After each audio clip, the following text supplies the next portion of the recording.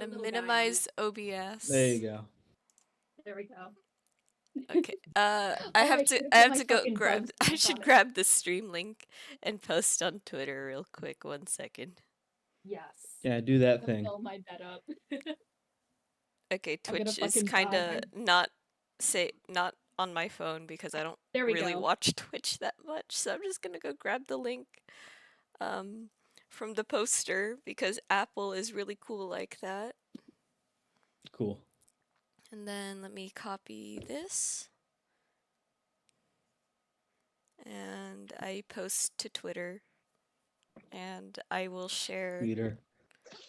This is why people have moderators, but I do not have moderators. Are we live right now? Yeah, we're live. We're live. We're definitely live. Okay, guys, remember, we can't get a little too silly, otherwise this is gonna have to go on to something like Rumble. Rumble. The fuck uses Rumble? The Royal Rumble. Paste, come on. Ooh. I'm watching us. I'm looking at. That is not the stream we can link. Hear it, you Chance, lied to it. me. Oh no! Mute it, Chance. What the fuck? Oh boy, 1 second. I swear. Of course, this is I have something in my eye, like right when we start. I'm dying. Okay. There's the Twitch link. Ooh, let me get my sheet. Yeah, make sure to drop it in the other servers too. Yes. Yeah, give me the link too, so I can advertise it. I will put the Twitter link. Twitter. In the thing. Where is my character? There she is. Okay, we copy link. We paste and link. then we paste link into Discord, and you guys can share that wherever you think it needs to be shared. Everywhere. The whole world needs to know. The whole world. I would love to make Apex and Aberrations like a trending tag on Twitter one day. That would be so funny. And then I get copyright struck by EA. Fucking smote. No, we get fucking sniped. I think EA, not EA. I think that Respawn are nice. They're nice. They're chill. They're vibing. They'd be kind to us. Hopefully. Actually, let me put my mic volume just a teensy bit down so I don't get into that yellow zone. If I roll my dice, can I does my mic pick it up? If you do want to have a limiter on it, you can press the plus button, which I think is. Hang on, I'm opening my OBS so that I can tell you what I mean here. If you go to your audio source and you go to filters and you add with the plus button and do limiter. Put that at 9.0 and it'll stop you from going into the yellow or red. That's my secret. Okay, I hit lock volume. I can speak without yelling. Probably. I think it'll be fine. Probably. The limiter does help if you did want to put it on, but it's up to you. It's okay. Let me try throwing my dice really hard, see if it picks up. Oh no. Oh god, not it's fine. Oh no. No, I got it. It's fine. I got it. Oh. I don't think Discord is. Don't worry, I have 10 of these bastards. I'm so excited. Me too. Let me know when you guys are ready to start so I can. Right now. I am ready whenever. I'm ready. Right now? Okay. Right now. Hi, nice to meet you all. Hey, should we Yeah. Hello. I swear. Should we introduce ourselves? Oh yeah, that would be smart before we do anything. Yes, we should. I'm just I'm the one who does D&D streams, so I'm just should we? Yeah, I do not mind just a little bit of backseat DMing from anyone who's experienced here because this is no worries. This is hilarious. I just I know the live stream elements of it, and that's where my knowledge is capped. Yeah, I will say I'm not Matt Mercer, I am Dean. Hello. Dean Durser. Kiki! Hi Keek. Kiki in chat. That's my player. We got people. Hello. Ooh, I'm gonna put on ambiance for myself. Nice. Very fun. Okay, so we're doing introducing self things? Yes, that would be the Yeah. smart thing to do before. Yeah. Just to make sure people can hear me, right? Yeah. Yeah, Yeah. we can hear Yeah, you. we can Okay, hear you cool. on Discord, so Um, that hopefully means they can hear you on OBS. And it should, because Yeah. I see that Yeah, there's- yeah. yeah, I think theoretically. yeah, there's the desktop audio. No! Look how two Little- of my players are in chat. Hi, guys. Your DM is Hello. finally a player. Yo. Also, yeah, I've got the stream up right now. It seems like we can hear everyone. Okay, so everyone. And I mean, if we don't hear Chance, that's no big loss. No! Oh no! Oh, this is tragedy. Um, Oh man. somebody else introduce them first. Oh, I can start us off. Hello. I am Dean. I am also Liz. I almost said, hi, I'm Dean the Dungeon Master, because that's what I normally say, but finally, I am free from DM prison, and I am going to be playing Vittorio Calais, and I'm very excited. This is going to be amazing. Hi. Hi, nice to meet everyone, like, in the Twitch chat that doesn't already know me. I'm super excited for this. Everyone here is super cool. Let's have a good game. Passing the mic. I should probably go next. 'Cause I'm the I'll go Dungeon next, sure. Master this time. Yeah. Hi, I'm Tony, and I will be playing Tex Royal, the Three Cream. Yeah. We're in for a good time, guys. Yeah. Well, you know, Throwing it over to Keith. Go. Hi, my Oh name's wow, Keith. just skip right over me. Oh. Yeah. It'll loop back Get around. Don't fucked. worry. Yeah, you'll be fine, Chance. I'm playing a halfling sorcerer named Quentin Bagley, and I'm very excited to play. Haven't played Dungeons & Dragons in a while, in like past 6 months. Yeah. Very- Finally. I'm Chance. I'm playing Jin Yan, the human fighter. Normally I'm a DM or a storyteller or GM or whatever. So nice change of pace today. And looking forward to this. And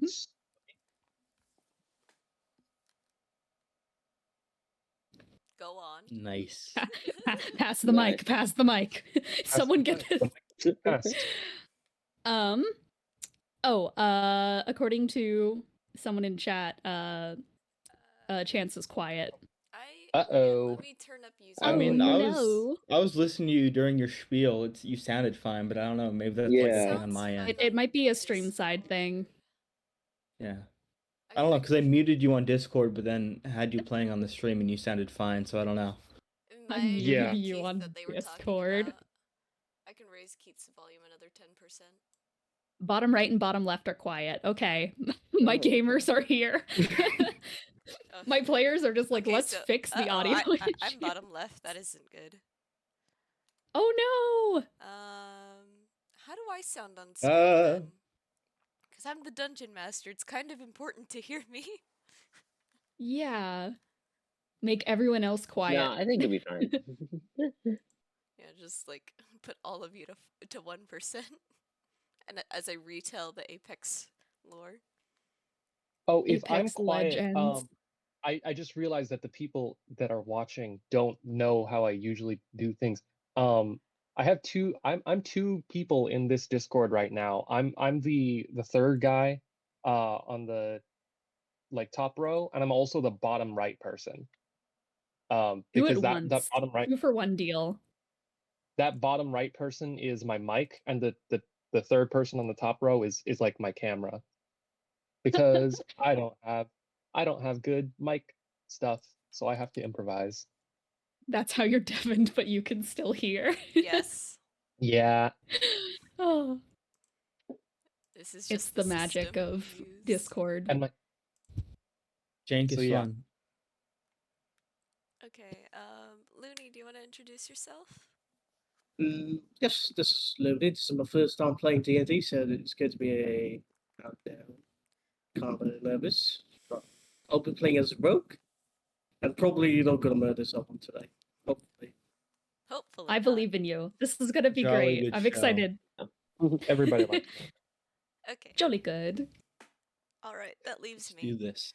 Okay, so I'm Pigeon Kerr or Kyra. You can refer to me as all three of Kyra. those things. I'm the dungeon master. A little bit of a first time DM. I've done one shots before, but it's been a super long time since I've done a full campaign, and I'm hoping that this lasts a while. I hope so too. I believe in it. I believe in us as a team.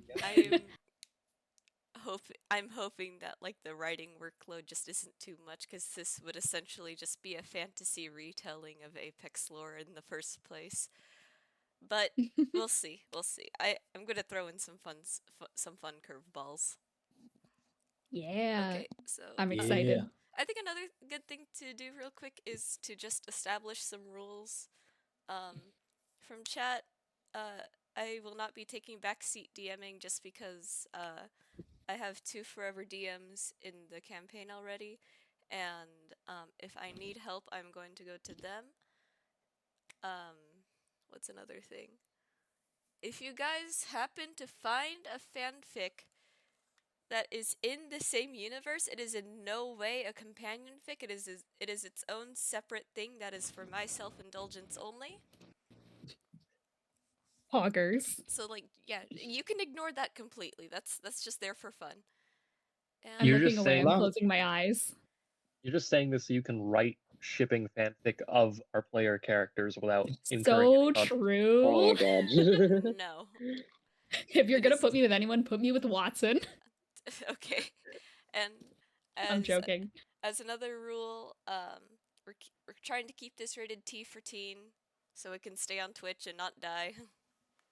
And also just because Apex is also rated T for teen, so I feel like that's fair. And We only get one F word per session. We all got to use it really wisely. Okay. Okay. So we're in an MCU movie. Don't worry, guys. I won't fuck that up. No. No. Oh my god. Okay. Gosh, dang it.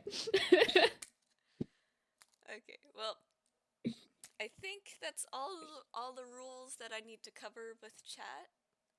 If you see yourselves disappear from the stream, that's because OBS is open right now, and it means I've tabbed into something else on a different monitor. The same goes with the Discord overlay here. So Sounds good. all right.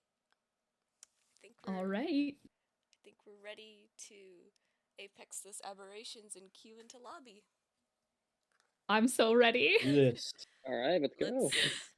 Hi, Hello. James. Hi, James. James. All right, let's begin. Pancake. YouTube links are no longer supported. James well, hype. That's awkward. new. I'm always hyped for James. Okay, as soon as I try to start the campaign, Due Pancake to decides to- circumstances beyond our control, YouTube links are no longer supported. What do you mean? Wait, what? All right. Yeah, that's been a That's thing what for the like a bot hot says. minute. That's been a thing for Really? a while. I haven't used What? Pancake in a Damn. while. Uh-oh. Well, I'm gonna play this ambiance on my own end. I will play it Yeah. on mine then, and you guys can do that Yeah. too, because I'm going to have to figure this Okay. out off stream now. Hopefully it just like plays on stream so that the audience can hear it maybe. That means I can put 2 things over it like I wanted to. Heck yeah. Yeah. Oh wait, just before we start, do we need to send in our character sheets for this? I wouldn't worry too No, much just trust about us. it. Just trust us. Never mind. Yeah. Trust me, bro. We're gamers. We got you. We If got you I- covered, Looney. If We'd never I lie about the think contents of our character. I'll turn myself up a little more. Yeah, I can try.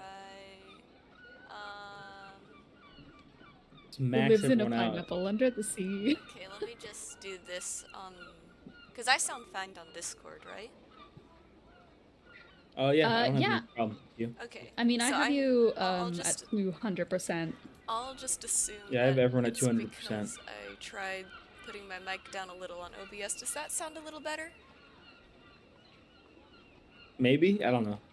Okay, yeah. That's Yeah. better.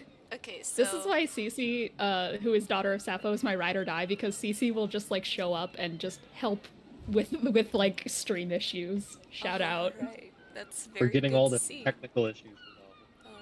Yeah, every D&D campaign on Twitch has to go through one session where they have the worst audio issues ever, and then it all becomes perfect. Oh, cool. So we're already doing something right. Okay. We're on track.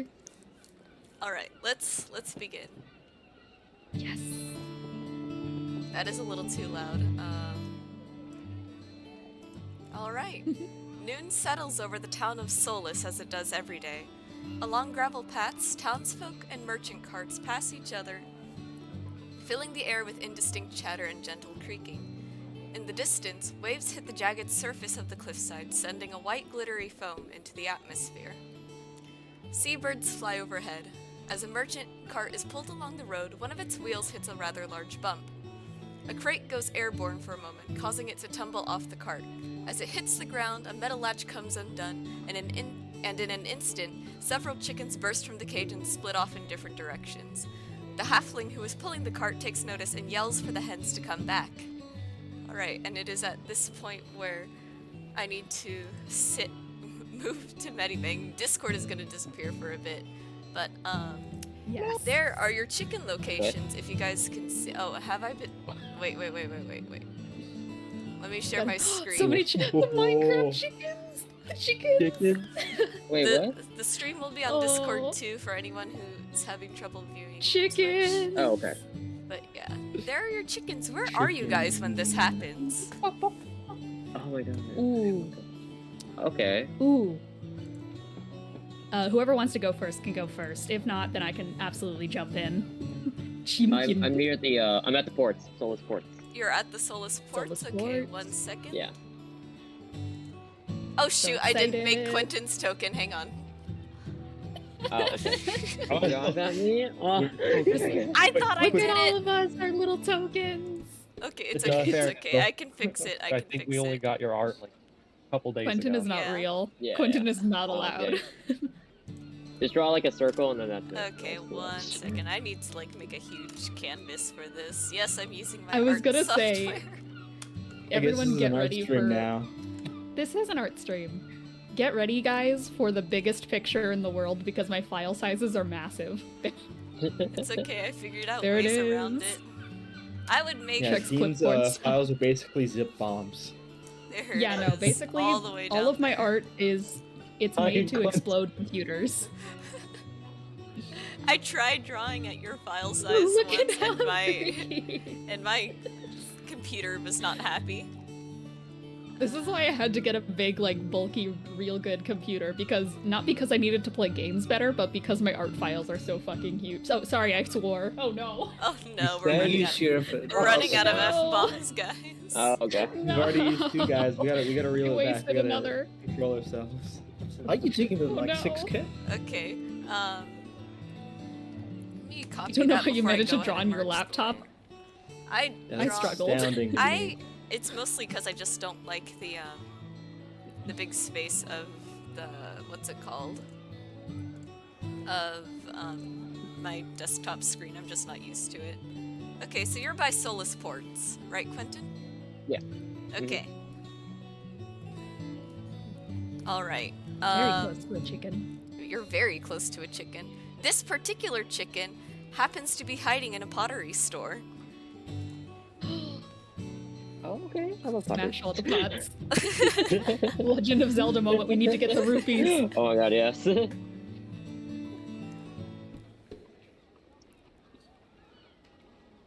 right. So I just Alright. You can... Are we all placing ourselves first, or? Oh yeah, is that yeah, what we're doing? we could probably yeah, should yeah, yeah. probably place ourselves first, and we'll just do it in Oh, the okay, order I that thought you Okay, guys want to perfect. go. I know where I'm at. Yeah. I think I'd be at like Rampart's arms and armor.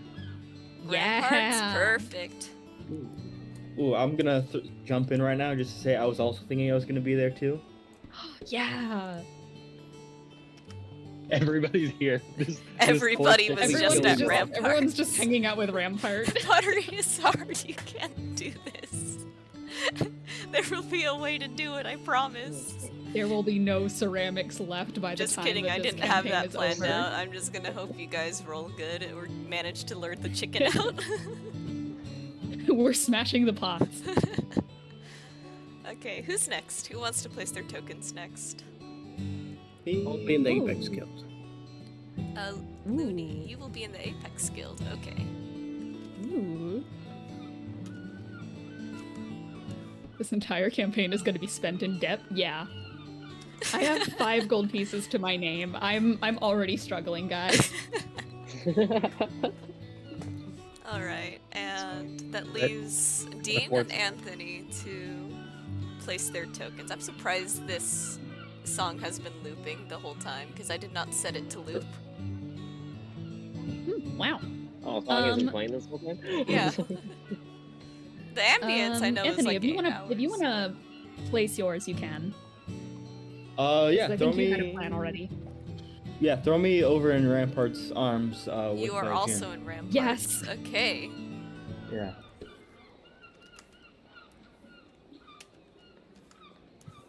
Oh man. I really want to, like, in my heart of hearts, I want to go to the Paradise Lounge, but I know that's not in my soul. I want to see Mirage, but also I You know guys can it's still not go in there later, Victoria's don't worry. nature. You're in True. Ramparts So arms. I So believe- true, James. I'm running directly into Mirage's arms. No, I think what I'm actually going to be doing is that I am hanging out around the grass by Silva Apothecary. I am trying to look for insects currently, see. but I'm mostly sticking by like Apothecary, like that zone, kind of between where the text is, pretty much. All right, I see you there. All right. In that case, I believe that brings the order back up to Keith Right there. or Quentin. Quentin, do you see a chicken run into a pottery store? What's your reaction to this? Oh, I say, be free, be free. Be free. All But- right. Roll animal handling for me. Be Fine, free. Alright, I have proficiency in animal handling, so this should be easy. I rolled an 18 plus a 2, so 18. unnatural 20. Well, not natural 20, more like dirty 20. Unnatural. Oh, dirty. Yeah. Ooh, there you go. Yeah, That's Unnatural. what we yeah. call it. We call Alright. it the Unnatural. dirty 20. The chicken. Uh, Let me put the layer on there. The I heard chicken. blasted. You heard what? Oh That's god. I don't like that. Alright. The chicken hears your voice, Quentin, and it is very intrigued, and it begins to come out the pottery store and make its way over to you. Aw, here you go, little buddy. Yeah. No need to destroy some nice pottery sometimes. Congratulations. The pottery is not broken. Do you want to make an attempt to grab the chicken right now? Yeah. What would that be, like sleight of hand or something? Chicken betrayal tells the chicken to Look be at the free and then skills. captures it. Oh, you know what? That's what I forgot to have open the player handbook. That's okay. Yeah, sleight of hand works, but roll with advantage because the chicken has already like been beckoned to you. Betrayal. So, first roll. Chris. Real red wedding shit we've got going on. Alright, first one I got like a 6 plus an 8, so okay, I roll again. Okay, I got like my second roll I got like a modified 10. Modified 10. So 6 plus 8 was your first roll, right? Yeah. Okay, so that's 14. That checks out. All right. The chicken has you successful. Oh shoot. You successfully grabbed the chicken, and it is with you now, which means I can remove What's that up? chicken from the board. Actually. Goodbye, chicken. Yep. Goodbye. I'm just holding the chicken like this, just like that. You're a And then like halfling. that. How big Like is that. this chicken compared to you? This is like Oh, It's is it the size of my head? if you could imagine me, a 5'2" person, carrying my border collie in my arms, because I do that sometimes. It's kind of like that. Oh, okay. oh. Oh. All right. Jin and Tex. You're waiting in that's the wrong tool. You're waiting in Rampart's arms and mods for her to come back with some sample swords, knives, things of the sort. When you hear her shout, what's this? What's this thing doing in here? And she comes out running, and there's a chicken just there. Jin, how do you react to Rampart's voice? Rampart, have you started clucking out of nowhere, or is there a chicken in here? Do I bloody look like a chicken? I kind of just like shrug and gesture towards my eyes. Line, remember? Alright. Do you need help with that, or? I'd be appreciated. Forge is no place for a little bird like this guy. Great. I'm going to follow the sound of clucking, I guess. Try to scoop it up. Alright, go ahead and make a perception check for me. Cool. Revenant, not perception the check. same thing. Perception check. Perception check. I know. That's another flaccid 20. Oh boy. Placid, stop calling it Why are you Placid, calling please. No. Please, you're gonna make my players start calling it that. Did I meet the T rating you were going for today? That's okay. Oh That's god. great. That's the last time I call it. Promise. I promise. Okay, Back yeah, to we dirty gotta. 20. Literally, the blind Yes. are always so Dirty suppressed. is less dirty than that word. If your 20 lasts for 3 or more hours, please contact your doctor for more information. No. Limp Limp 20. 20. Limp. Okay. With the 20, you're able to listen for the chickens clucking. You hear it. You hear it, and it is right in front of you. As you sort of feel your way around, you feel what might be the handle of some spears. Ooh. Alright, do you want to make an attempt to grab the chicken right now? Yeah. I'm just gonna go for it. Alright, sleight of hand, Grab let's that. go. Right hand. Reactor 20. Ooh, another. Why am I getting good rolls now? That's a 23. 23? This is amazing. We're starting off Oh, so 23. strong. We're Oh. so good at catching chickens. I will not be mad about like flubbing rolls like We're getting this. nat The ones chickens need for the to- rest of the campaign. Okay. Oh Yeah, boy. when combat actually Oh, starts, that's when the bad Alright. rolls show up. Jin, Yeah. when you reach out for the chicken, you're able to grab it relatively gently so it doesn't start flying and squawking and trying to break free. So you're able to avoid knocking over the mount of spears, and the chicken is in your grasp. So that leaves I'm going. Oh, yeah. that leaves 3 chickens. Cool. I think as Jin catches the chicken, she just hears, just in her mind, nice catch. Ooh. Ooh. I just like kind of like stand up, like looking around, trying to figure out where the source of that came from. Obviously, I can't. And when I can't, I'm just like, who said that? It wasn't And me. I just kind of like start tapping. I start like sort of like tapping around the ground with my cane, trying to get like a sense for the area. Is someone I else in think- here with us? Text sort of closes the distance, sort of gets closer, and just sort of, I think at a certain point, because of what you can do, you would like sense where they are, like about, 10-ish feet in front of you.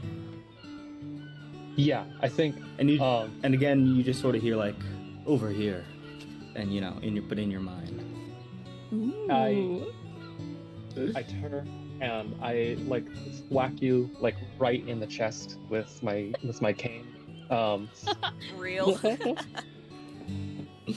Oh, I didn't hear you. Your voice kind of carries oddly in this room. Something about the acoustics, I guess. I didn't hear anything. Us Rampart. Or Yeah, Ramya, yeah. I guess. I should get used to calling them by their It's actual me. names.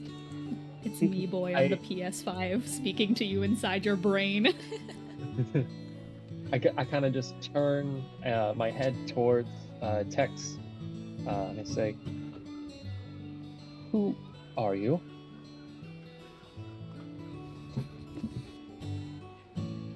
I am What's with Tex Brill.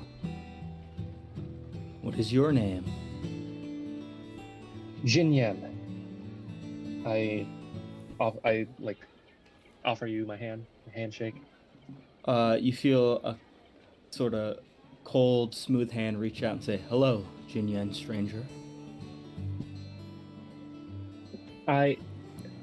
Is this hand like, what's like the shape of it? I think you sort of feel like, well, it definitely doesn't feel right. It's sort of got this cold, smooth feel to it. There's only like 3 digits. Sort of like creaks and clacks as your hand wraps around it. Got that carapace happening. Yeah. I kind of like turn. I shake your hand and I turn It's a dead towards cartoon Rampart. character. Oh no. I turn towards Rampart and I say, "What's going on with Tex here?" She sort of shrugs, but obviously you can't see it, so it's a little bit more for her and Tex, and she goes, giant bug? I don't really know what else you want me to say. Huh. Not bug. 3 cream. Difference. Noted. I see. Well, that was a little off-putting. Sorry about that. Sorry Yes, about the softness of your skin is off-putting as well. Right. Well, I guess we'll just resolve not to touch each other then. I find that acceptable. I kind of like just I still have the chicken like scooped up in my arm, right? Yes, you still have the chicken. I'm just gonna like hold it and I'll like walk out into the street and I'll shout, "Did somebody's cock is loose?" I'm gonna scream. No! I was waiting for someone to say it. I was waiting for it. I should have chosen pigs. Anyways, with that, I think we can transition the scene over to Looney, or Ker's Conrad, as I've been made aware of. All right, what are you doing? Yes. Avatar the Apex Guild, searching for new jobs, something bounty. All right, so you're by the public bounty board, actually. When you see this sort of commotion next to you, as you push your way through the crowd, you see a halfling trying to get the chicken under control.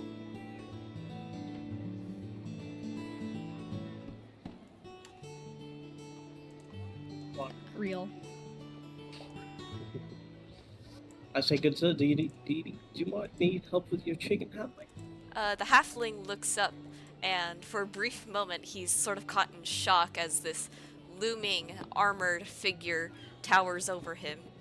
And then he regains his composure as much as he can, as he's trying to like wrestle a chicken. And he goes, "Yes, yes, yes. Could you just hold this one for a moment while I go get a cage?" I hold the chicken with my one hand. All right. Go ahead and roll sleight of hand or animal handling for this one. Kind of new to this, so you might want to help me out here. Do I roll a d20? Yes. Yes. So most... yeah, you're gonna be rolling a d20 for pretty much everything. Oh, and for chat, Looney is very new to D&D, so gonna do my best to keep this. As people This will might say. also help the audience if anyone isn't aware of how D&D mechanics work. We can walk it through with everyone pretty much. So pretty much every single check, ability check, roll, etc. is going to be made with a d20. Nat 20s are hits, are crits. Nat 1s are critical failures. And yeah, for rolling things like animal handling, you'll have your like stats on the side, so your skills and saving throws, and you basically just add the +1 or the whatever like additions you have. I'm a nat 1. No, you're not. not. Oh. My DM brain took over. I'm so sorry. It's okay. It's okay. It's completely fine. But yes, Looney, you So want to... I rolled a 17 and I got nothing to put. So you have No nothing to plus. add to the roll? No. Okay. I With a think- 17, yeah. that works. It's a pretty low DC. I'm just going to let everyone know that just for the sake that this is the opening scene. All right. So with Grace, Kurz, you scoop up the chicken with ease, and it sort of sits there in your massive hand, almost like a baseball of sorts. Yes. That's what I Chuck had. at the chicken. No, don't throw it! I'm not going to eat the chicken. Yeah, and the chicken, sort of like in your grasp, is unable to move, and the halfling scrambles off the dirt and says, thank you, if you could just wait right there, I'll be right back with the cage. And he sort of scurries off. I tried to calm the chicken and had it. Alright, you pet the chicken. The chicken, coos in, love and affection. Aww. Okay. Stop it. Alright, next scene. We have Vittorio. Do Apex chickens have like 3 Vittorio. eyes? Oh my god. Probably 6 legs too. A cockatrice, maybe. Yeah. Ooh. But They just these- have like one extra leg. I promise these are not cockatrice hens. Oh god, they better not be. I don't wanna promise turn into they stone. Roll Arcana for me real quick. Oh no. Oh right, right. I should so- remove this chicken from the board. Oh, yeah. There we go.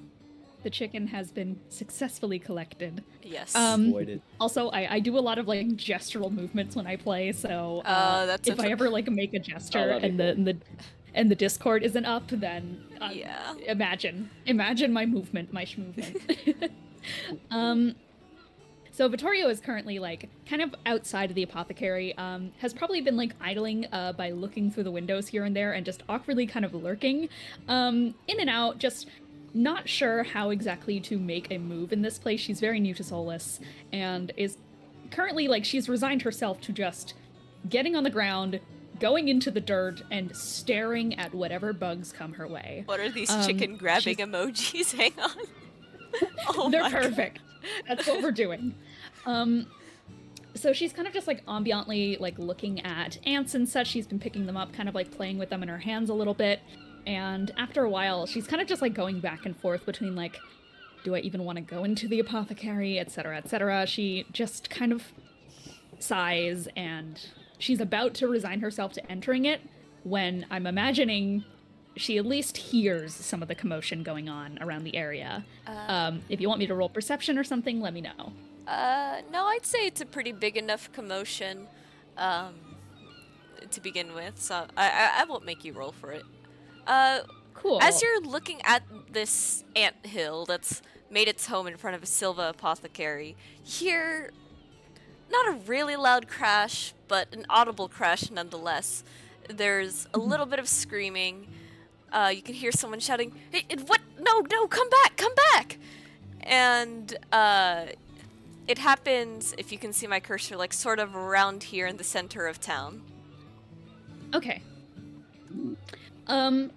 I think she is just going to like slowly kind of turn her head away from the insects and just like is going to probably look up in that direction, and she is fond of taking desire paths and not just like going around normally. So if there is like, she probably jumps that fence right there. Right.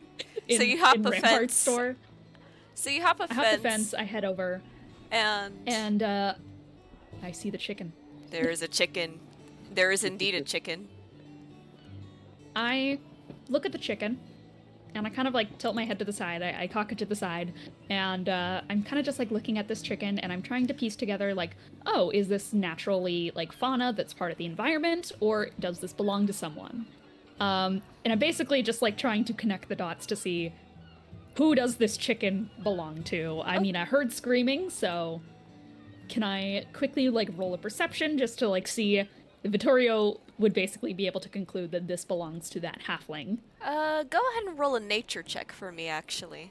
Ooh, nature. Oh, I'm good at nature.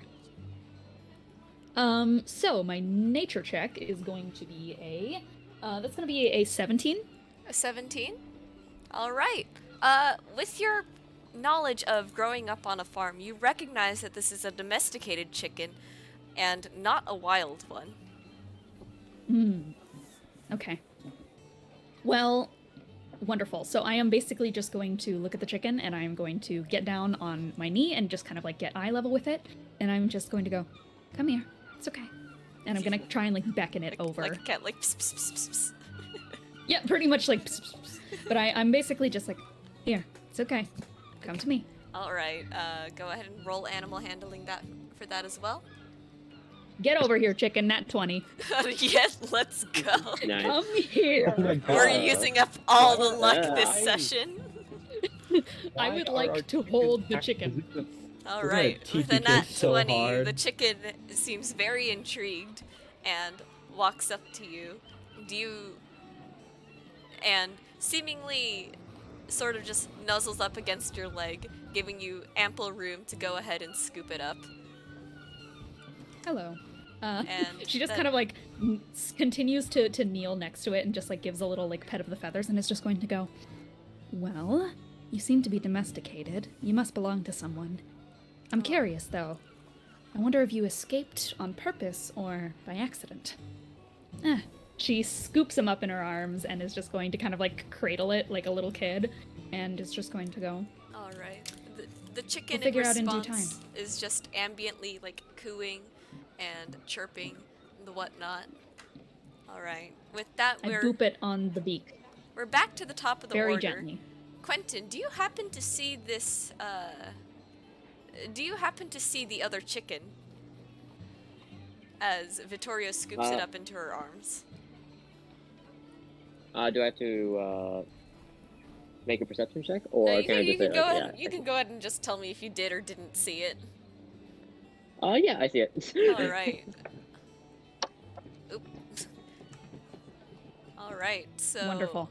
What do you do having seen this person scoop up a chicken?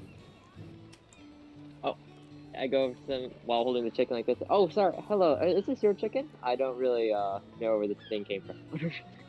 I look over.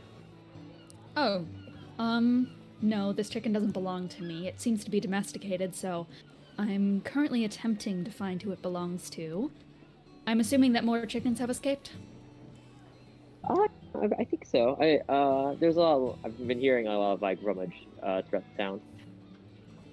Vittorio like walks over to Quentin, and since they're like both the same size, she will hold up her chicken to his chicken, and we'll just go, We'll do I like wonder that. if they are friends. And she will try to initiate chicken to chicken conversation. Basically, And they just to start see if like, yeah, The chick. Yeah. When you hold up the chickens to each other, they don't seem hostile right away, nor did they seem to be inching away from each other. They seem quite comfortable, neither getting too close nor getting too far. she will like return to holding the chicken like in her arms more like, and we'll just go like, okay, well, I'm assuming that by their reaction, they must be treated relatively well to not be uncomfortable with one another, so perhaps it's pertinent to try and find who they belong to. Do you have any inclination? I don't exactly come from this area. Is there anyone who might own a chicken? Multiple chickens? I had no idea. I just got to Solus. It's my first time being here too. Oh, likewise. Introductions, those are a thing. Vittorio Calais, nice to meet you. Nice to meet you, Quentin Bagley. I'm from Talos. Oh, wonderful. Wow, actually, I am also from Talos. Oh, Oh, okay. It's nice to meet another halfling from the old homestead. Well, she kind of like nods her head to the side and Oops. goes, "Well, I'm actually a Kender, but pretty close in relation. Oh, I see. My I'm apologies. I'm shocked I haven't met you before. You must live on the other side of Talos. I know a fair number of the people who are around the area around me. I'm assuming that you work in or live in a smaller community, therefore I haven't met you before. Happy to have met you now. Likewise. Talos. Yeah. She Yeah, nods like very likewise. starkly. I see. Yeah, likewise to meet Well. you too. And he just nods like this. Nods back in the exact same way, like kind of mimicking. And then he nods to you like that. and then she nods again. All When right. do we we just stop keep moving. nodding? As you Right. two are nodding back and forth at each other, we're going to go ahead and switch to Vex, or not. I'm sorry, I had a character named Vex once. Tex and Jin, you have walked outside of Rampart's arms and mods with a chicken under your arm. Oh, I think Yeah, I'm gonna turn. I think. Oh yeah. Oh, I was just gonna turn to Jin and say, "Do you think there are more chickens?" Well, if there are, I wouldn't know. I'm going to walk down the street and see if I hear any more clucking. I will help. I walk down to like the ports or that's the direction I think I'd go in. I have to zoom in a little so I can make sure I select only your token. Oh man, I same actually, layer yeah, problems. good idea, because I actually do have something different I want to try. Okay, so you begin Ooh. walking down over to the port. I should not be overlapping these. I think if Vittorio and Quentin see me, they're just gonna see me like I got like my cane in my in one hand and like just tapping it, sweeping it like back and forth, side to side as I walk forward. And my other hand, I have like chicken, but I'm like holding it like by the neck, like it's already dead. Okay. Oh, Vittorio Oh, okay, sees this wait. and is like, and turns around like very starkly and sees this and just goes, "Excuse me, do those chickens belong to you?" No, I was looking for whoever owned. She walks over like fucking breakneck speed in her tiny stature and is just going to go, "Please handle it correctly." Oh, I like very awkwardly like I clearly have like zero idea how to handle a chicken. I like kind of like try to like scoop it into what I think is the correct position, and it may or I may am not watching be. in abject horror. oh no. I think Oof. it's like there's like probably like a very clear like kind of like clash of aesthetics here because the chicken is like a chicken, and I'm like wearing like very obviously like kind of like fancy, noble like fine clothing, that's like red and black with like a lot of gold accents and stuff and details. So this is clearly not my area of expertise. I'm watching this and I'm trying to be patient. As Vittorio watches this, and is just going to go, supported by its butt and by the front plumage, and hold it gently, as if you would perhaps a coconut.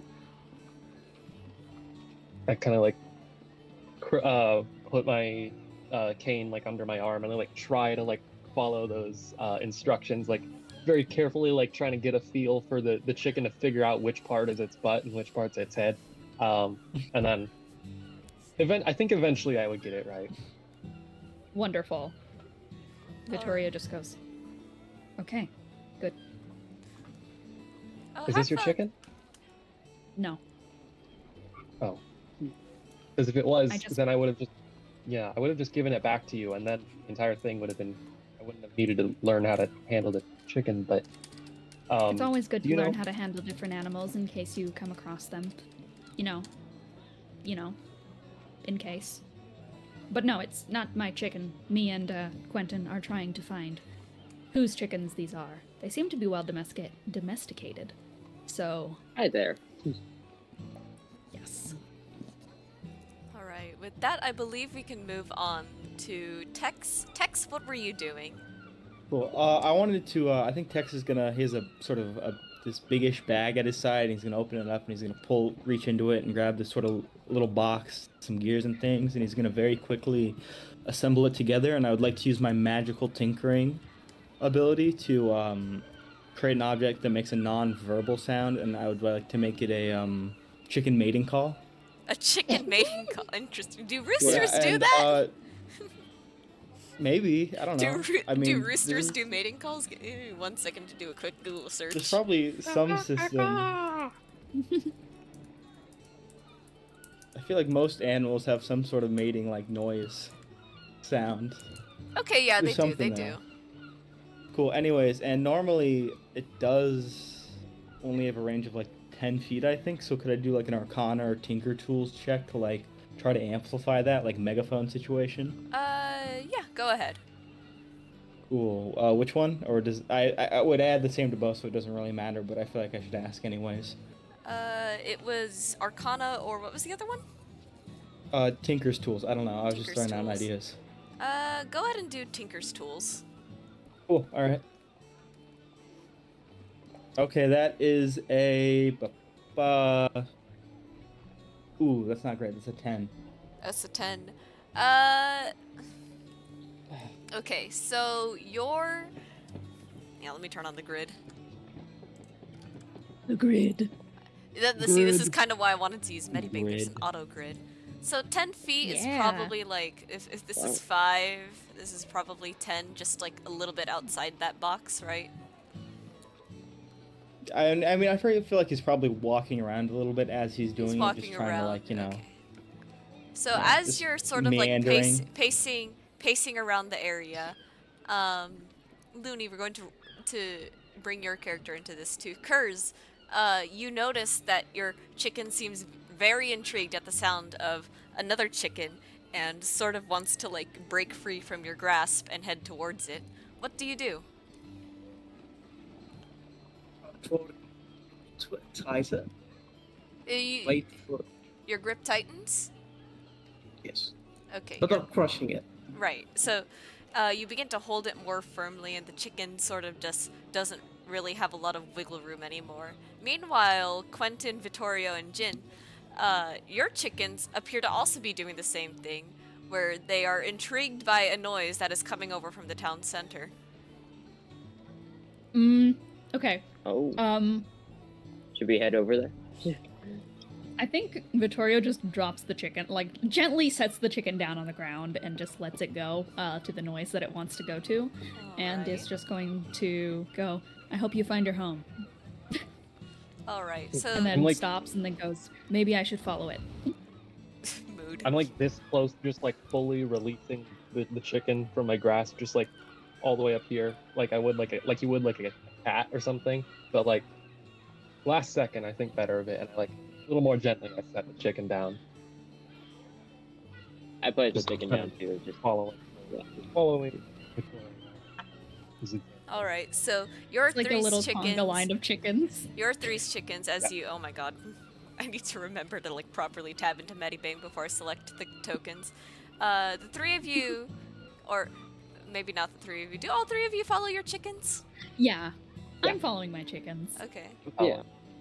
Alright. So the three of you follow your chickens, and I should move these around a little bit so it's not too crowded. Or There's not one more necess- chicken. Yeah, there's one for chicken all the way in the food court. Quentin, you're not necessarily in ramparts. I just don't have a lot of space on the map. I get it. Yeah. All right. So all three of you follow your chickens, and you see Tex with a rather large contraption that is emitting these chicken noises. Do I see You must be chickens the coming owner of the towards me? chickens. No.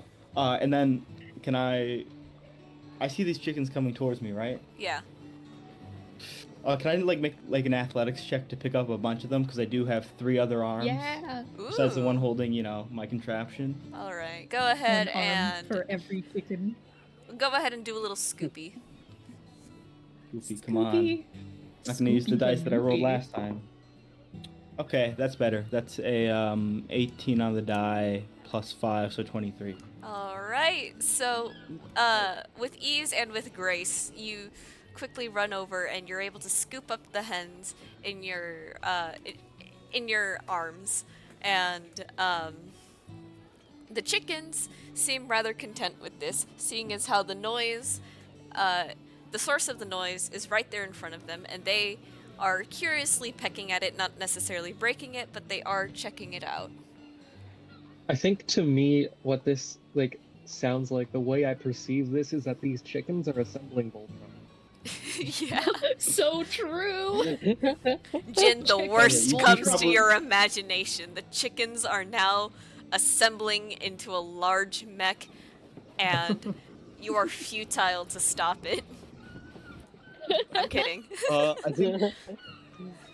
think text, like, in terms of like psychic communication, he's talking on like an open channel more or less, but like he does sort of say, "Jin stranger, I have found the chickens." Oh no.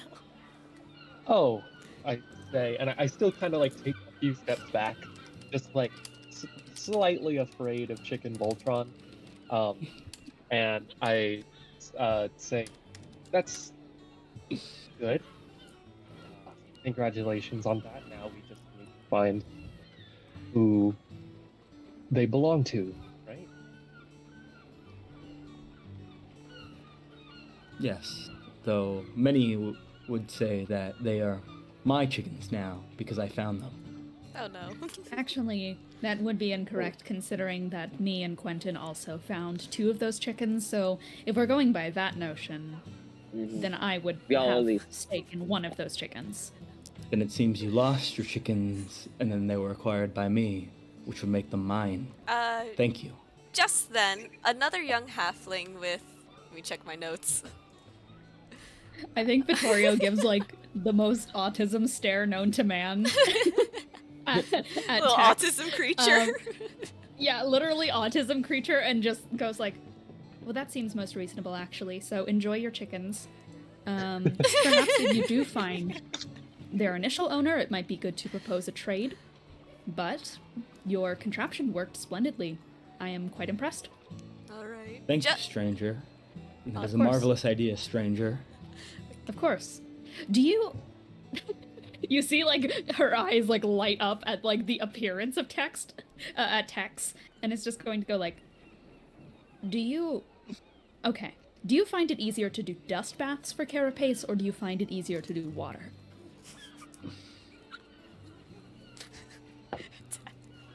The Underdark is filled with very little water. The dust baths are much more efficient and easier to do.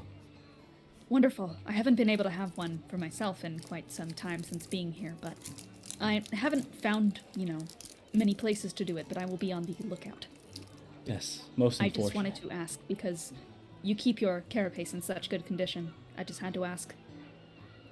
All I right. appreciate your observation. I nod starkly. All right. Do you also have a carapace, Vittorio? Sometimes.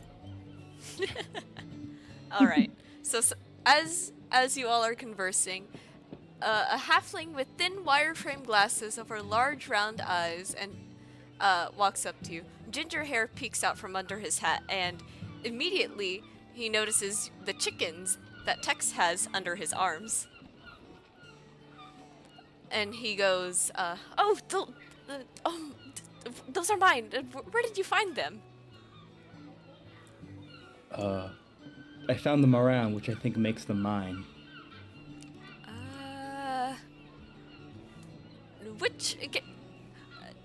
You, sir, the halfling. If you would like to barter for my chickens, you certainly can. If you could give me one moment. The other halfling with the white hair, where did you find these chickens? They were roaming around, and each of us caught one, and now this guy thinks he owns them. I see. Yes, they came to me, so I own To be them fair, now. they did go to him.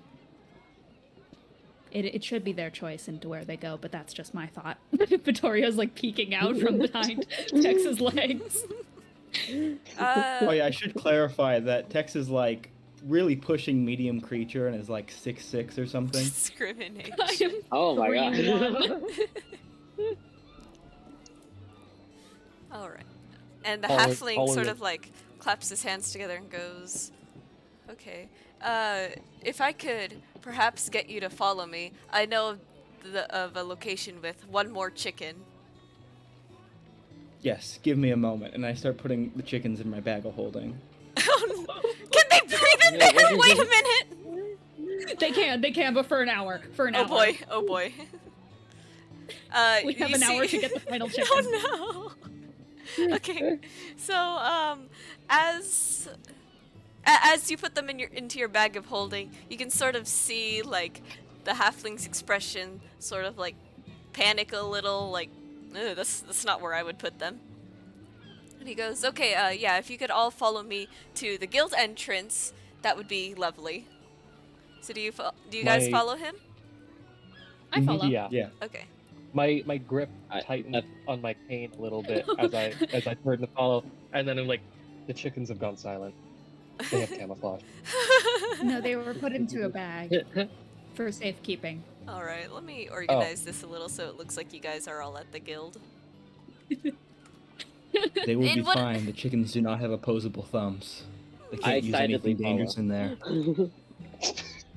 You Okay. underestimate the abilities of chickens. You'd be surprised as to what things without opposable thumbs can do. All right. So, Looney, as you are waiting for the halfling to come back, you see him just a few yards ahead of you. Behind him is another halfling, a kender, a 3-creen, and a human. What is your reaction to this? I call up to him and ask him, "Sir, did you find your chickens?"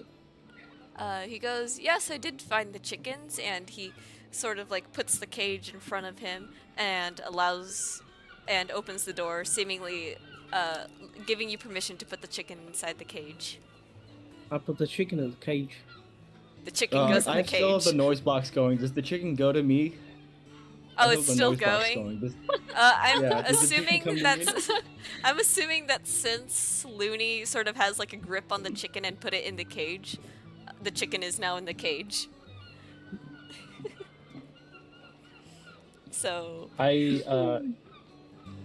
I'll like turn to Kurz or Conrad, and I'll say, "Another chicken finder? Would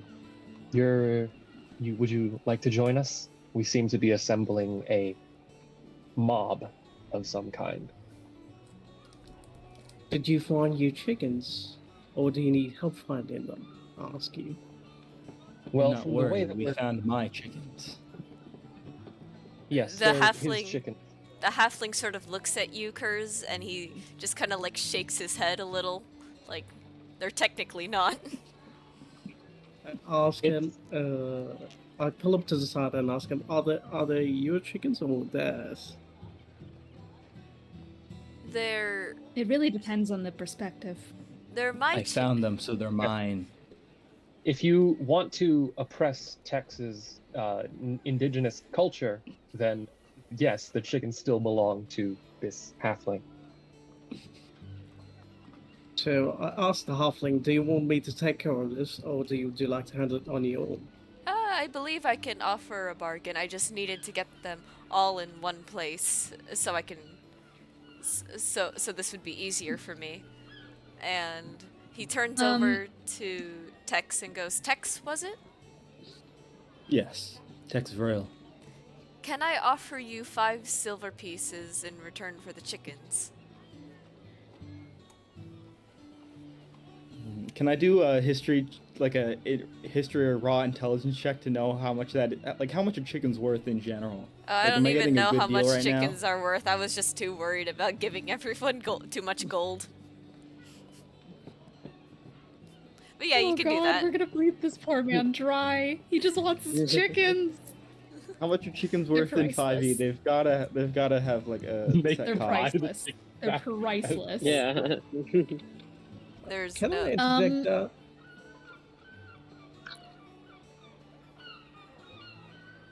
Pardon? Can I interject, like, Storm? Oh, they're 2 copper? Oh, no, that's... Oh, they are? Well, That's you for already food. said 2 silver pieces. Wait, You already cooked said chicken 5. or live chicken? Yeah, living chickens, not like just like a hunk of turkey meat. Depends on perspective.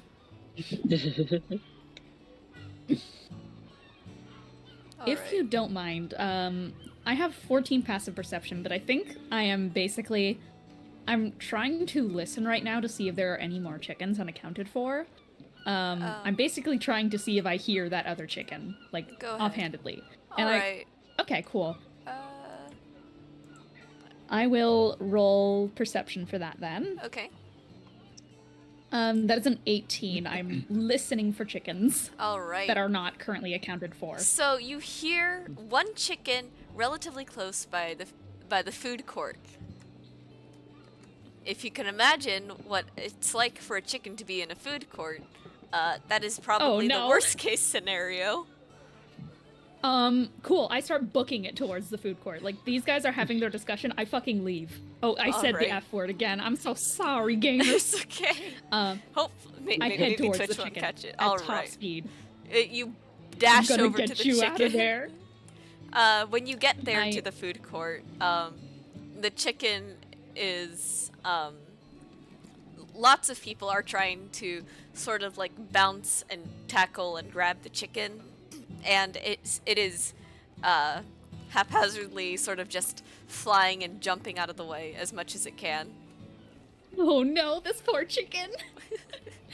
Oh, this poor baby. So can I quickly just like see? Okay, my dog is barking for one, so I might have to go like pick him up and hold him because he's a brat. We'll put the Discord back on the stream so people can see him. Are people like looking to do they have malicious intent with this chicken? Can I tell? Can I insight to see if these people want to catch this chicken and cook it? Go ahead and insight. Okay. That's the chicken, the dog's the chicken. That is an 18 plus my insight, which is, let me see. My insight is +4, so that is 18, 19, 20, 20, 21? 21? 22?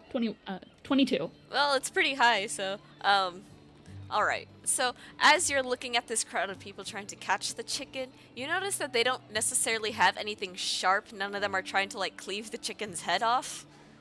But they are trying to catch it.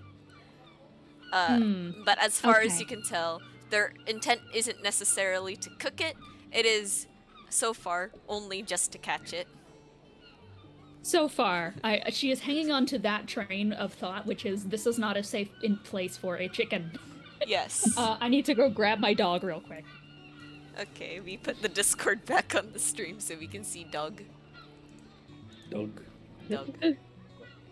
Enlarge this a little bit. See, this is when you realize I probably should have like done like a, what's it called? Aww. Like a program. There he is. Like a layover. This is my chicken. This is the chicken. It's a really the chicken. It's a really weird looking chicken. Yeah. Cool. Yeah. No. Their chicken has 4 legs. He's a chicken. Yep.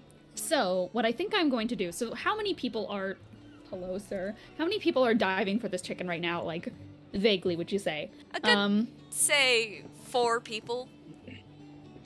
4 people. Cool. I'm going to cast Entangle. Entangle? And I'm Entangle. So in a 20-foot square, starting from a point within range, which is basically I'm going to make it the whole fucking food court. Freaking food court. Yeah. I'm so sorry. It's okay. The whole food court. And basically any plant within the radius is going to start kind of like shifting a little bit and moving upwards, as I'm going to have almost every single like blade of grass and vine in the area go to grab people and just like move them away from the chicken. Give this chicken their personal space is what I'm getting at here. Every creature in the area has to succeed on a strength saving throw or be restrained. Okay, can you give me the spell save DC on that? Spell save DC for Vittorio Calais is going to be, let me scroll down, spell save DC is 14. I'm already off to a great start with my rolls. So that's a 4, an 18, yeah, a 13, and a 5. 2 people are Okay, I got restrained. 3 of them. 2 people, actually. 2 people? It was a Me 18, too. Oh, okay. and then I think a 17. No, it I might thought just. it was a 13, a 5, and an 8. But I might have no, misheard. yeah, it was an 18, not an 8. Okay. Okay. Okay, cool. Oh, okay. Got it. Okay, so well, I get actually, 2 in of that them. case, no, one person Does the actually. chicken get restrained? Oh yeah, Oh, let me do okay, that I get too. 1 person. The Oh, yeah, chicken the is not chicken. restrained. Oh my god! Okay, so Chicken got get a in the higher than a vines. 14 3 on a people strength managed to. save? I got a 13. I obviously don't have stat blocks. I'm just hard rolling this. Mhm. But one person Get- gets restrained. The other 3 manage to break free, but they do turn their gaze towards you, and they're very much perplexed. Yeah, no, I just like have that one person lifted up in the air, and the rest of this area is difficult terrain, so like they're probably trudging through like a bit of plants here and there that have been slightly overgrown. There's a couple of beetles that are just like kind of skittering across it, Yeah. and like kind of clinging onto their clothes here and there. And instead of addressing all of them, I am just going to kneel on the ground and go, "Come here, chicken." Okay, roll animal handling for me. That is going to be a 16 plus 4, so dirty 20. All right, the chicken walks up to you. Or rather, it doesn't really have a lot of room to walk considering its difficult terrain, but it makes its way over to you and seems eager to get out of the viney mess and happily, as much as a chicken can be happy, goes into your arms. Just like my dog right now, who is falling asleep in my arms. Yeah, Vittorio picks up the chicken and just like looks at everyone in the food court who is struggling to get this little guy, and is just going to turn away and is going to head back to where everyone else was. Understandable. Have a With nice the day. chicken. Goodbye. All right, so you make your way back. The people in the food court are still entangled, but you know what? That's their problem now. I'm not going to bother role-playing that. Yeah, no, literally, there's just like a bunch of overgrown like leaves and trees and stuff, and Vittorio just turns around and goes. All right. As Vittorio is coming back, the rest of you 4, are you still arguing over who owns the chickens? Almost I'm certainly, of the- yes.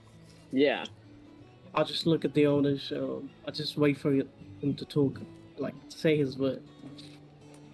I'll ask Yes, for his well- permission to deal with it. So he has to say something. All right. So here's what he says. He turns to Tex and says, "Look, my cart hit a bump in the road and the crate fell off, sending the chickens out. If you're really not willing to give them to me, they're gonna come at a price." Yes, well, lost goods are, as they say, finders keepers. Right, but And you they have have been found by me, Tex Vril, therefore I keep them. right. However, I keep will be them. willing to barter. All right. How much for the chickens then? How much can you pay me for them? You mentioned 2 silver pieces earlier. I find that deal acceptable. 2 silver pieces? Each. Oh, each? Okay, so you have 4 chickens right now, so that's 8 silver pieces into my pocket right now for the chickens. It's 8 silver pieces into my pockets right now, yes. No, you're paying me for the chickens because you want to keep them. Oh, no, perhaps you misunderstood. These are my chickens, so if you would like them back, you can pay me for them. This is going so well. This is Vittorio. going so well. If you Vittorio, do not want to pay for them, then I will simply leave with my chickens then. Vittorio, do you see this as you come back? Yeah, I'm returning with the chicken. I think I'm just watching this go down. I'm As you curious. return with the chicken, what do you do as it hears the box again? I am firm gripping this chicken gently, and I am petting it. And I am just like, it's okay. Let this conversation run its course, and then we'll return you to wherever your siblings end up. Basically, Oh she boy. is like covering the chicken's like ear holes and just like, you don't need to listen to this, sweet child. So yeah, I'm just currently holding my chicken, and she is waiting for things to like play out here, to see who ends up with the majority stock in chickens, so that she can return this chicken to as many of its family members as possible. Okay. In that case, the halfling sort of notices that the last chicken has, or one of the last chickens has been sort of acquired, and he goes, he sort of sighs and goes, okay, I am willing to pay each of you 5 silver pieces to return my chickens. All of you have had a hand catching the chickens, so now I am willing to pay all of you for returning the chickens back to me. That seems acceptable to me. I Yeah, don't I can live with require that. payment. That's you can keep the silver. I'll give you the chicken back. I'll keep the silver. You can give them my silver. Okay. Yes, Loon, you should. Kurz, how You you should feel? spread her silver among us for my chickens. Yes. All Among right. us. I Kurz, don't how you take the feeling? money. You don't take the money? No, I don't take the I- money, but I try to threaten the guy who's holding chickens hostage. Oh no. So I'll pull out my short swords. Oh no. Do you point the sword at Tex, or do you sort of just like nod to it? No, I point at the guy or at the bug. Oh. Ooh, Tex. You're in Whoa. trouble.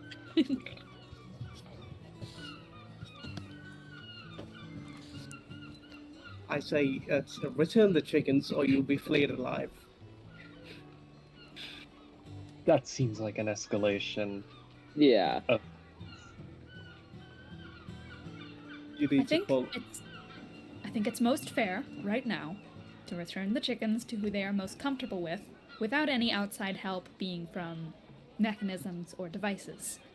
It seems that they are well trained and well behaved, so I think that they would be best cared for in someone who has cared for them before and has trained them very well. Out of Vittorio character. hands the chicken back to the halfling. Out of character, I'm also willing to remind you guys that the chickens have been in the bag of holding. Oh yeah. There's 3 chickens in Has the been bag out of for- holding right now. Let's I thought not. there was 4 in the bag of holding. There's I Three misspoke. in the One's, bag of one holding, is I in the think. cage, 3 in the bag of holding. Vittorio just put one Well, okay, down. yeah.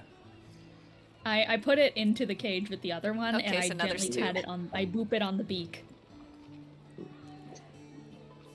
I say to Tex, hey Tex, what if I give you 3 gold coins and you give me all the chickens? I just take them instead. If you would like to purchase these chickens from me, I find that price more than acceptable. Okay. Nah, I just tossed him 3 gold coins. Cool. I reach You in the guys bag have and I that just much money. start pulling out chickens one by one and then handing them all to Quentin, like in his arms. So he's just holding Do Do 3 you know how to chickens care now. for chickens? That's Oh, a no, halfling and- oh, holding I- 3 I- chickens. My word. Oh yeah, they're all covering my face. Oh no, I really don't want them. Here you go, and I pass them back to the other halfling. Oh, thank you so much, he says, putting the chickens back in the cage. The The chickens shenanigans! rest me. Oh, the chickens.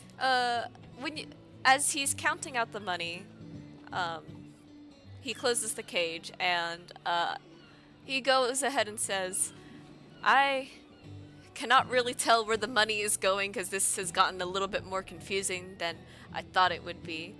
But Wait, I thought Quentin paid me the 3 gold. he paid Or you I 3 paid gold, but Benedict. the halfling We're paid, still so I wants don't to pay think you you- guys for finding his chickens. Vittorio will just like raise a hand up and just go like, no, you must need it more than I do. Just keep your money on my end. He goes, very well, and you, the one with the glasses, he hands you a pouch of 5 silver. So you can go ahead and add that to your character sheet. He turns to Quentin. He gives you another pouch of 5 silver. Okay, thank you. And then... This is such a big win for Tex. Tex has made stonks. yeah. Economy, baby.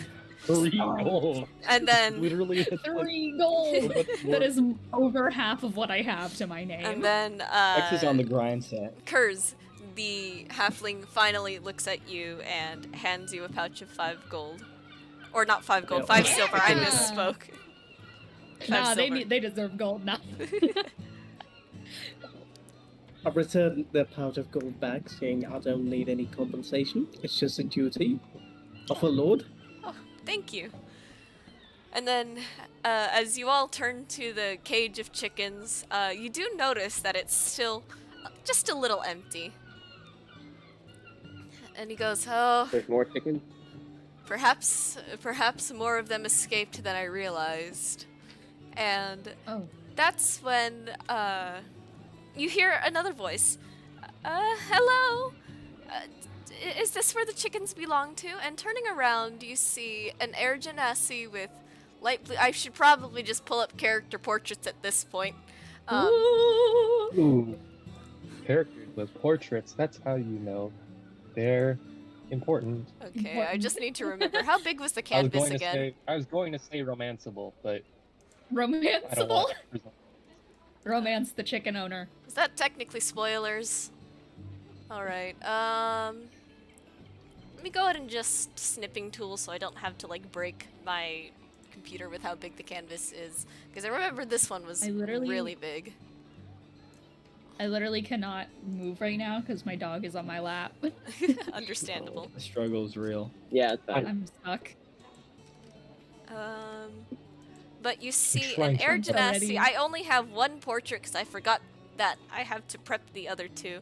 But this is who you see. Yeah. You see, Watson! you see an air genasi followed by a high elf and Yay. a warforged in this sort of white intricate armor. All three of them are each holding one chicken. And they go, is this where the chickens are supposed to go? We were asking all around town and they said that there's a commotion over here. What do you Vittorio guys say? points to the halfling, the chicken owner, and goes, well, at the end of this whole ordeal, the one with the majority of the chickens right now would be him. So, I believe that is where the chickens should go. And the genasi Just to keep them together. sort of nods and goes, "Oh, I see. Here you go, sir. Here are your chickens." And the halfling takes it and he goes, "Oh, thank you so much." And he hands them the 5 silver pieces to each as he did with you guys. And he bids you farewell. As you look back, as he leaves, the genasi speaks up again and goes, "I must compliment you on how you were able to secure all those chickens. It seems you were able to return them without too much problem. Are you an adventuring team like us?" No. I feel like normal people Pretty chick. would be able to. They're quite easy to grab. To be fair, the people I at the don't food know court were these people. struggling. That is true. I had to We did find roll the- very high. Before, like, I picked up. Did roll pretty high. Yeah. No, I'm just an enthusiast of chickens and other animals. And the Warforged sort of perks up. I have no picture for this because I forgot to draw. But, he goes, "Wow, you're friends with the chickens?" I suppose that I have grown acquainted to them. I beckoned them over and I helped return them, so yes. I like to say that I'm friends with most animals. That's great. Except Maybe the you ones could. that are violent. Oh, I see. But still, that might prove useful on some adventures. Are you sure you're not an adventuring team? No, Vittoria just we've looks already at said everyone. that. Do you not listen? Just making sure, friend. I would consider myself an adventurer, just not one that's in a team. The high elf sort of like hears this and goes, "Ah, interesting. So in that case, I guess you guys aren't from around here since we've never seen you in the guild before. Who are all of you?" I suspect that the point of adventuring is to go places, where you aren't from.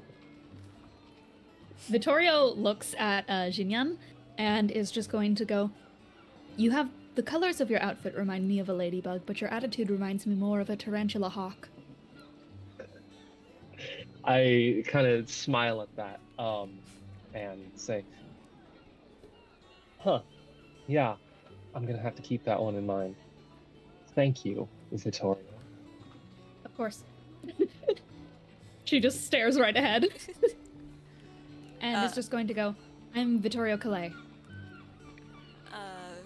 The Air Genasi extends her hand in sort of a handshake and goes, Natalie Paquette. Natalie Paquette. I like that name. She kind of like considers for a second, but then takes the hand and shakes it, and is just going to look up, and is just going to know, "Do you happen to know any information on... Do you happen to know anything regarding petrification? How it works, how it's done? Petrification? Anything like that?" Yes. No, not really. How about you, Hyunkin? The high elf sort of, like, kind of gives her, like, a very slight, like, really look, and then it sort of disappears as quickly as it came, and he goes, "No, I don't believe I'm familiar with it." And she turns to Pat. That's all right. Or she turns... I spoiled the name. Oops. She turns to the Warforged. It's okay. And she goes, how about you, Path? And Pathfinder goes, "Nope. I don't know a lot of things still." That's okay. I don't either. Just thought I would ask around. Nice to meet you. Yes, I suppose that I could say I am on an adventurer. I'm on an adventure. Perhaps. Wouldn't call myself an adventurer. I'm a farmer. Nice to meet you. All. And She, like, looks around. so, Am I the only one who's going to introduce myself to them? They ask. Yeah, Natalie's No, I was just sort of like okay. looking around too. Yeah, I was right. I'll also like walk forward and I'll like and offer a handshake. Jinyan. Xinyan. Nice to meet you. Yes. Very nice. Yeah. Okay. I just kind of like am listening, like trying to see if like she like recognizes my name or anything. She If she doesn't, then I just kind of like she relax a little bit. she simply smiles and says, "It's a very nice name." Thank you. Yours too. Thank you. Hello there. My name is Quentin Bagley. At your service. Pathfinder perks up and he goes, "Nice to meet you, Quentin Bagley. I hope that we can be great friends." Oh, likewise, Mr. Pathfinder. Oh, by the way, can I ask you a question? You're part of the Insect Guild, correct? Correct. Ah, very, very good. I've actually been meaning to meet members of the Apex Guild for quite some time. I'm here on a little expedition from my village, just to meet you all. Goes, "Great to meet you too."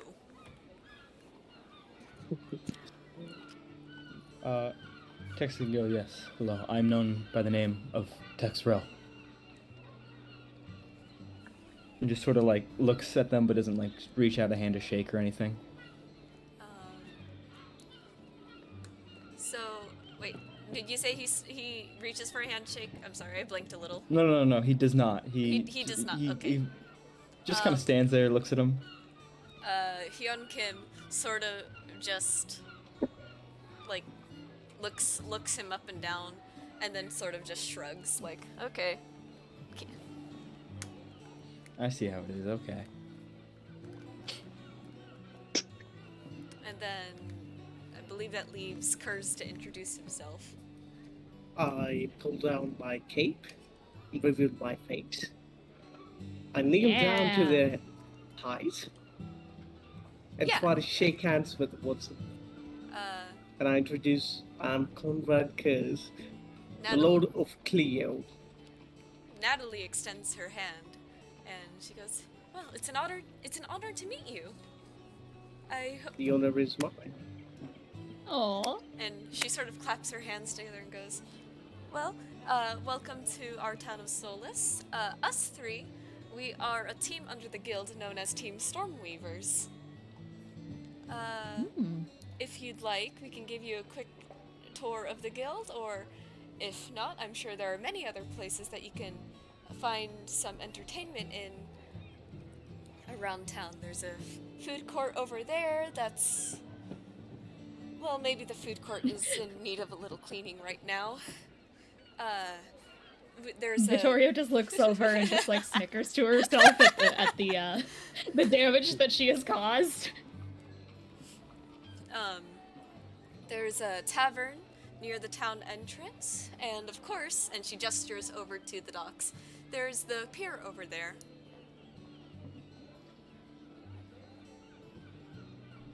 I'm willing to take you up on that offer of a tour. I've been meaning to, well, get to meet more people around the area, so this could be a good way of doing so. Lead the way if you wish, I'll follow. Ah, perfect. The guild is actually right behind you. So, She turns around on her heels. Oh.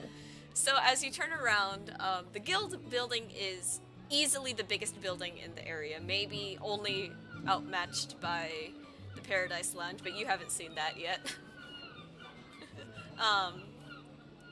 It's massive, and there is a large fenced-off outdoor area, and you can make out a lot of people either swinging their swords at dummies, they're slinging spells through the air, or they appear to be training with their mentors.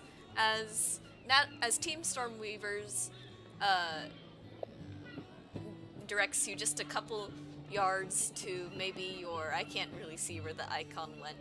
A couple yards to your left. Yeah. There is a large board that is mostly empty right now, considering it's much later. It's not much later into the day already, but I would imagine it's like 1 o'clock by now. Mm-hmm. It's early into the afternoon already, and the board is empty save for two flyers on it. Next to the board there is a tiefling clerk who is just sitting at her desk. She seems a little bored, and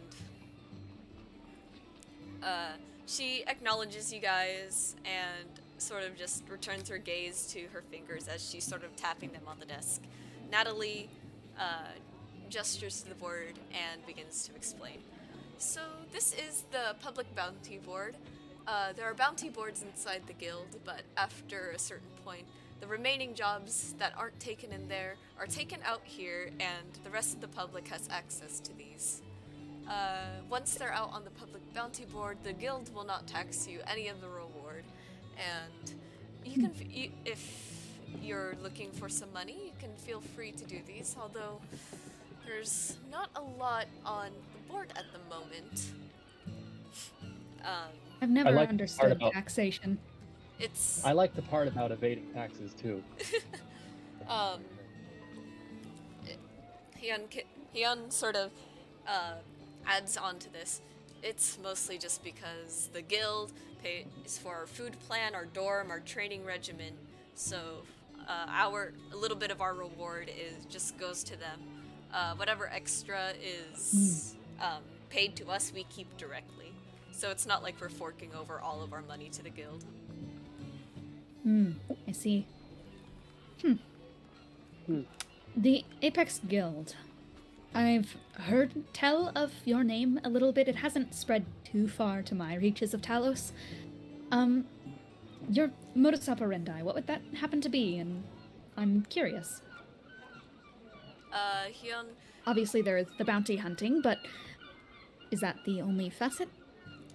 It's mostly just that, Mostly bounties. Blisk usually tells us that, we're mostly just here to do jobs. There are a lot of things that regular everyday folks can't really handle. Slime attacks on farms, long distance deliveries for specific rare items, things of the sort. So it's just mostly to help out the good people. Who are the ones who post these bounties, if you don't mind me asking? Is it people of the public, or are there companies behind it? I'm just curious about, how exactly targets are chosen. I've never really worked in this type of thing. Where I come from and what I mostly deal in is just nature. So things kind of happen on a basis of do what you need to do to survive. Natalie begins to explain, oh, it can be anyone. Do you see our clerk over there? And she sort of looks up, like, unamused and sort of waves. A moment. She collects job requests from the citizens, or anyone really, and she posts them onto the bounty boards inside the guild. And after a certain point, say around 11 in the morning, she brings them back out for the public to go ahead and take up. It could be anyone. Anyone can post these jobs. I see. Is there... Never mind. I'm just curious on the processes. Alright. I'm sure I'll figure out in time.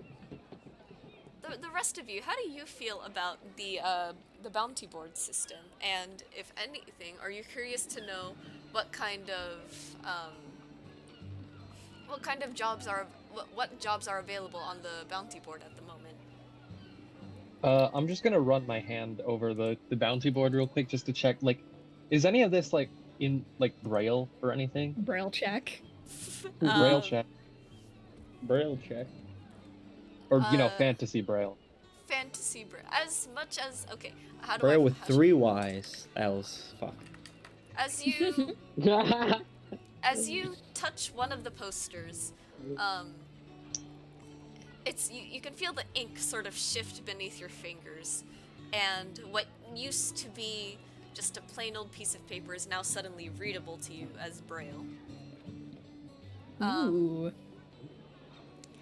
Here's what this one in particular says. Hate to sit this one out, but I can't exactly leave my post at the apothecary. Long story short, we're low on giant honey, and I really want to do a honey heist, but I'm willing to pay someone with my dad's money to do it for me. I'll think on that one for a second, but then I'll also turn to Natalie and say, is this work challenging? Is it excite and push the limits of your skills? Or is this just a day job?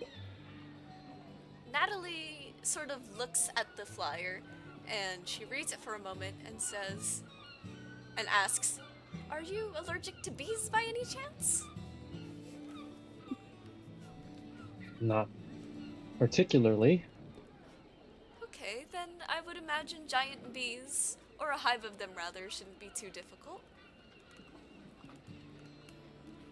What about other jobs? On the whole, does working for the Apex Guild challenge you?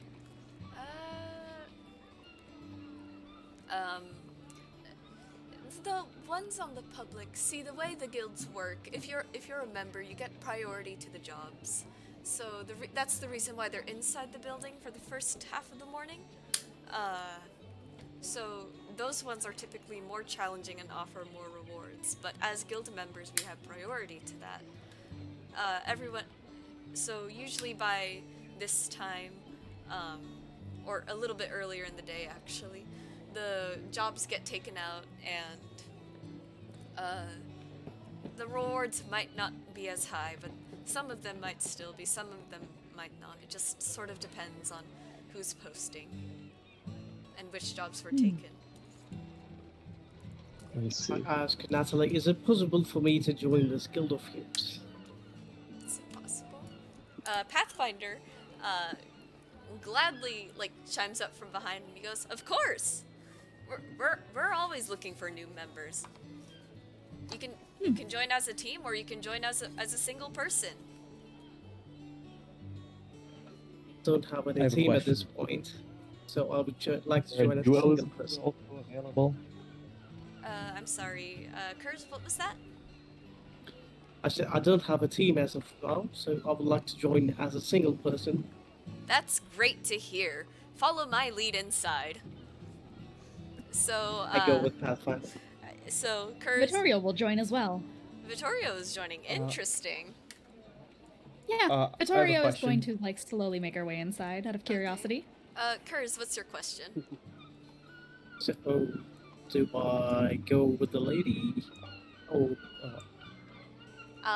so, Pathfinder is currently leading you. Vittorio, I believe, is following at your side. okay. Yeah. I have a question too. Yes. I think sort of Tex asks a question. In terms of jobs, if we find materials on the jobs, are those taxed as well if they're unrelated?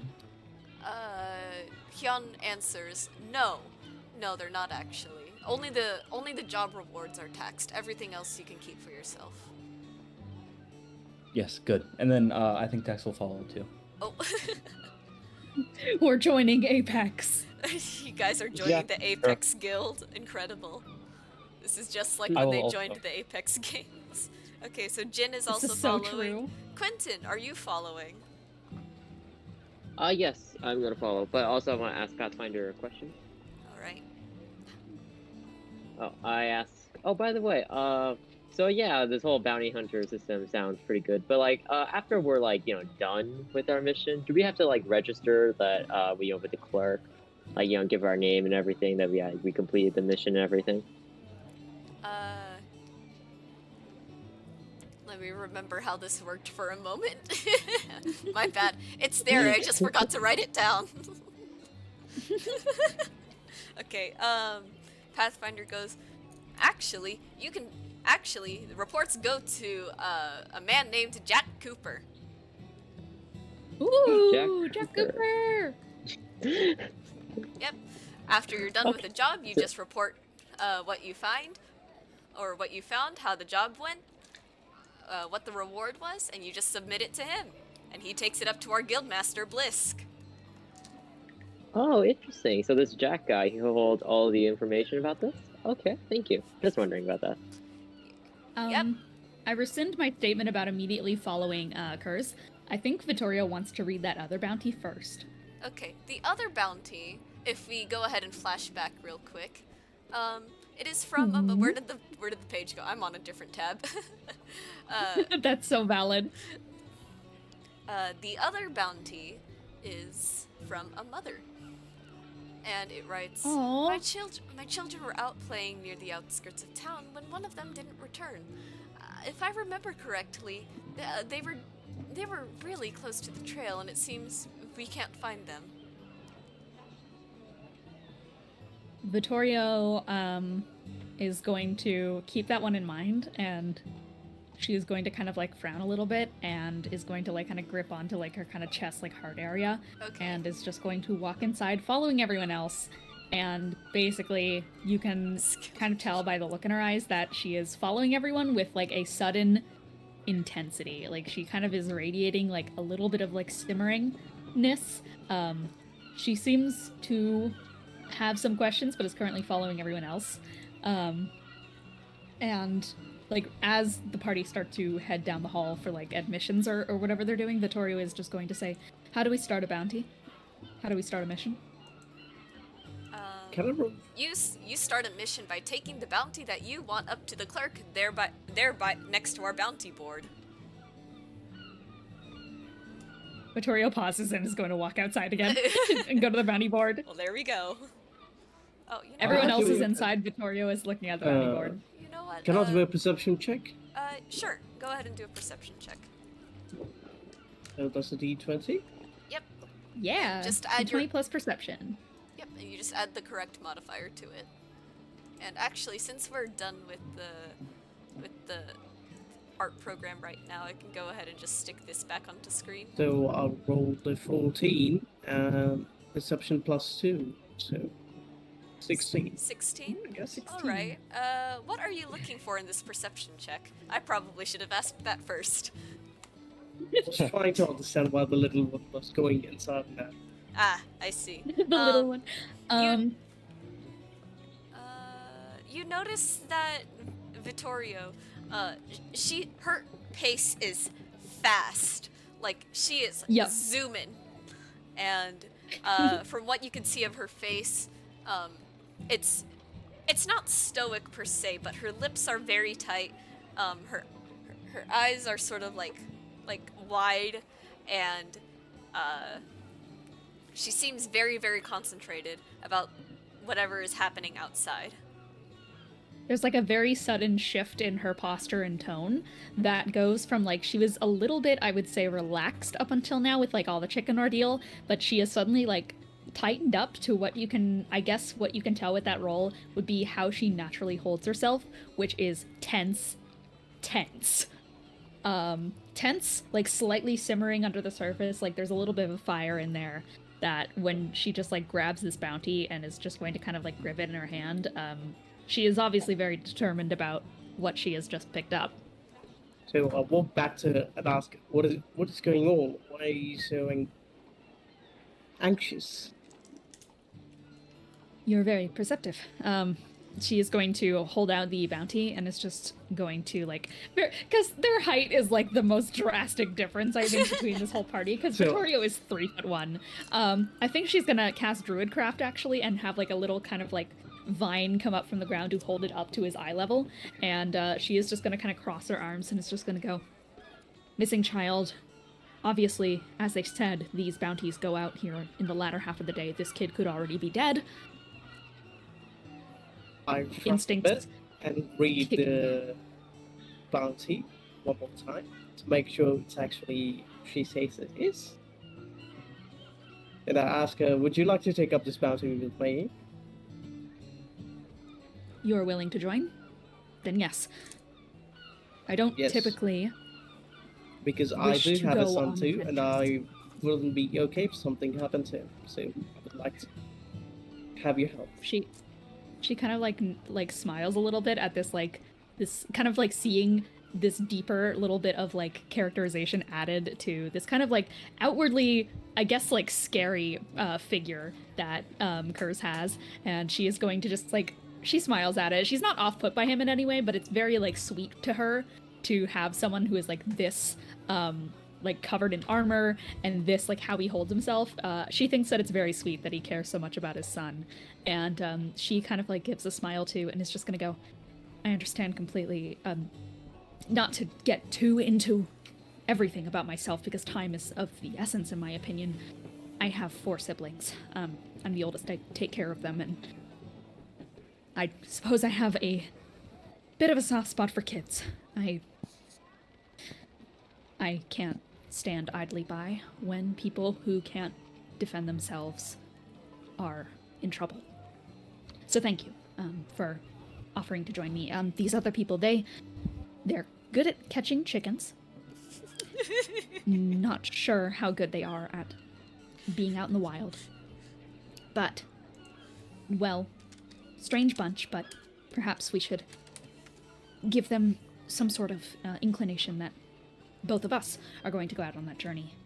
Like Pathfinder said, there was that whole guild ordeal. Numbers, swarms, they are better than being just a single ant. There needs to be a hive for things to work perfectly. I'm disturbed. I'm worried. So thank you for offering to do this with me.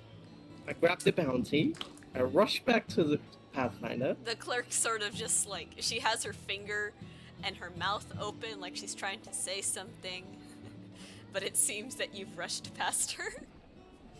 Bye. I hold the Pathfinder's shoulder and turn it aside. And say, Hello, friend. I need to do this bounty. Who do I talk to right now? You talk to the clerk next to the bounty board. Oh. Everyone else is just like going on a nice tour, and then Vittorio and Kurz are just like running back and forth violently through the hallway.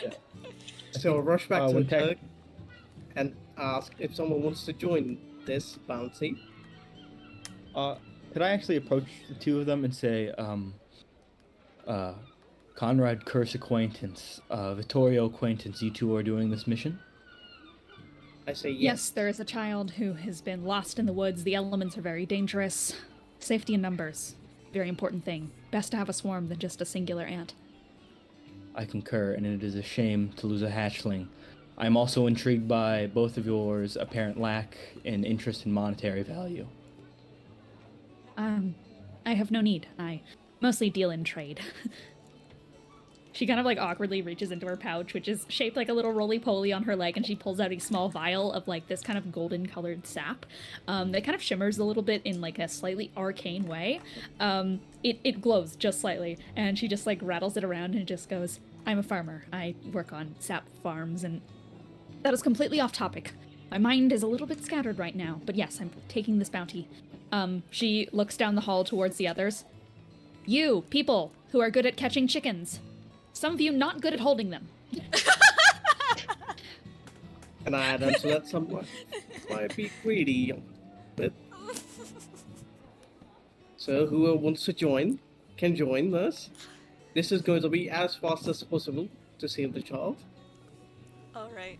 As a DM, I'm gonna say real quick, you are not required to join a guild for this campaign. The option is just there in case you just don't feel like looking for a house Cool. in Solus. But again, it does come with a little bit of a tax. I will determine a fair number for that, don't worry. Vittorio Another is thing- not currently When has taxes interested ever in been guild. fair? She is exactly. Yeah. And again, you don't even have to be a guild member to do the bounties. It's just you have to wait for the public bounty board to be updated. You cannot take the ones inside the building if you are not a guild member. And one last thing, we don't get first. Yeah, and then the last thing is that you don't have to take the quests on the bounty board. I had other ones written out throughout town if you wanted to do those too. I'm sure if we get through this one fast enough, though, we'll have time to do two or one more. Heck yeah. Okay. Yeah, no. Quick DM Currently, stuff. Vittorio is one track mind Gotcha. towards this. It is up to everyone else if they are also like, yeah, basically, yeah. Child. Once I'm like surprised at the situation, I'll just like think about it for a second. And I'll be like, I don't really care about the child, but you called me a tarantula hawk, and I think that's cool. So I'm in. Vittorio is like kind of like nods her head and like that's kind of fair ordeal about the not liking children thing, but is going to just go, good, okay. Is that appears to be everyone besides Quentin. I'm willing to join your You- quest, yeah. Great. I appreciate the tour. She's looking at the guild of people. You're and, welcome, is just friend. gonna go, you are all free to do what you wish. That being to continue this tour. I am not a leader by any means. Do what you must, but I am leaving as soon as you are all ready. Well, She I'm walks ready. out It's very for now. boring. Alright. This tour is very boring. Yes, I'm ready to leave whenever then. Alright. Yeah, So you I'll guys... head out. Follow. So, the clerk sort of clears her throat and goes, you need to check in with me first. So all of you are going on this, quest, right? I say yes. Vittorio nods. And, Yes, we've spent long. and one last thing. You haven't finished your guild registration yet, right? We will register it after we save the child. No, That yeah. is our priority right now. Yes. Alright, then I will keep hush-hush about it to the higher-ups. Go ahead and take the quest, and when you're done, go ahead and fill out a report, and I'll hand that over to Jack Cooper. Alright. I guess we rush back out. Yep. Yeah. And- Sorry to so suddenly like take the reins and just like move everything to the side like a steering wheel. I was curious about that other board and I was like, okay, that seems Gotta get on the like a ball. thing Come we on. should do. Gotta get that ball Exactly. rolling.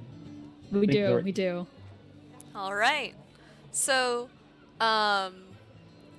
you go ahead and look at the paper, and the details on it state that the children were playing hide and seek sort of in the outskirts of Sola. So if I go ahead and move this over here real quick, if you can see my Hi. cursor, Yes.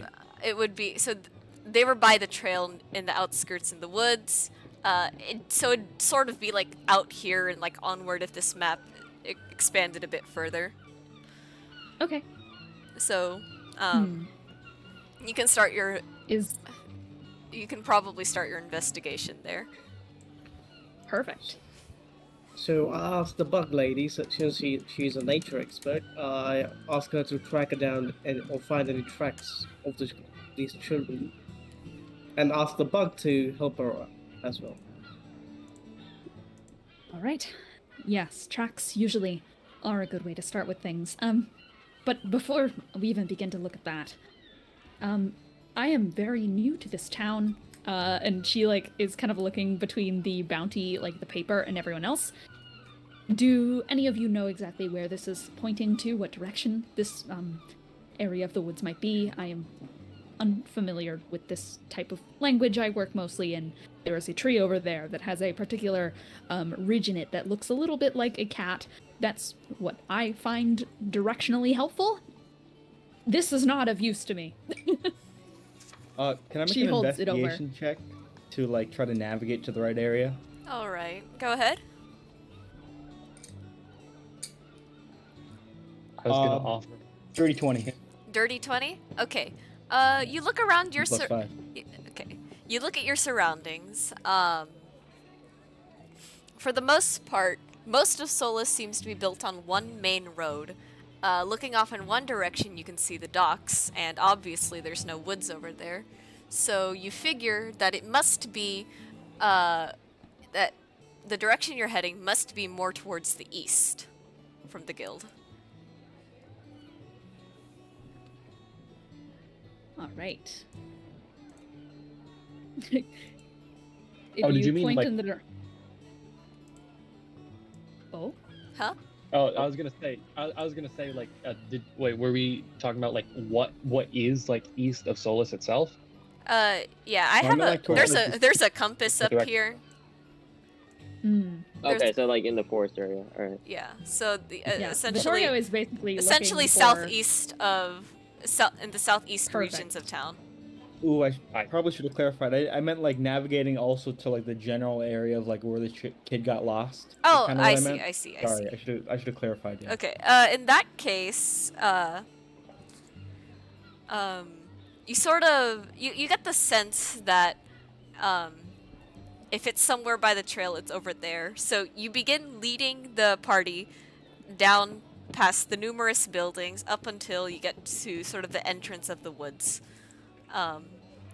From there, you can see signs of what look to be children, signs of what look to be like what children were playing. The dirt sort of, whatever exposed dirt is there, it's sort of like messy and soft as it has been overturned by the scampering of their feet.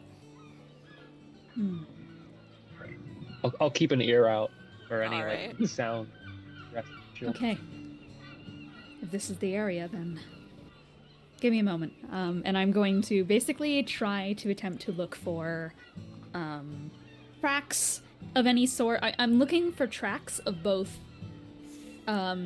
oddities in how animals have moved, and then also if like the footsteps of the children, or at least one of the children, because one is missing, have gone off into the distance in some way.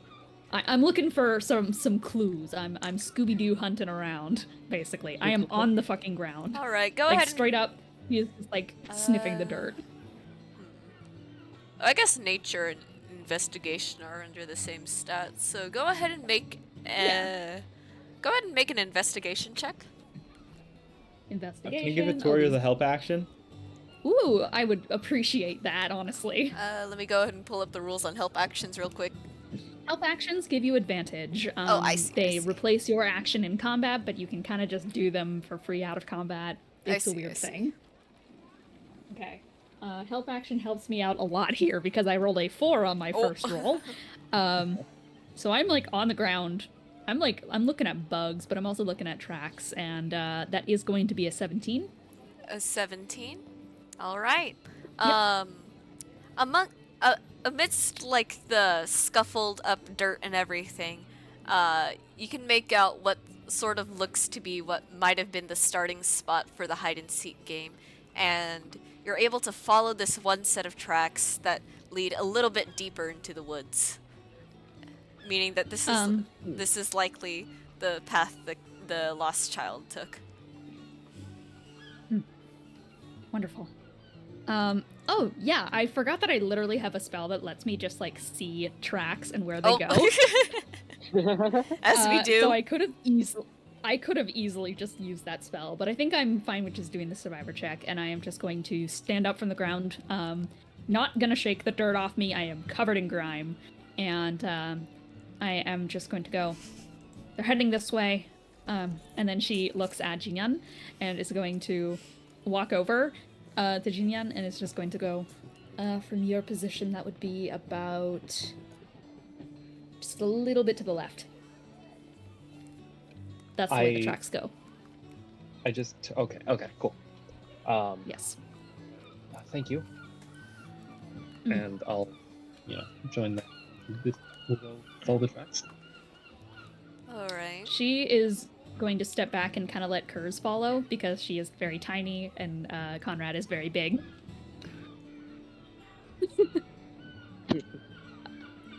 If someone but take the lead, I'm not really good at following tracks. I know where they go, but I can keep pointing out the tracks if you need me to, but I am definitely not the best when it comes to if there were to be something to attack us. So I'll take the point and Point. step aside the track so I don't, destroy the tracking. And I take the Wonderful. point and move over. Alright. I'm kind of like We've very got a mark. slowly. Yeah, I'm very slowly like lean to the ground and I'm kind of just like following the tracks every move, and I am occasionally just going like slightly to the left, just like kind of continuing to give people direction here and there as I still have this trail to the side. Cool. Yeah, if I'm not, I'm keeping a very, very Oh sharp, my like, god, ear. ow. Can I try, You can I, good? like, try to, like, There's a make perception loud ass check? car outside. No. No. Okay. I don't. Yeah. Can I just try to make a perception check? Alright. See, or for keeping an ear out while on the trail. God damn it. This kid has just been playing hide and seek and was never found. You're just really, still really hiding. good at it. So There- good at it. They're still The hiding. dedication. I got Alright. a 15. 15? Okay, with a 15, you sort of hear what might be a whimper just like a little bit up ahead. Can I tell if it's like human or animal? Not necessarily. But there is a noise. So Okay. I pull out my blades and start running in the direction. Or yeah, I'd probably say like I hear a whimper, and I'll like point in the direction with my cane for Conrad to go after it, and then I'll follow up. I'll follow as well. Okay. I'll follow. Victoria's a Okay. little bit late to the party because she's looking at tracks, but then she quickly looks up and is just going to go, hold on, it could be the kid. We don't want to scare them too much. Doesn't Oh. matter if he's in danger. followed We too. need to get there fast. You We're make a just good like point. slowly walk towards them. Just It's like just like not speed trying to walk. startle them. Yeah. uh, Vittorio Try not to just like, startle them. Yeah. everyone else is so fucking tall, so Vittorio's just like, oh god. Hex is gonna turn to Vittoria and be like, "Do you require assistance? It seems that you're a bit slower than everyone else." She turns to him with like a little bit of like thunder in her eyes. Be and cautious. just goes, I think you'll find me quite capable. I just think it may be faster if you were to simply sit on my shoulders and then I ran. He kind of just like inhales very slowly and is going to purposefully attempt to outspeed Tex while they are going. All right. She is like she's gonna speed up and try to at least keep pace with everyone. She needs to do more steps, but I think she can do it. She has a pretty high dex. You know what? Just for flavor, both of you make an athletics check. Cool. You're not I'm good at picking me up. those. Short moment. Come on. Come No, on. not using this dice. Come on. This one. I gotta do it for the sanctity of the short Okay, kings that's everywhere, 13 plus including 5. me. That's an 18. 18. Oh, fuck. Oh. Oh, I said the F word again. I gotta stop. No, I'm single-handedly ruining this rating. I also got an 18. An 18. Oh. Interesting. Oh. All right. Here's how I'll flavor this. Both of you happen to speed up past Conrad. And you are neck and neck. And both of you are so invested in this little race that you're having that you've gone a little bit of ways from the party. Oh dear. I think Always a great Vittorio just sign. like Vittorio slows down like very suddenly. It just goes, "We're getting off topic." I was Why are you kidding, slowing danger. down? I thought we were going to the child. And he keeps Yes, we going. are going to the child, but we could be running I would past it at point this out- point. Yeah, I'm the one that knows where the child is. All she said Victoria, was, like, "Oh, hey, pinches. look over there." Vittorio pinches like the crook of her brow and is just going to just go like, "Oh, you remind me of my brother."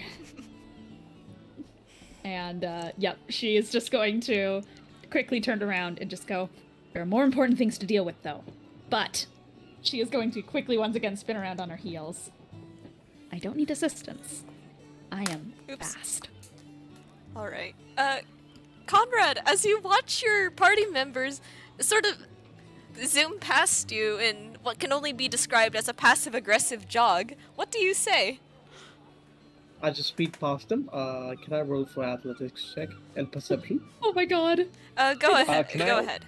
We're having that rest and Conrad just zoom. That's Can I- 6 and athletics plus 3. 9? A 9? Okay. Is that gonna be for your athletics or your perception check? Athletics. Athletics? Okay. So you don't quite catch up to them. Go ahead and make that perception check. 14 and perception plus 2. Plus 2? Alright. 16.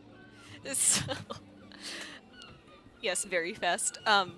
So you don't quite catch up to them, but you do go enough of a distance, and you see them up ahead, and Vittoria's sort of like, she has her finger pointed at Vex in a very, like, as a matter-of-fact way. Do you call out to them? I try to get to near them and say, "Quit your fighting. We have a kid to save." So, might want to focus on the topic at hand. Vittorio like kind of almost gives Tex like it's a very nostalgic but sad look. It is the expression of, "Oh, they're like a sibling already," and they frown slightly and are just going to like fall back in line and is just going to quickly return to like that simmering like eyes on the prize and just gonna go, "You're right, let's go." I'll Indeed, just like. I was I'll, just like, gonna kinda- say, Go ahead. Sorry. The lag. yeah, it's not great. I was just gonna say I sadly probably don't pick up on that thing with Vittorio with my 10 passive perception, and I just say indeed, and I follow Conrad. Yeah. I slightly pat like Tex on like my hand only gets up to like upper like thigh leg area, but I'll give him like a 2 like pats on the side as like kind of like it's a little bit rough. It's like a playful nudge kind of thing, but also in a way that's like eyes on the prize as well. But she kind of like gives him a little grin. Yeah. I'll like give a little whistle to get everybody's attention. Like, hey, I heard the child over here, and I'll just like start moving towards it, and like I'll have everybody like follow me, I guess. Perfect. All right. So the party is back on track. So after a few a few more yards of just searching and calling out for someone, uh, a bush begins talking, and they go, Oh, Oh, okay. Is someone there?" Yeah. I mean, yeah. Vittorio Yes, immediately many turns someones. around.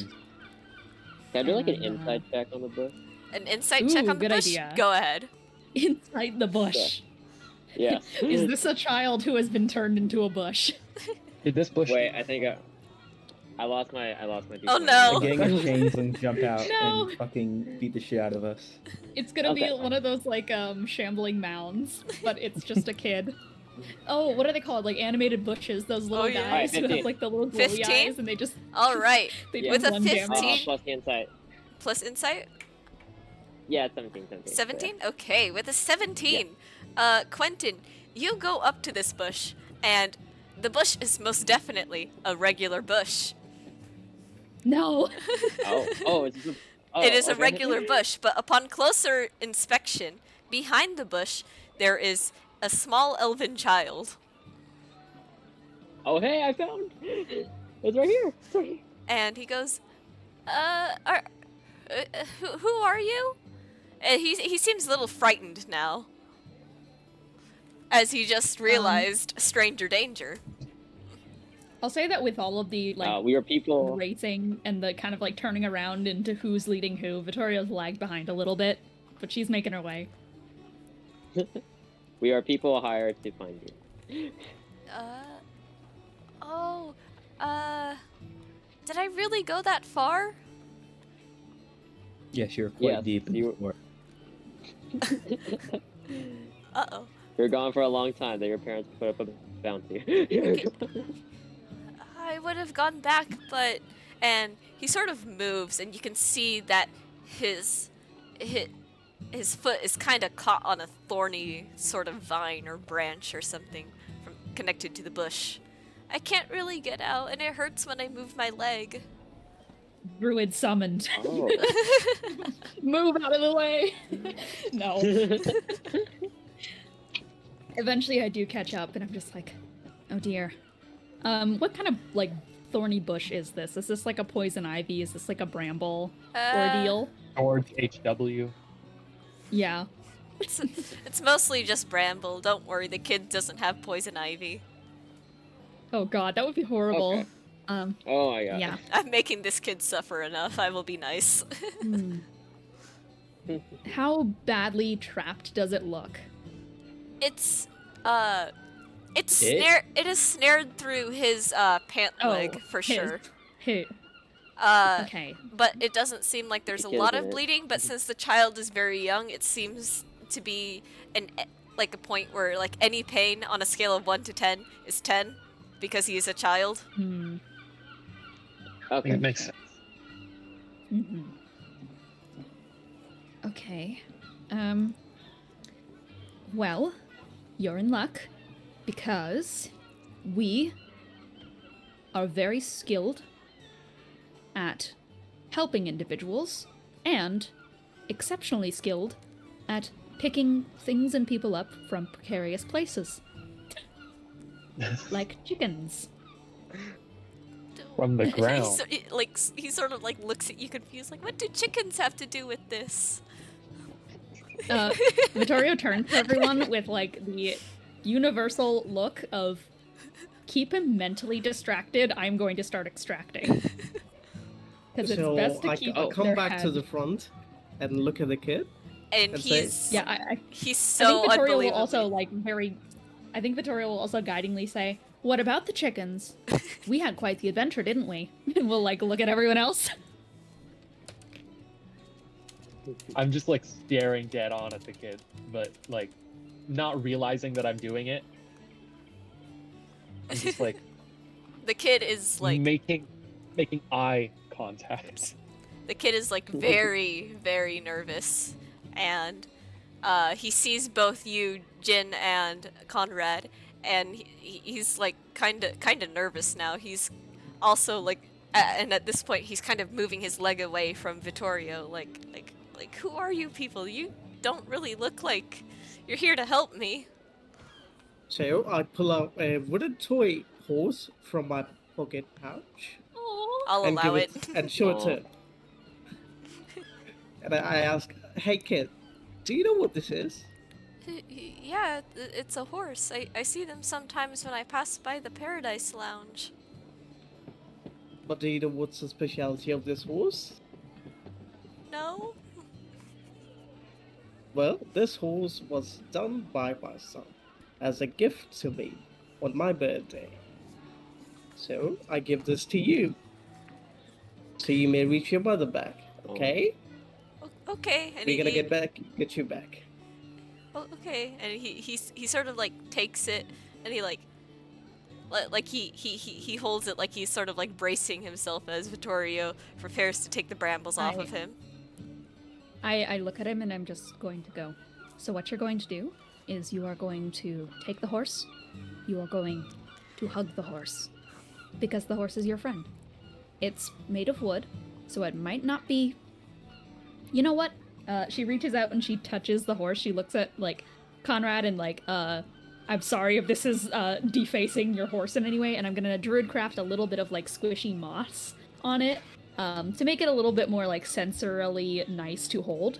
Just, like, a little, like, moss mane and such so that the kid can pat it or something. Just gives a little texture to the horse.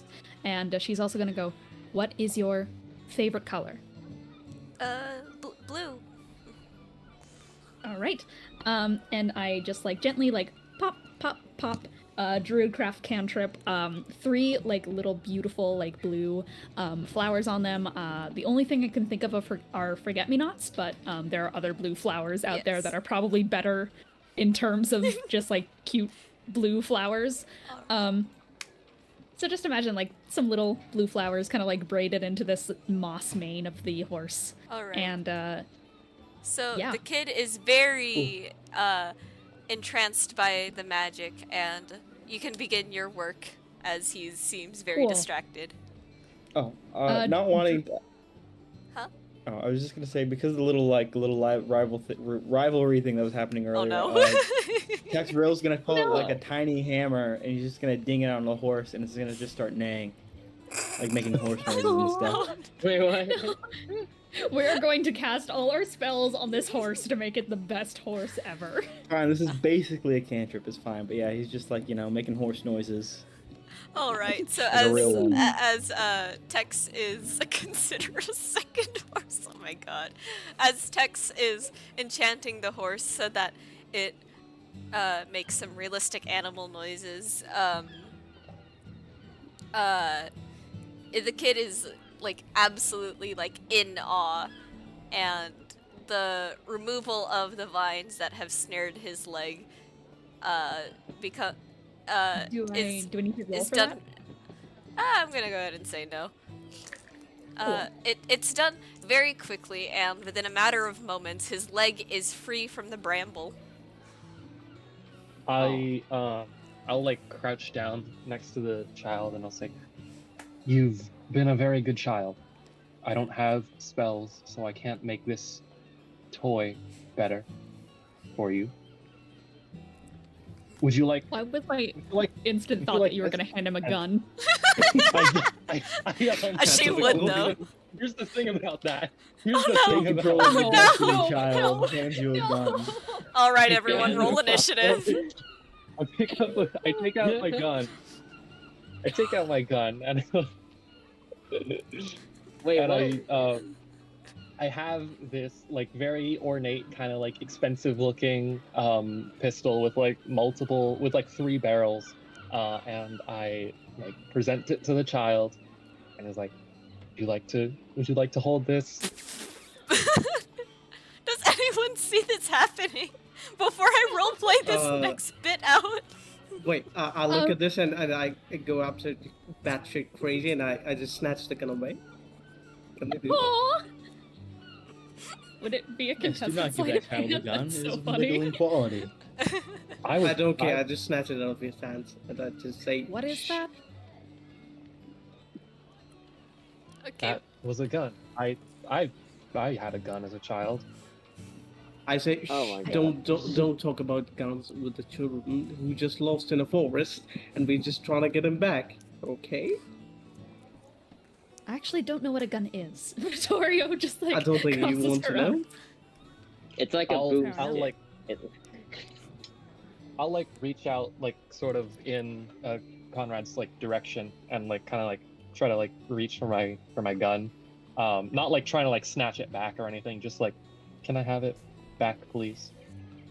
Don't give it to the kid, okay? Okay. I give it back. I give him back his gun. And he keeps it at that. Yes. Hopefully. You can Charlie. like see me hesitate for a second not to give it back to the kid, but I put it back. Put it away. Yes, the child will hurt Mischief. itself on the mediocre quality of its craftsmanship. I'm not the one who made this gun. If you want to insult the quality of its craftsmanship, you can talk to Rampart. I'm merely making an observation. I'll look at the little bug lady, I guess. I forgot. Vittorio. Vittorio, and ask, is that kid hurt anywhere? I am gonna look over and just like do a once over of her to see if there are any like visible wounds. All right. Would you like to roll medicine for that? Yeah. Medicinal. That is going to be a 15. All right. So looking over, you pull up the pant leg just a little bit to look at his ankle and everything.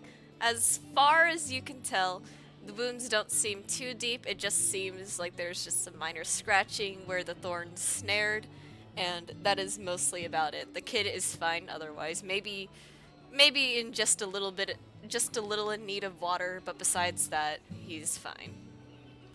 Okay. Rip a part Yeah. of my cloak and tie it around the boy's leg, I guess. All right. Perfect. Keep him Nah. nice and warm.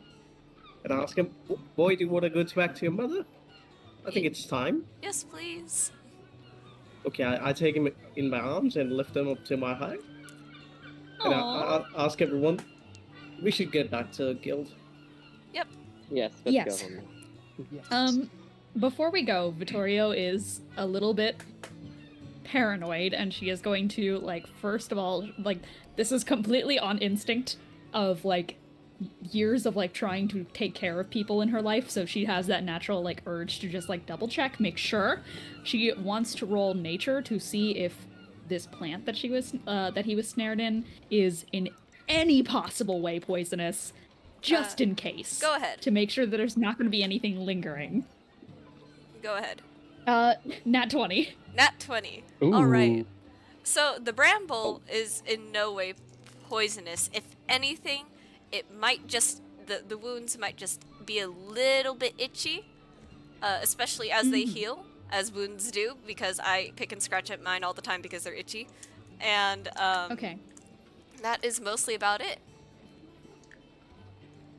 And I think Vittorio is just like going to nod as she takes in that information and is just going to fall back in step with the rest of the party. Kind of like runs to catch up a little bit, but then like kind of slightly, it's hardly noticeable, but she kind of like grimaces a little bit as she gets into a run after a while and leans slightly against a tree, just like to re-brace herself, and then she gets back into her usual gait.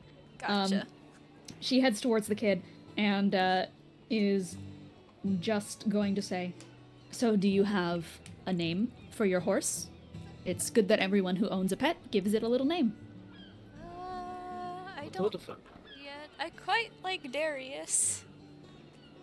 Darius? Wonderful. Okay, so that is Darius the horse, and Darius the horse has another power, alongside being able to neigh, and being a horse made of wood. Would you like to know what that is? Sure. So, do you feel itchy right now? Just a little bit, but my mom tells me not to Okay. scratch my scratches. That is true, you don't want to do that. Now, itchiness sucks, doesn't it? Yeah. Yes. I work with bugs a lot. I quite like bugs, and you know, they have a nasty tendency, and it's not their fault that when they get a little bit scared, they tend to bite here and there, and it gets very itchy, but there are some things that if they have enough power in them, enough energy, you'll notice that if you look at the horse, you might magically feel better.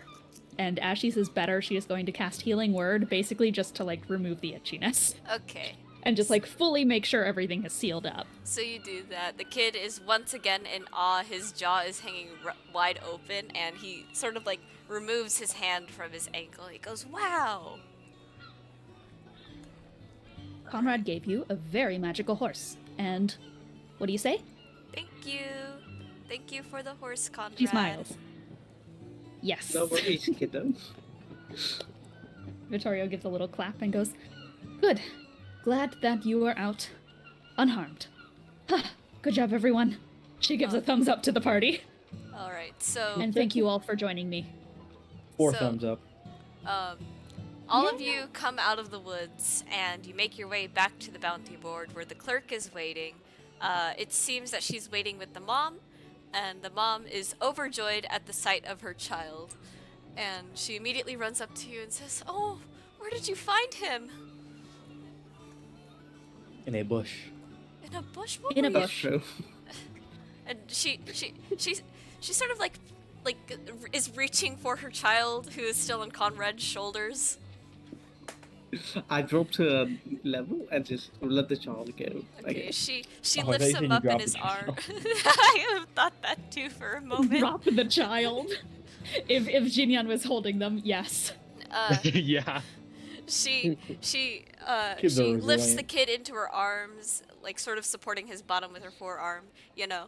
And she goes, she's looking at him like, "Why did you go so far into the woods?" And they go back and forth. Don't worry, the horse can cast Featherfall. And they sort The of go horse is back so and forth powerful. for a moment as the kid tries to explain that it was a game of hide and seek and he didn't know how far he got in. And she goes, "Well, thank you. What's... may I see the job request that I put on the bounty board?" One of you has that paper, right? I still I have think- the paper I with think me. Conrad does. Okay. Yeah. I give her the bounty. And she looks it over real quick. She hands it back and she goes, "Right. I have 10 gold pieces. There's 5 of you, so you can take 2 each if that is all right." I crouched back Yeah, that'd be to the back lady. Sorry, I can't remember names. Vittorio. That's Victoria. all right. Okay.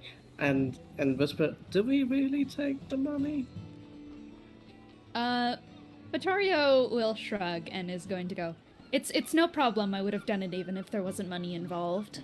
Kids are important. I will take and it's Victorio important. acquaintance and Conrad acquaintance money.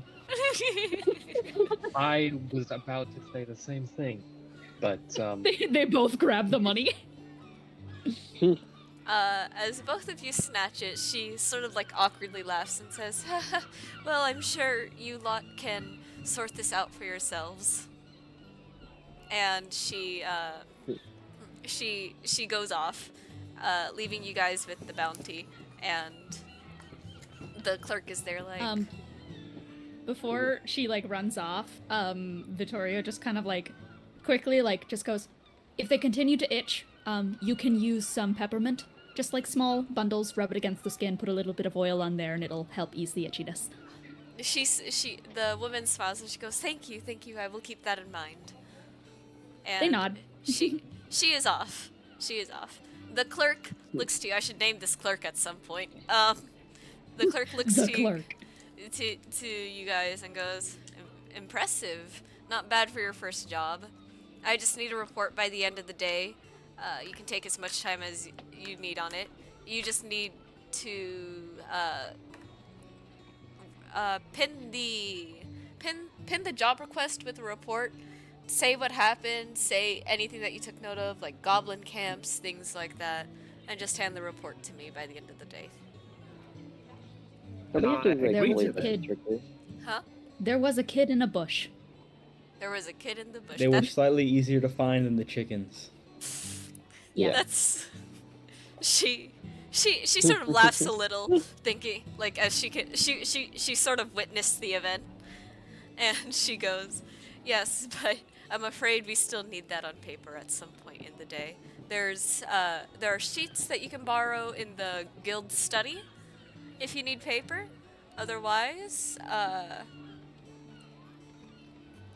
I take up That will be it. take her up on the offer, and I go. I guess write the report. Yep. But before Okay. writing So it, complicated. I'll kneel down to her level and ask. I want to register for the guild. I would like to register for the guild. Yes, of course. If you can go ahead and go inside. I'm sure if you just let someone know, they'll take you up to Blisk's office. I call out to Vittorio and ask her, would you like to join as a duo? Because you've been really nice to the kid, and you seemed really good. Oh, thank you. I would be interested, perhaps, but she just like kind of considers for a moment. I am not the type of person to affiliate myself with, I suppose, companies is the best way to put it. I have my reasons, but please go ahead. I'm still willing to join if you have anything you might need help with, especially while I'm in the area. It's just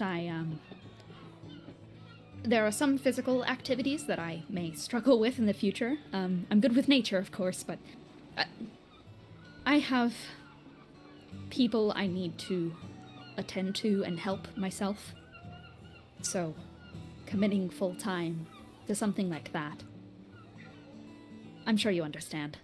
I would love to, but for now. And I say yes, I do know. Committing full time to guild job is kind of hard, but having siblings to take care of. And I go back to the office to write the report. Alright, so while you're doing that, how do the rest of you feel now that you've completed, like, a bounty? Is this something that you want to pursue later on at a higher degree, like, by joining the guild, or are you fine just taking the Like public finding two offers? kids? I know, right? Kids. Come on, join the guild. Well, I'm kind of just like lingering around near the bounty board, like kind of just like idly reading. I assume like do all the posters do the braille thing, or yes, all of just them like do. Sip, Only the one. ink in this universe for this, or a lot of ink in this universe for the sake of my convenience, and I guess yours too. If you touch it, it will turn to braille. convenient. Yeah, okay. So I'm just reading those and seeing like if any of them are more difficult than,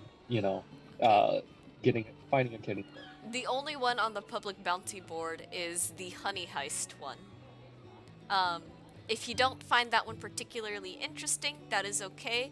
You can explore the rest of town, and other NPCs would be more than willing to offer a quest. Okay, I'll step back from the board. I've got my own thoughts on it, but I'll just like kind of like listen to see what the rest of the party's like opinions are. Can I do that quick? What was sorry. that? I wouldn't mind just doing more No, bounties. you absolutely go. Oh, I was just gonna say, can I do a with the honey heist quest? I was gonna ask if I could do a nature check to try to like what else could we potentially find there, like in the hive? In the Obviously, hive. besides like honey. It's a giant beehive. So I aside don't know. from Maybe honey, they got loot. Maybe they hoard okay, go. shit like You know what? dragons. I don't Sure, know. go ahead and roll. Go ahead and roll. Hilariously enough, I can just become Dirty a bee. 20. Dirty so 20. I could just join the True. bees. Yeah, 17 plus 3. 17 plus 3. With a dirty 20, you recognize that giant bees typically tend to build their nests in underdark entrances. Ooh. So there is that, but as to the kind of loot that you could potentially find in there, it's all going to depend on what underdark city it is the closest to. Interesting. Okay. I think Tex is gonna move over to the board and say, "Honey heist, not too difficult. Potentially other factors to loot. I find this quest interesting. Would anyone like to join me?" I'm down. Be a good way to practice out my magic. Alright, you want to do the honey quest stuff to Quentin? Bees are noisy. Target. Yes, they are quite loud. All right. I Oh, don't yeah. know about target, but I'm interested in their secretions. Honey, that is. Possible magical properties. I'm interested in bugs as well. She is like, I think right now she is like outside near the bounty board, but she is like taken a seat nearby, still around the party, but she's kind of just on the ground with her two like not scythes, what are they called? Sickles, and she's kind of just like sharpening them a little bit. All right. Conrad, if we go back to you, you are looking for Blisk, and I am going to go ahead and write you a one-shot for that later, because I think the rest of the party is a little bit undecided on whether or not they want to form a team yet or not. So, the question that you joined the guild for now as a solo, correct? Yes.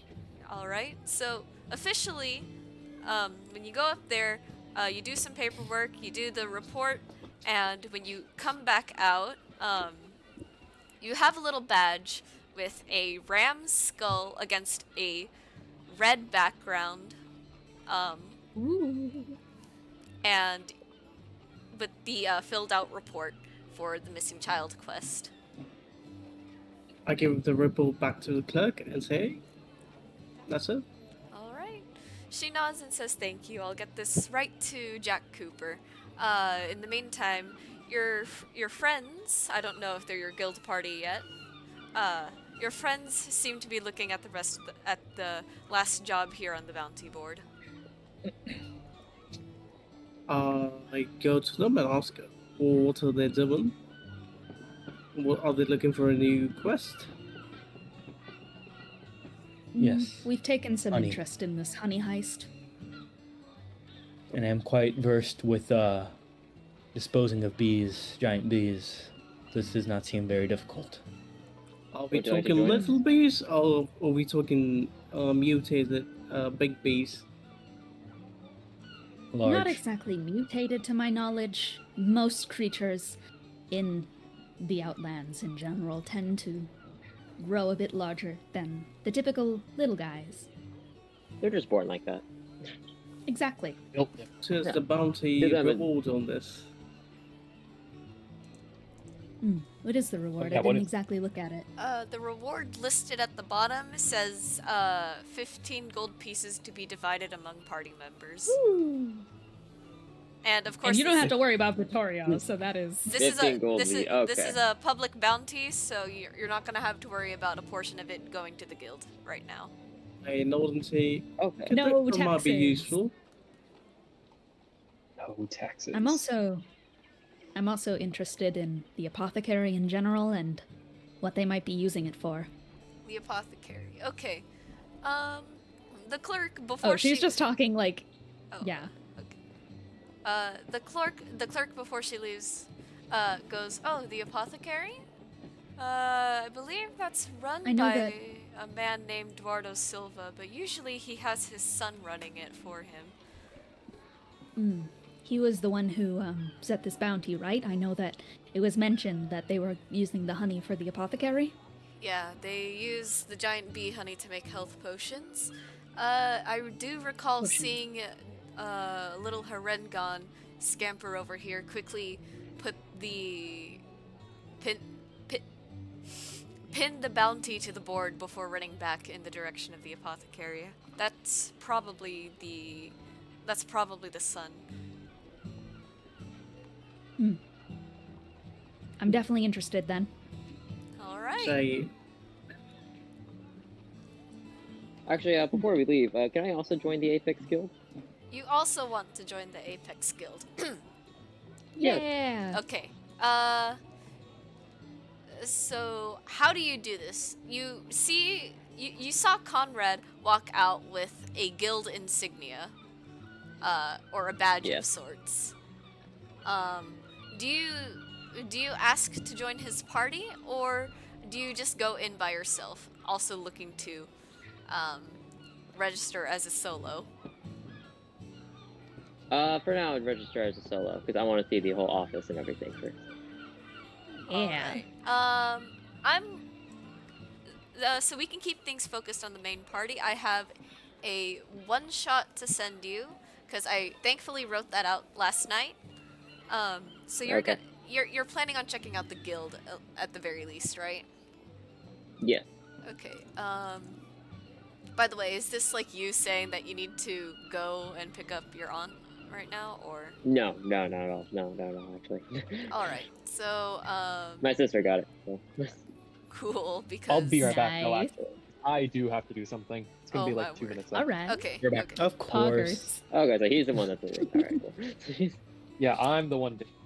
God No, I'll be dang it! Now I have to write 2 one shots. Okay, no, just kidding. And now that I think about it, I also have No, to leave now. Everyone's getting fan fiction today. I don't have to Alright. leave. I just want to. Peace out. You know what? I'm gonna go get Boba. No. I'm kidding. All I'm right. kidding.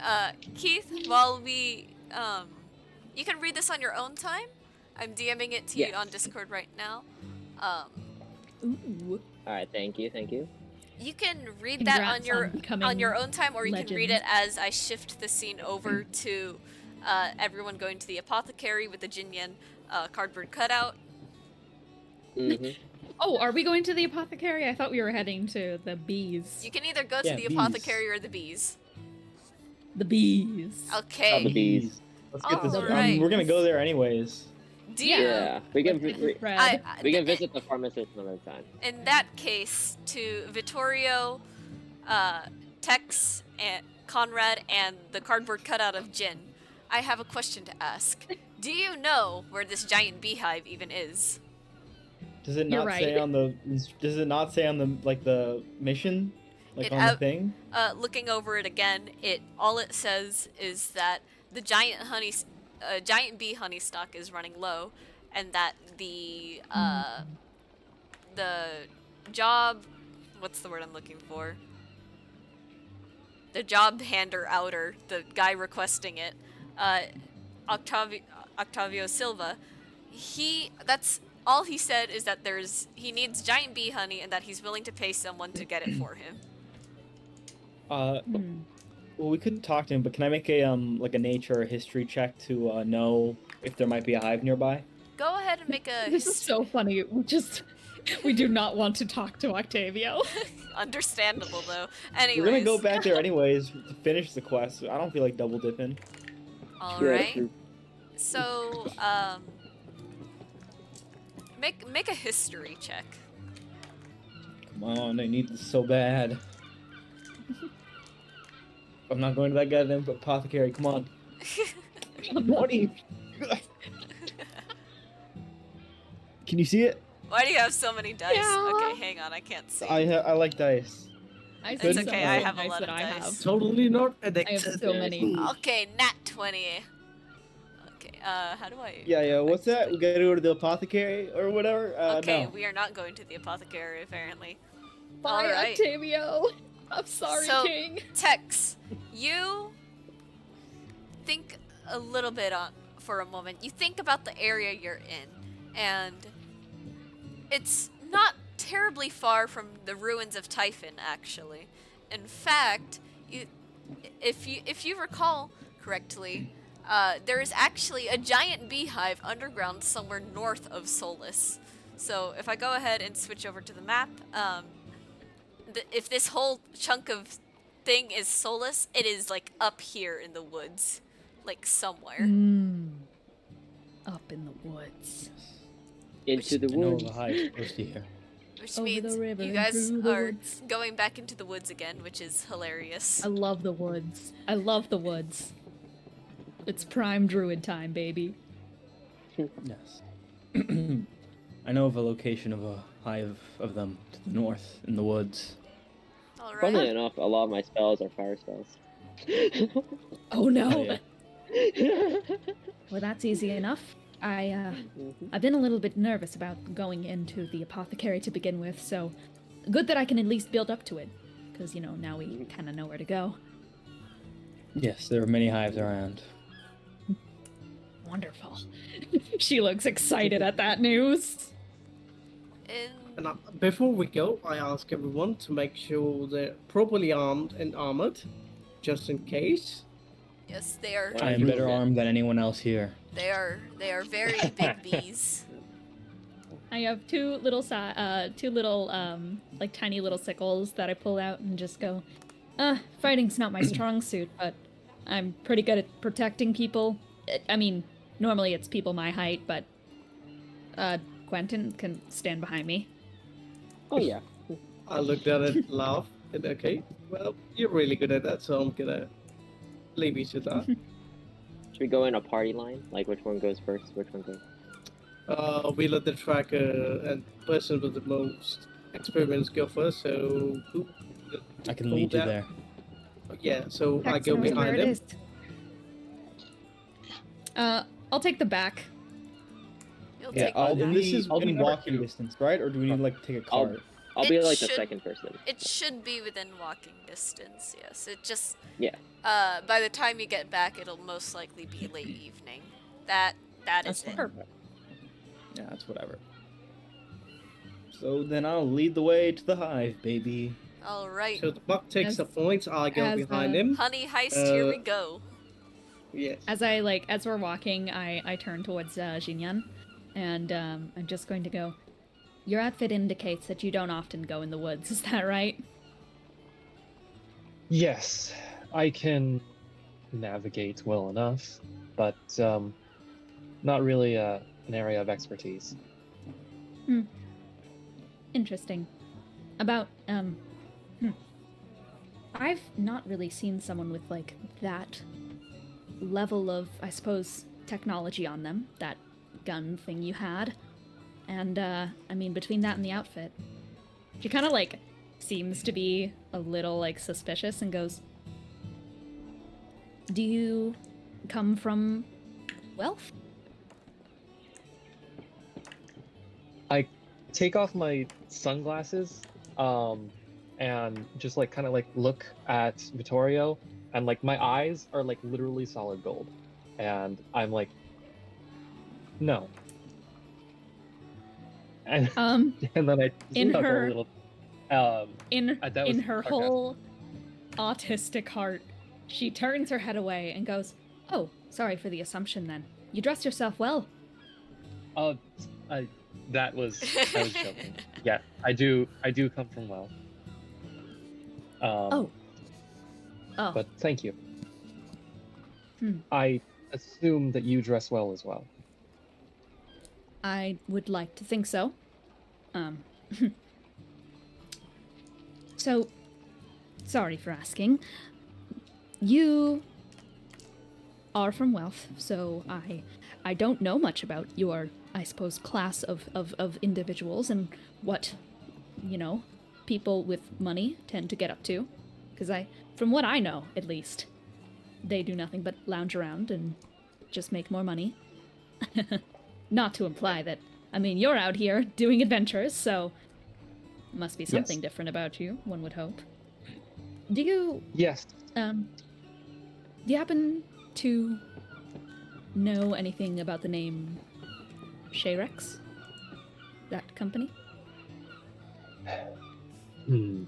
Well, now shit. Okay. Oh, so no. Now I have to fucking look up my own lore. Hang on. Okay, well, that is happening. Yeah. Quentin, I'm going. Help me You've out. joined back with the party. Oh, you're about to- Oh, okay. Okay, carry on as a Never mind. carry on. Never mind.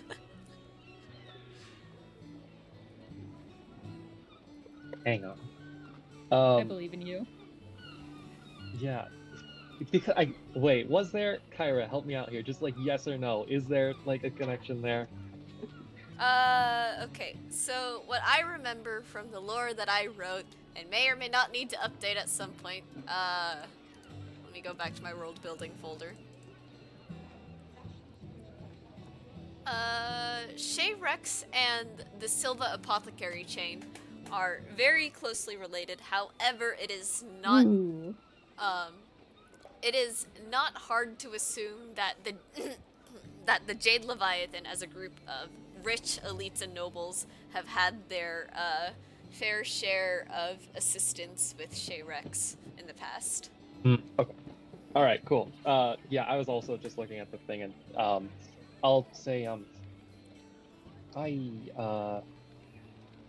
know of them. Our family has business ties to them.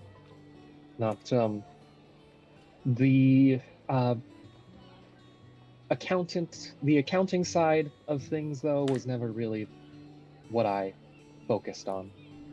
Like you said, most of us spend our time lounging and letting our money grow itself. Uh, I spent most of my time training, not so much running businesses. She kind of just like grits her teeth and goes, "Hmm. Well, fair enough." And she goes quiet and is like very clearly thinking to herself, and is going to kind of subtly just go like, "Tarantula hawk," and is going to kind of just like reach back and start rubbing her back a little bit, and then just like press forward.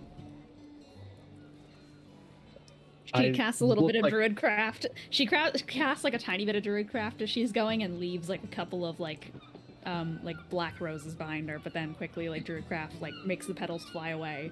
She's being dramatic, basically, but there's like some simmering there that kind of builds up and goes. Well, I at least appreciate that you're trying to break the trend of, well, what rich people tend to do. yeah, I'd rather work for my money. All right. I'd rather work in general. For the sake of flavor, would Conrad or Tex like to make an investigation check to make sure that they are still on track for the giant beehive? Sure. Yeah, I can do that. About D20 coming up. Ooh, I think my bad. last 13. words, 15? my last words to Jinyan there is, I have to work for money. And then she keeps going. Roll Ooh. Yeah, no, not great, investigation. I got 9, so 9 and a 15. Okay, No, 13. 13. 13. Ooh. Yeah, 8 plus 5. Not great. Okay. Okay. Yeah, it's, as you guys are walking, you, both of you are standing around, are sort of like leading the group a little, and you don't immediately see any, like, signs of Underdark entrances, no, ominous holes in the ground, or anything. That's what Underdark entrances look like, right? But, Yeah, basically. I mean, can I have advantage on my roll? Because this is, like, my bread and butter. This is where, I live and shit. Sure, go ahead. Hey, what's up? Oh, yeah. Welcome back. The girls are fighting. Oh, awesome. Presidential alert. Yeah, okay, that's way better. That's a 22. 22, oh wow. No, I was listening. Alright, so, in that case, thankfully, since you know the land relatively well, you know that the hive is just a couple more paces up ahead. Quentin, now that you're back, you've regrouped with the party. You had your little visit into the Apex Guild. You met with Kuben Blisk very quickly.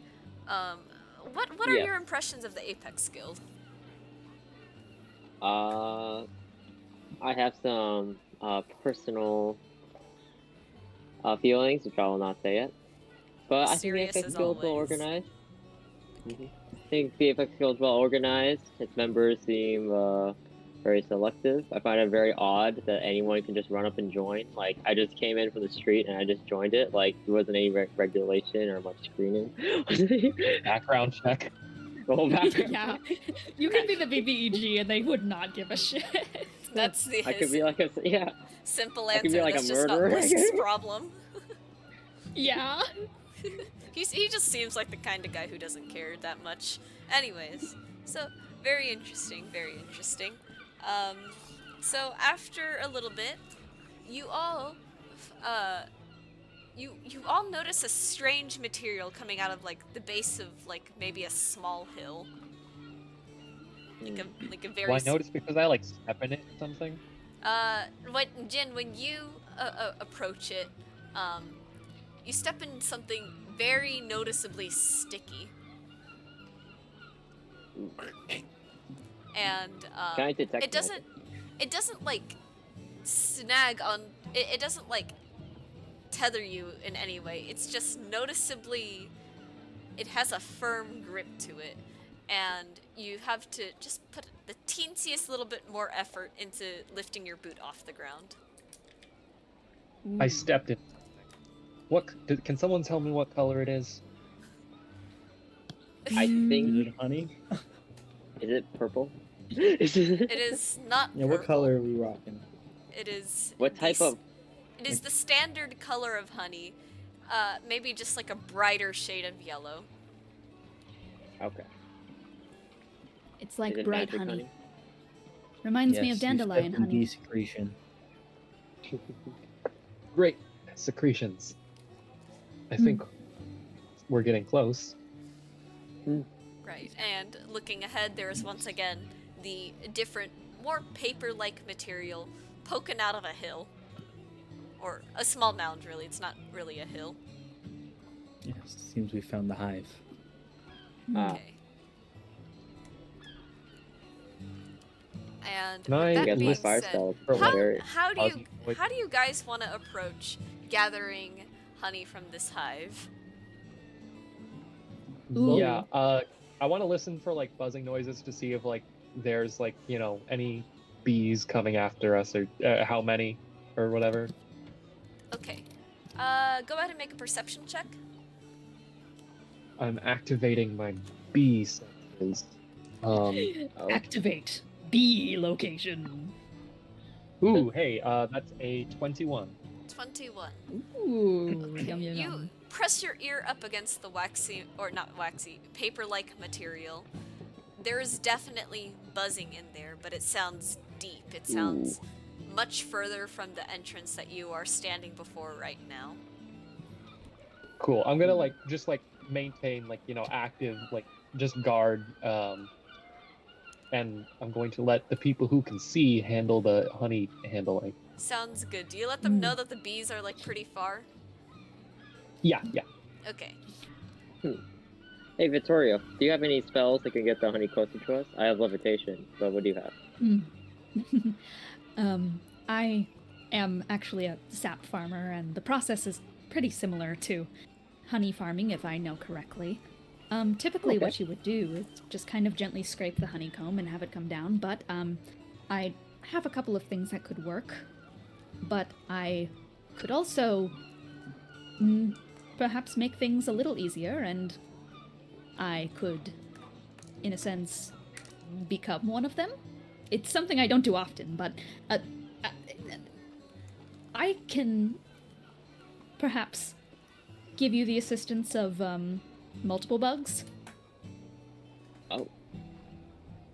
It could help. Alright. It's an idea. If not, I have she kind of like goes through her packs, and I do have a explorer's pack. I also have an ability where I can just pull stuff out of thin air. But basically, I'm sure because I'm a sap farmer, I have some sort of like tapping equipment on me here and there. So I have equipment to help with harvesting. But yeah, so I will pull out like a small like tapping device, and I'll just go like, I have this, which could help. In terms of spells, nothing particularly for farming. My magic has mostly shown up due to utility purposes outside of that.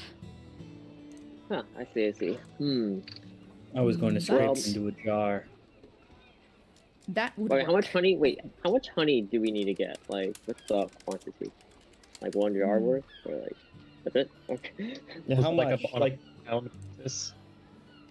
or was this like the worst like job notice ever? Just like, yeah, honey. I don't know. Yeah, get us some honey. Don't. I'm Like, not you just gonna get a tell you drop? where. Not gonna tell you how much.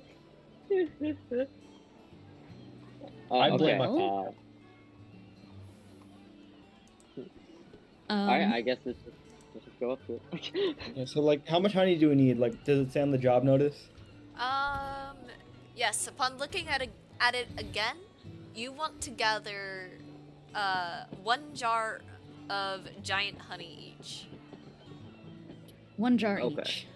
Or Do we Five all were we jars. provided jars or? We'll just say that you were, because I didn't think this far ahead. Wonderful.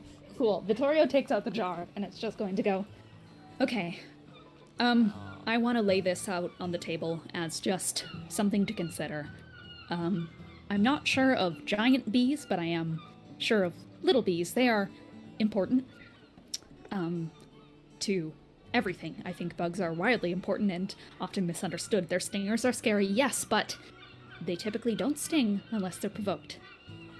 So perhaps if we can get this done gently and maybe not startle them, then we can get out here scot-free. I've killed I many would giant personally prefer bees. that. I would Well, not personally prefer if we don't, but self-defense is the most important thing above all else. They are annoying and intrude on our hives. They also help pollinate and help save the environment and help keep things in balancing order. Yes, the giant ones can be a little bit of a problem if they make their hives a little bit too big, which can encroach on certain environments, but this one at least seems to be in a relatively good spot, but Alright, before Not our, that's what I know. before that continues, between Jin, Quentin, and Conrad, which one of you wants to take the first, wants to try scraping some honey into a jar first? Scrape that home. Because I'm armored. Okay, go ahead, I'll Conrad. keep watch. I want Yeah. you, Conrad, whenever all of you collect honey, I'm gonna have you do these same rolls. Make a sleight of hand check and then a stealth check. Ooh. Oh. So that's going to be D20 again? Yes, the d20 as usual. Okay, 14. Oh, you know what? And wait, let me check. Sleight of hand, 14. Okay. And stealth, 17 plus 7. All right, Conrad. As you approach the massive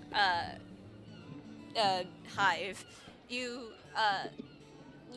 you are able to take your short sword and gently cut into the paper, and as you go into it, you see these massive combs lined with honey, and you take your sword once more, sort of running the side of it along the combs and scraping honey into a jar successfully without disturbing any bees.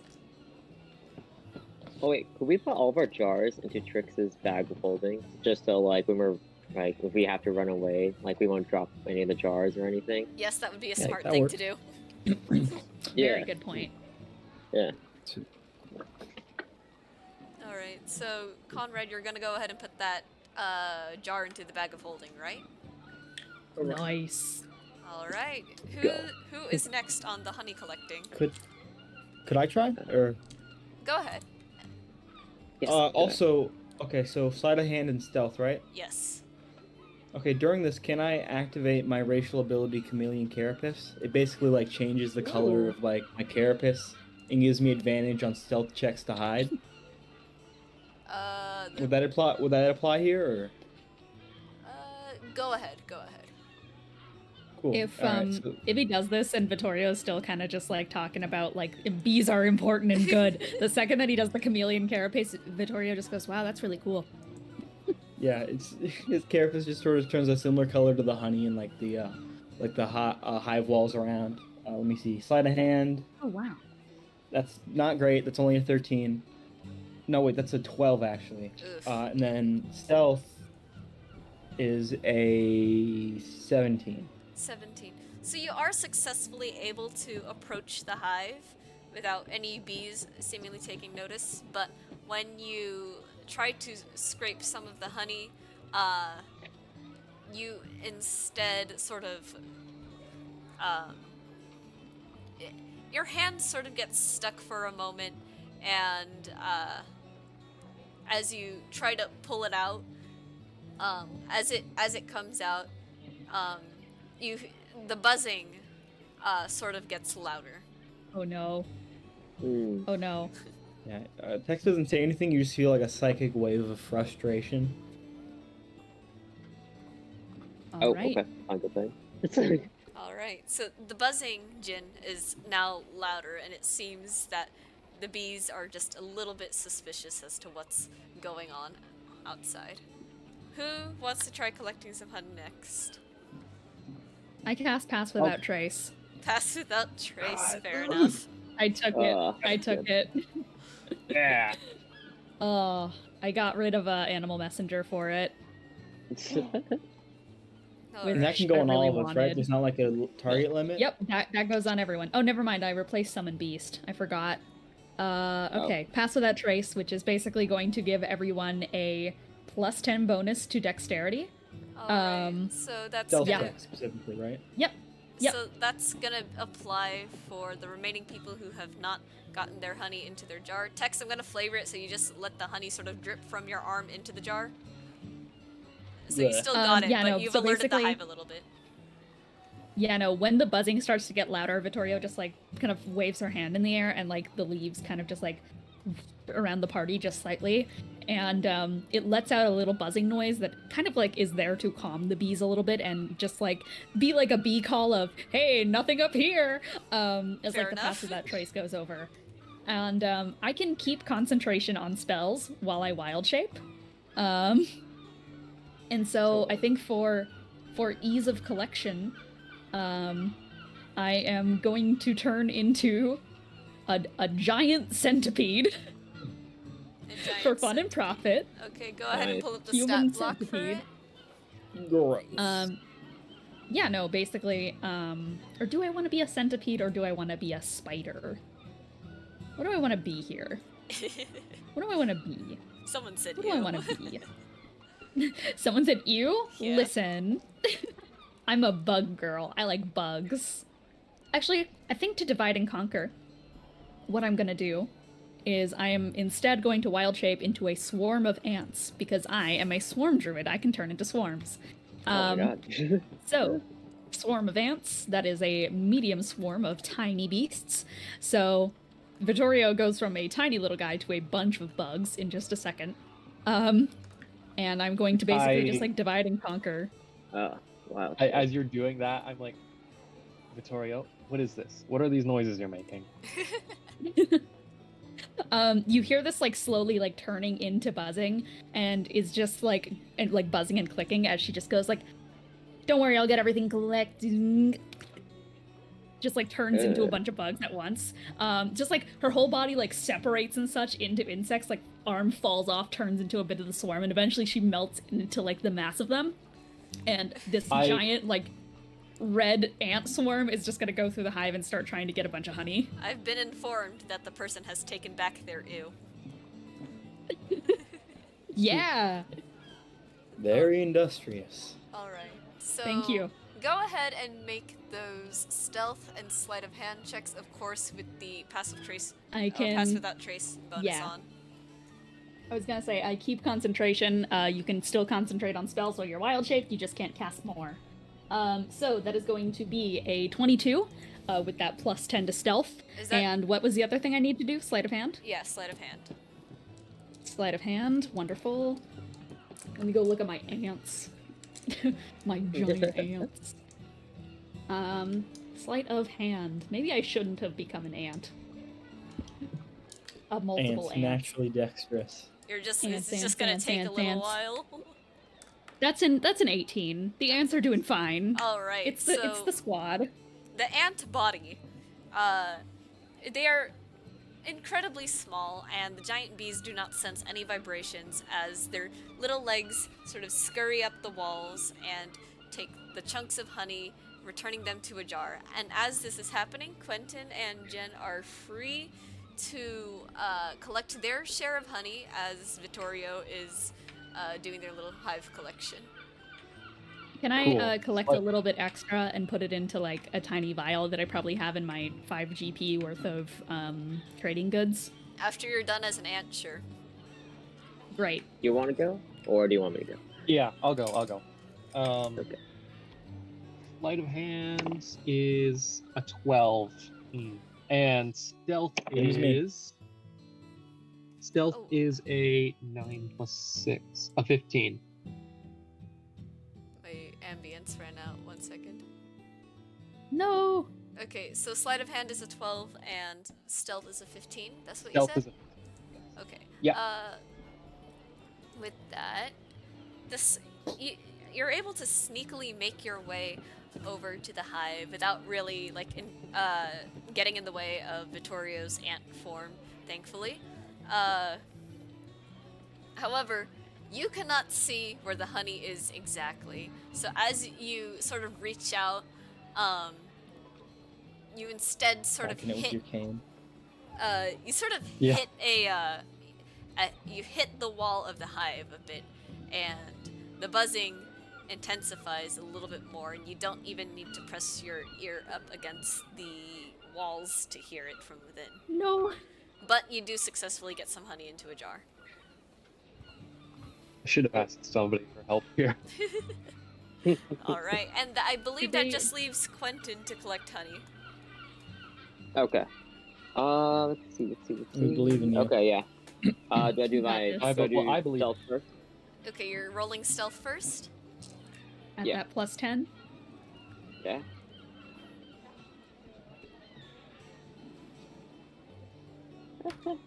Wait. Hold up. Okay, yeah. I rolled a modified 5. Oh, Ooh. how'd you get a 5 with the pass without trace bonus? Oh, Oh, wait, yeah. sorry. That's- Oh, yeah. Oh, yeah. Yeah. Plus 10. Well, it's with modified 15. Well, there's Okay. there's still sleight of 15, hand. There's nice. still sleight of hand. Okay, yeah. Okay, so And 15 then with sleight of that. hand. Ugh. This is Okay. why we pass with that trace, kids. 16. Modified 16 side of hand. Okay. Okay, we're good. Perfect. Yeah. Once Oh, thank God. again, making your way around the hive entrance and Vittoria's ant body. Mhm. It's not really a body; it's still a swarm, but ant body sounds It's cool. it's many ants. The many ants that are Vittorio, the hive I try mind my that best is not to step Vittorio. on you at all. Yes. Thank you for not Uh, stepping on me and my many ant selves. You reach out Like, for the damn. honey, and with ease, you're able to scrape some into a jar. And as you make your way back to the group, Vittorio also reappears as herself and no longer a body of ants. I think before I do, just as like a little teasing thing, I send like a little ant. I send just like one of my ant parts of my ant body, and I skitter on over. I just like go over to Jinyan, and I just like crawl up the leg and just like sit on the top of their like beautiful nail, and I'm just on their nail. I'm just a little ant on their nail, and I vibe for a second. I definitely feel that, and like I moved to like kind of like smush you with my thumb for a second, but then like like I realize it, and I'm like, hello. The little mandibles like click just slightly, and I just like make sure that the legs do a little skitter on your fingernail, so that you can feel it. And then I leave little Vittoriant alone. Victoriant. Doing the Victoriant same thing crawls that you down did to Aerie. And then I go back and I turn back into myself. And I was like, okay, everyone got their honey? Yes. Yeah. So I'll put Alright. it in the bag of holding and leave. Yep. So, you Who thankfully collected the least amount of honey, by the way? that would be between the people who failed their sleight of hand. Ooh, So I take a that's- tiny little bit of my jar, and right before I put it in the bag of holding, I just like try to slyly unscrew someone with less honey and put some of mine in, so that it Okay. looks like they got more. Alright. Oh. So that is mostly that encounter finished, and thankfully, we don't have to run an encounter. So allow me to figure out how to stop my program real quick. I want to burn down the hive. No. Oh, I can help you While with we that. leave. Let's go. While we I leave, get we up- all start most of my screaming at spells are once. fire I spells. want to My ammo stop. expires tomorrow. I need to shoot it today. Oh my god. Vittorio loudly goes, "Goodbye, bees. There's Thanks for the exploration on honey." ammo. The bees hear you and begin chasing you out. No. I'm kidding, I'm kidding. No, just say fuck you and bee to all of them before we leave. These are nice bees. They're nice little guys. We've successfully avoided all combat. We're gamers. Alright, combat is, combat is no more. So you guys make your Yes. way back through the woods and back into town. At this point, I'm gonna go ahead and stop the music but keep the ambiance going. At this point, evening has begun to settle in, and you now need to bring the honey over to the Oh, apothecary. Octavio. Yes. Apothecary Dan, yeah. Fantasy pharmacist. No, fantasy CVS. Let's go. Yeah, basically. Yeah, let's go. We're going to Shoppers Drug Mart.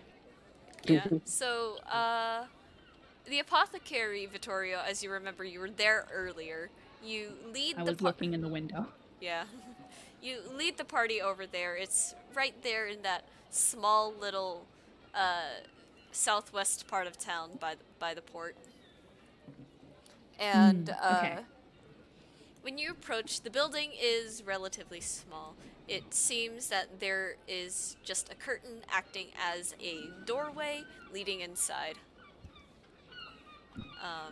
As you step inside, the shelves are just lined with these glowing vials. There is a counter towards your right, and a couple windows.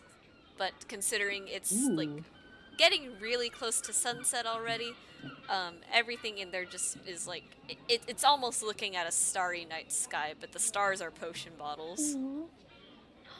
Pretty. No one is at the counter. What do you guys do? Is there a bell? Is there a bell?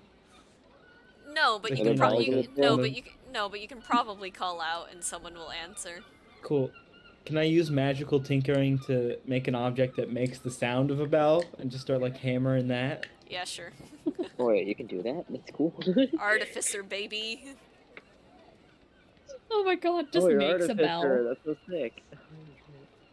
Alright, so Tex, you make a bell to ring, right? Okay. So you make that bell, and a high-pitched note just sort of sounds around the room. And you hear like, one moment,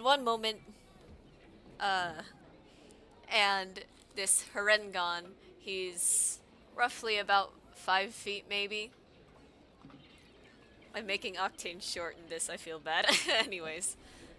Yes, make him short. Right. Short Character king. portrait time. Yeah.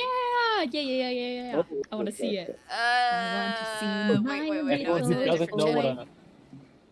Anyone who doesn't know what a Harengon is, that's the rabbit person. Yeah, they rabbit used to be king. called. I think they used to be called Rabbit Folk, but they changed it Yeah, to Harengon If you recently. look at the stream, I have him right There here. he is. Yes. Billy guy. A Peter Harengon sort Cottontail. of peeks his head around the corner, just behind the counter, and I'll leave it lingering on this. Why not? Banui. We'll just resize this real quick if my computer would let me. There we go.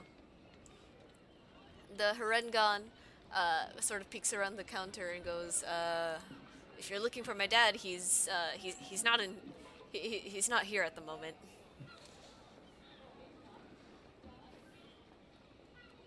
We've come with honey. Oh, you took up that job request I posted? Oh man, I didn't think anyone was gonna take that. How much did you get? Did you get what was on the paper? 5 jars. 5 jars. Okay, let's see them. Pull him out. Place them on the counter. Okay, and he sort of counts like 1, 2, 3, 4, 5. Okay. Thank you. Muchas gracias, amigos. So, I'm going to get these in the back. How much did I say I was gonna pay you guys? I gotta go raid my dad's safe real quick. Oh no, I have a feeling that someone's Oh. gonna say the wrong amount on purpose. Maybe you Bleed him shouldn't have dry. said that. Bleed him dry. Don't remember the reward number. Bleed him dry. Wait, what did it actually say? Like, what was it? 10 gold for the group? It was 15 for the 15 group. gold 15. split. Yes. But there's 15 gold each, maybe? 15 gold No. each. No, 15 gold. 20 gold total to split among 4 of us because of. I'm not saying that in character. Okay. If we're going to lie, I think 20 is a good number. I'm trying not to give you Okay, guys so too much 20. money because I saw what happened the one time that happened. Vittorio, Well, I by the didn't. way, is not paying any attention to Octane, and she is just looking at all the potions. Understandable, I would too. 15. Ooh. 15? No reason to get funky with this. 15. Yeah, 15 gold. 15 gold? Okay, I'll be right back. And he scoops the honey into his arms, and he sort of leaned back as he carries them behind the counter. You hear what may or may not have been the sound of glass breaking. And Oh no! like I'll take care of that later. And after a short moment, he comes back out and he goes, okay, 15 gold. You divide this however you want amongst yourselves. I have something to go take care of, but thank you. Big thanks. And he scampers off in a hurry to go clean whatever mess he's made this time. Alright, And so Glanced at him 3 with, like, gold a for side eye. everybody, unless anyone turns down money. Vittorio turns it down. She's looking at the potions. Can I roll Arcana as well to see about the potions? sure, you Once can roll the money is divvied up? you can Cool, roll while she's rolling yeah. Arcana, I'm taking her cut. Oh. Cool. Take my money. Okay. Arcana. Bada bing. Bada. Oh no. That might not be a good roll. What is Arcana under? If it's wisdom, I'm fine. It's It's intelligence. intelligence. Yeah. Yeah. That's only an 11. An 11?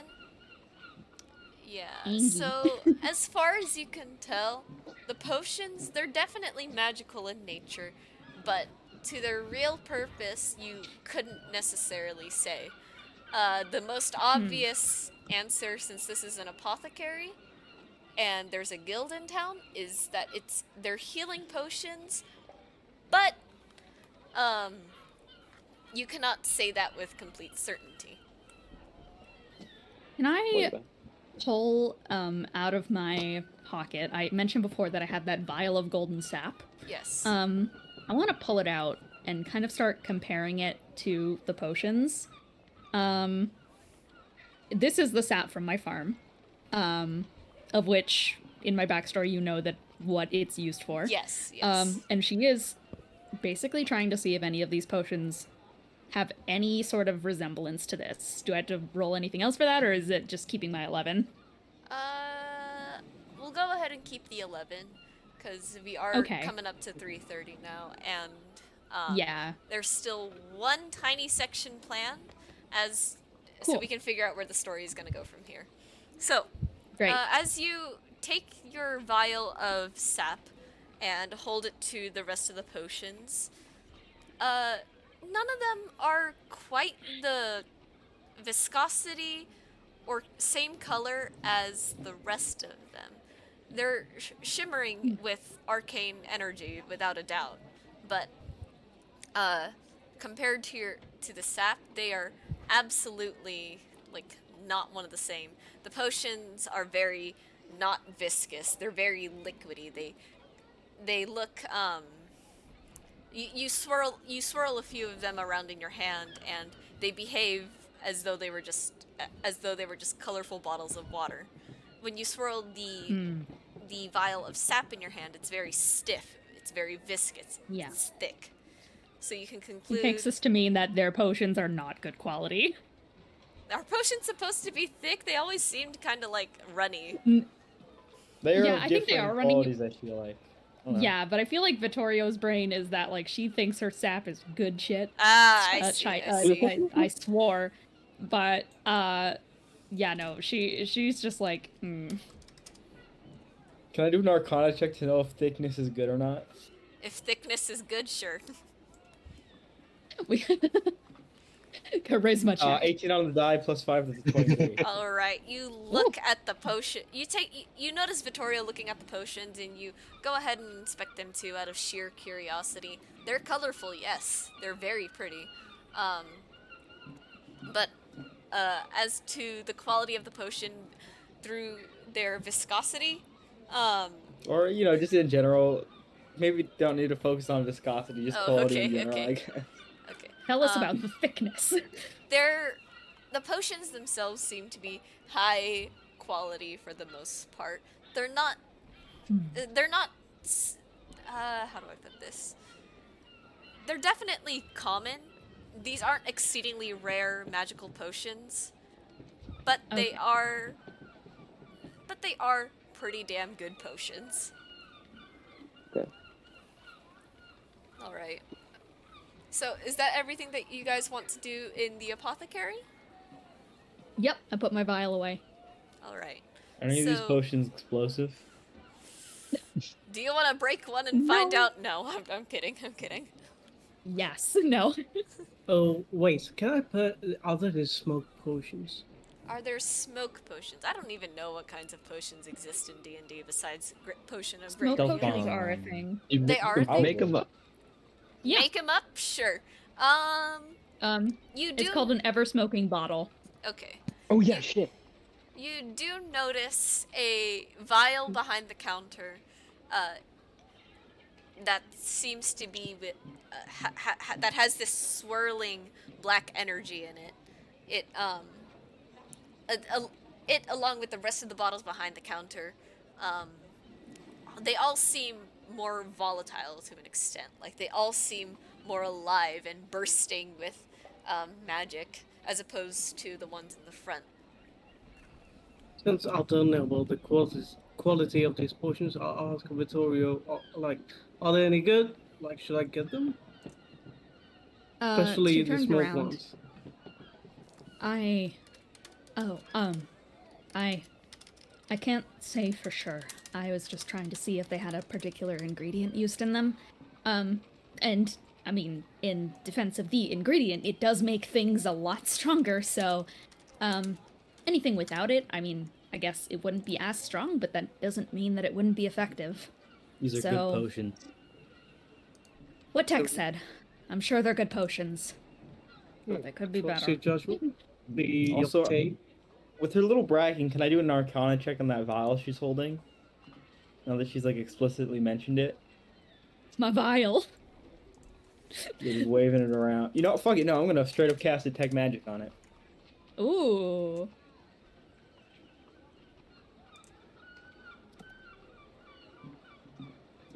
What am I getting, DM?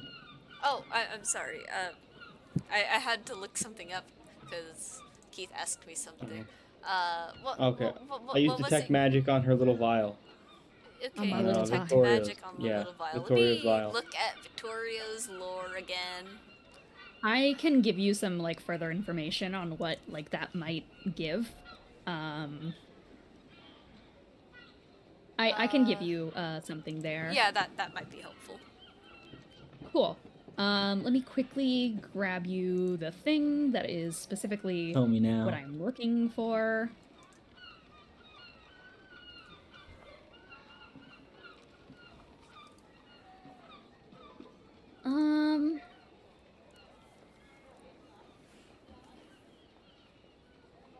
I'm so sorry this is taking me a second. I just have to figure out what exactly this would count as. In the meantime, Quentin, you DM'd me. You wanted to order a poison potion?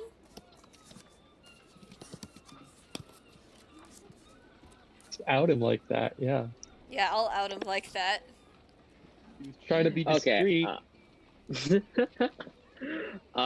And the cure for it. I like And to the cure explicitly for say I also want the cure for it. Also, Right. You'd think they'd have like a page in the player handbook about potions and pricing. So I guess I just have to make it up then. You can make it Yeah. up. All Yeah, right. I think Xanathars has it. I don't have Xanathars because Get I fucked. know I want the other D&D books so bad, but I cannot do that right now. Okay. Oh. So Quentin, you call back for Octavio, and he comes back with sort of like a scraper in his hand that has the honey on it. And he goes, did you need something else? Yes. I kind of want to make a very like discreet purchase. A discreet purchase. Do you want me She'd to be discreetly kick everyone else out of the purchasing store supplies. first, or do you want Street to purchase. just Guess come no around more back? limp 20s around here then. I would like to see you after hours, if that's fine. After hours? Okay, sure. And he goes back. Thank you. He hurriedly goes back to the thing, and you can hear him muttering, like, come on, get off the floor. Just immediately breaks all the honey we gave him. No. It took all our best stealth checks. No, he just uses it to make tea. He's not even gonna use it on the potion. He just has a sore throat. Yeah. Alright, back to Vittorio and Tex's thing. So, when you cast Detect Magic onto the vial of sap text, or Tex, I'm sorry, I'm reading things here too. There's a little bit of transmutation magic in there. It's very... It seems very small in this vial, but you would imagine that a lot of it could cause some shenanigans, to say the least. Interesting, okay. I don't make any comment on it, I just note that. Okay. Alright. Is there anything else that you guys would like to add on to, or do in the apothecary, or shall we move on to the next scene? I'm willing to move on. I can't read any labels. This room does nothing for me. Wait, how long is the campaign again?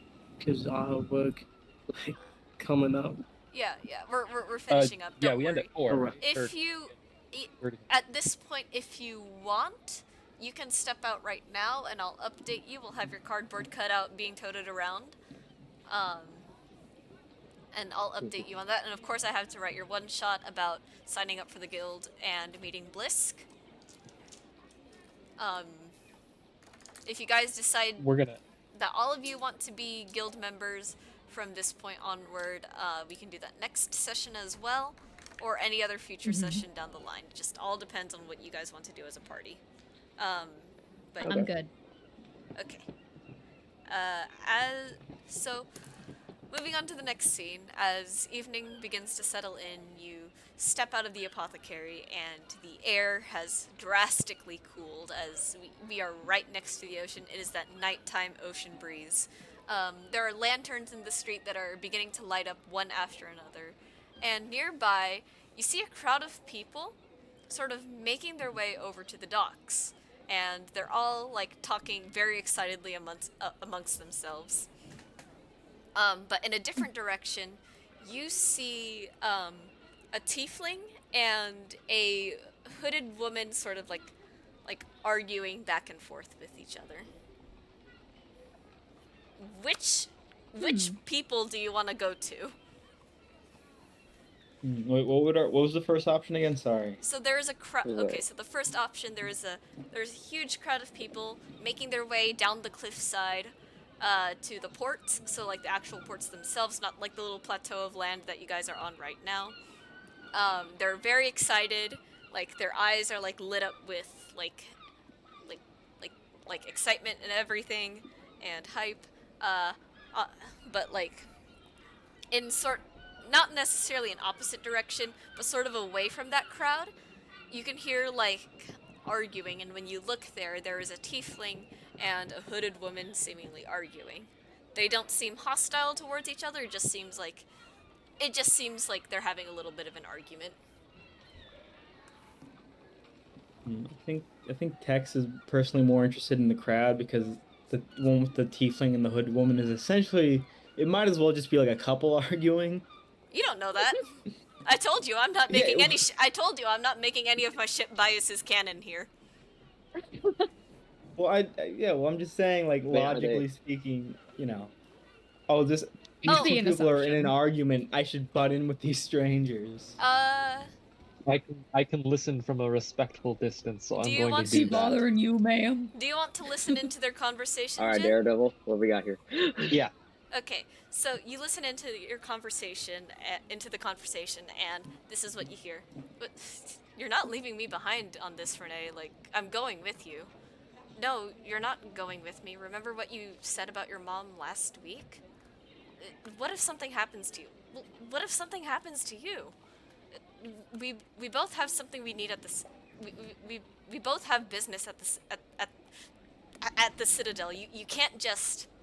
And that's sort of where I'm going to cut that off. Okay.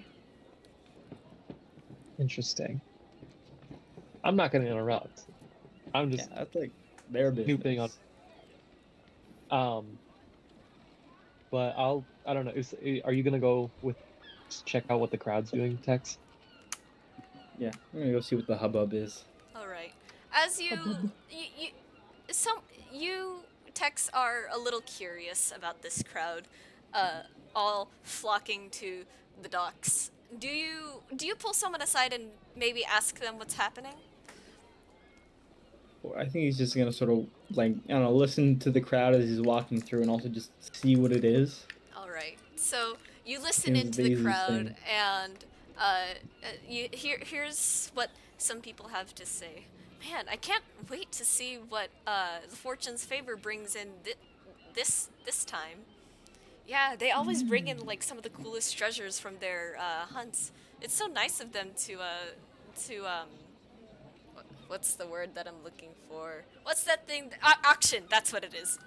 It's so nice of them to auction it off to people. I know I can't afford some of it, but it's still really cool looking at it.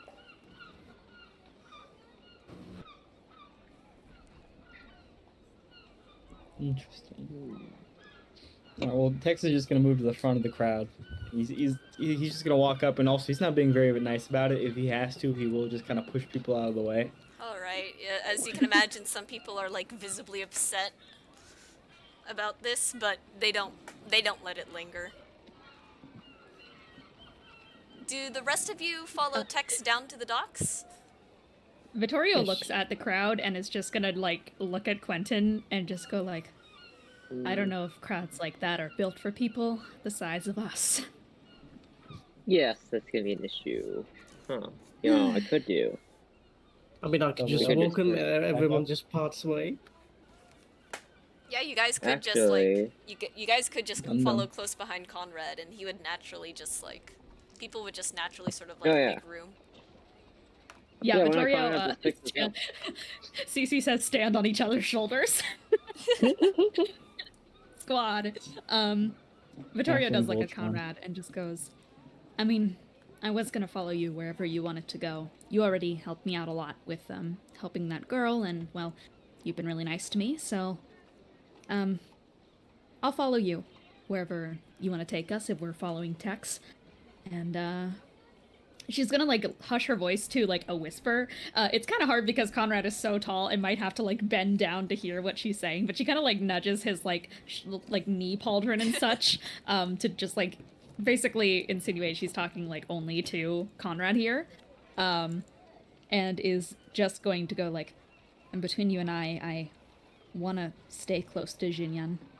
She might have information or connections that I need to help my siblings. They don't. So- We. I guess. That's- Yeah. Hey, oh yeah, I'll act follow like a you. child for... I got like a child for a sec, try and grab something. Hey Conrad, can I go on your shoulder? Just like that. I love this party. Uppies. Uppies. Uppies. Uppies.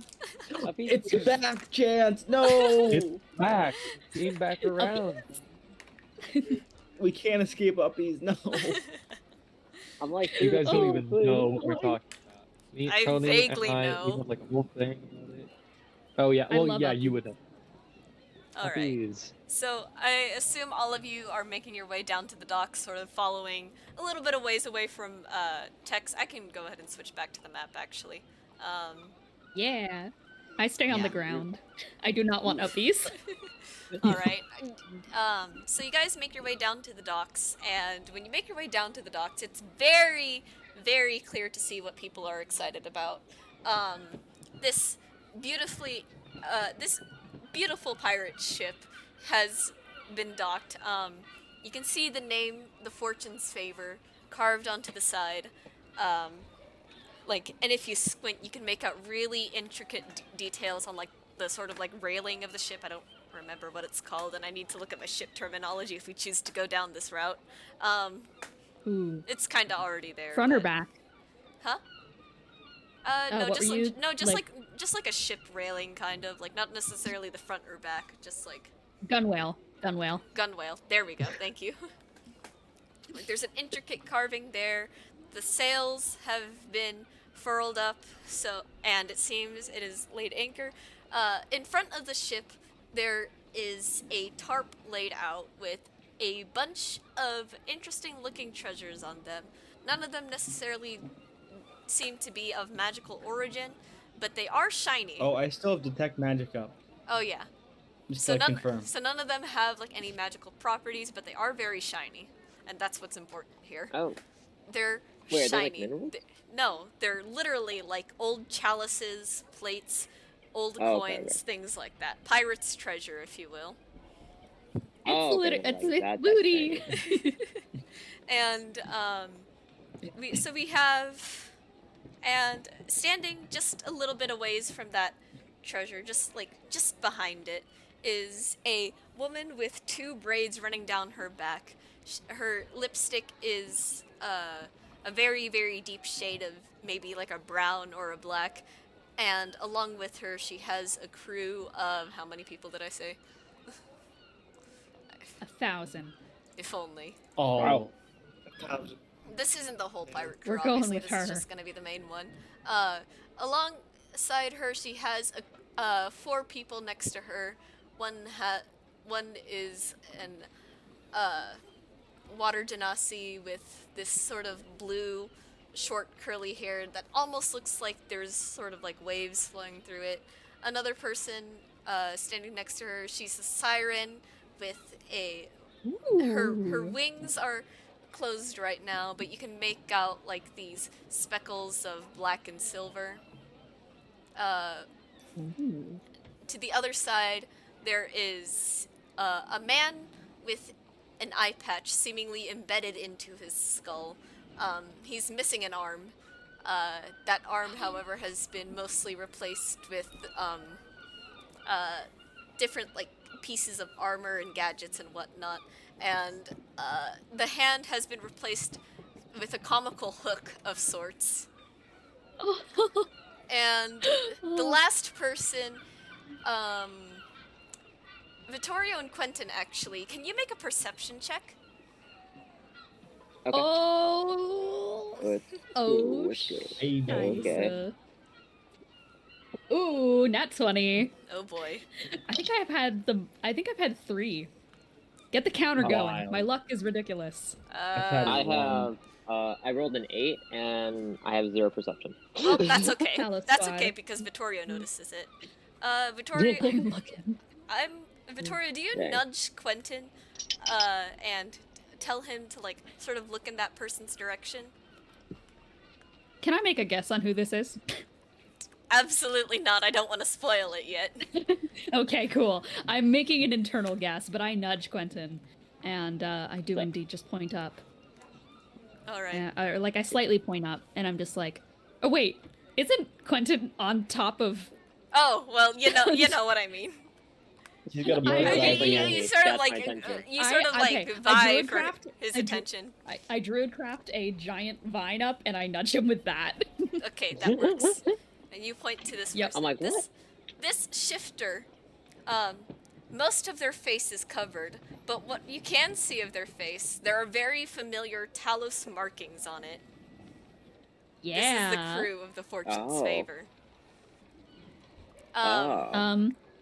With a nat 20, do I recognize like what kind of like what like community of Talos they are from? Because I feel like I've done a lot of trading with communities of Talos. Or like who do they fall under in terms of like are they religious markings? Basically that's what I'm trying to find out here. They're not religious markings for sure, but you recognize this person to be like you recognize the markings to be that of a hunter.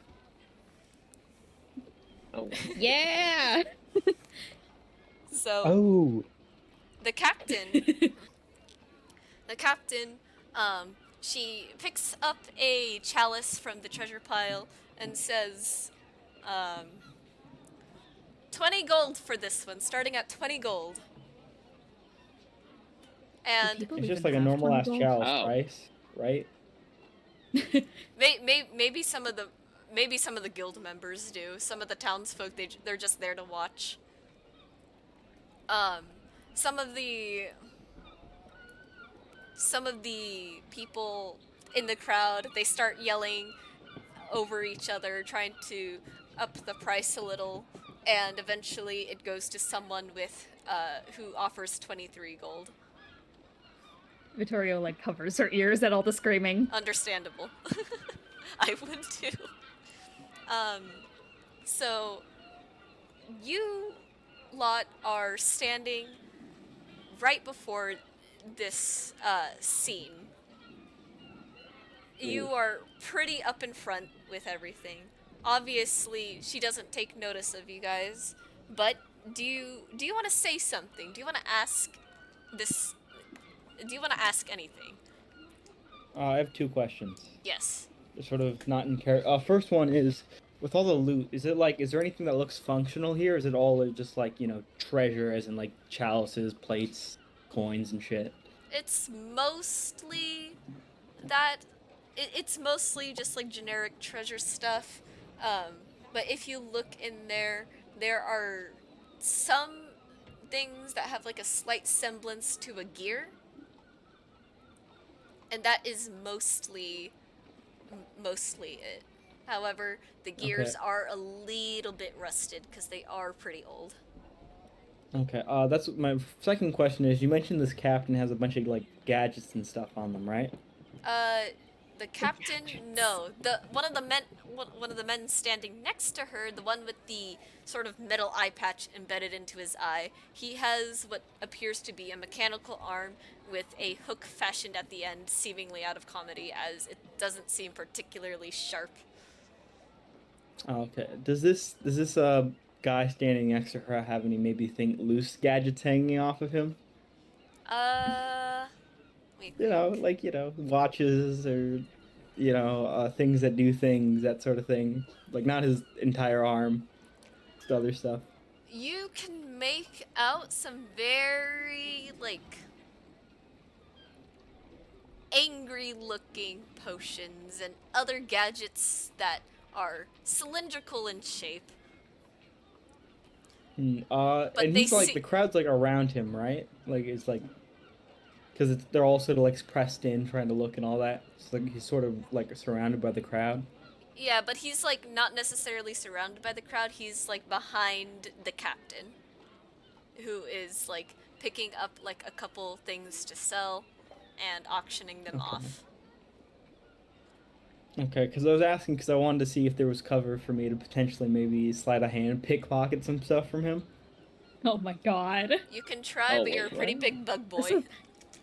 This is not the person to be pickpocketing from. Well, I think so. I was hoping I could get some cover from the crowd while I did it. Maybe would that not be possible? You can try. You can try. I'll let you try for it. So what would be sleight of hand? Sleight of hand and stealth, yes. Cool. All right, I'll do stealth first. Why not? Okay. 18 on the die, so it's 23. 18. Okay. Okay. Next one. Real. Next one. Oh my god. Come on. No That way. is gonna be a. Oop, that's cocked. That is gonna be a 19 on the die for 24. Interesting. So 23 stuff, Oh my 24 God. sleight of a hand. Holy shit. You are You are Interesting. playing with fire on who you are pickpocketing. I am so happy you succeeded that. We would have been Do I TPK'd. get the stuff? Do I get the stuff? All Do I right, get all right. stuffs? Here's what you get. As you make your way, you stick as low to the ground as possible, trying to use the cover of the approaching dusk to your advantage, as your underdark color scheme sort of helps with that. I got You that. reach I got over. the therapist, baby. You reach over, and you're able to pick up one of these strange metal cylinders. It Interesting. doesn't. lit. Immediately, I don't even check it out. Immediately goes in the bag of holding. All right, Oh to the bag my of holding God. it goes. I'm not Oh getting my caught for God. shit, baby. and you are able to quickly regroup with the rest of your party.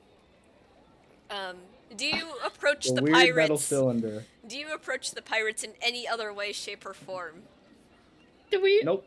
Are we just gonna? Okay, so we just do like the most devious Run. lick of someone's bomb and go. He Oh my doesn't. God. Hey! He doesn't know it's a bomb. We don't know it's a bomb. It could be anything for all I know. I could be That's describing true. a It completely is- different This doesn't character. matter, but Pass Without Trace is an hour concentration. Would that still be up? Or no? It I would doesn't matter. imagine I'm just not. No, curious. I would imagine it's not. been more. Yeah. Okay, cool. All right. So, as the auctioning sort of continues and slows down, the crew begins tucking away the rest of the treasure into the chests they had previously opened. This Mhm. leaves them like rather like not busy. If you want to approach them still, you can.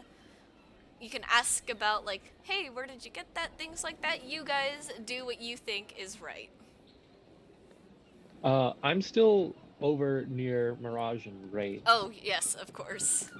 Can Nice. I? Hang Well, on. I'm okay, gonna put on sunglasses. We'll How's rewind that? time just a little bit for that. Hell yeah. I'm gonna. I think since Vittorio also specified that like to Conrad that she was A, like trying to follow him, but also B, wanted to keep an eye on Jinyan. After a while of the auction, she will also like trail back around towards Mirage and Wraith Sounds because good. she Sounds good. does not find need in the material, aka You guys the are spoiling auction. my characters. Anyways, I'm sorry. it's okay. Um, It's okay. I'm dumb and I didn't know who was who, anyways, except for the really really obvious one. okay. So, Um. so they're still sort of like arguing, and you pick one of them lets it slip that they recovered a toppled over citadel cart that was overrun with goblins, and they are looking to return it. Okay. I'll just like step forward and say, sorry to butt in, but I heard you talking. The hooded And woman. Oh yeah, go on. I was gonna say, and you drew my curiosity.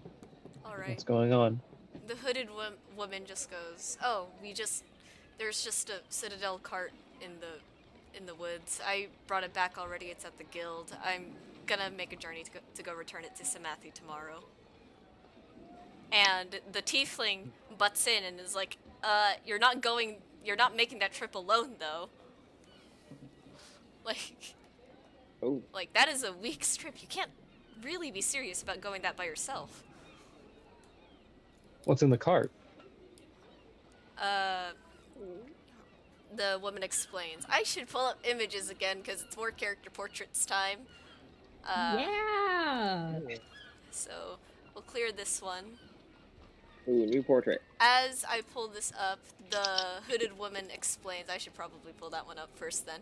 She explains, there wasn't much. The goblins already sort of like took everything. This is her. Oh my god, it doesn't fit. You get the idea. Yeah. This She's is so the pretty. Ignore the This skin woman. names, and this is the tiefling. Show me the boy. The boy. Yeah. There he is. So those are the two that are arguing. The hooded woman explains once more that, explained already that the Citadel cart was already pretty empty, as the goblins had sort of like taken over it. Hmm. This is And about you when just take Vittorio walks up. Okay. you're just taking this back to Samathi? Yeah, there's a finder's reward for if you return Shayrek's carts.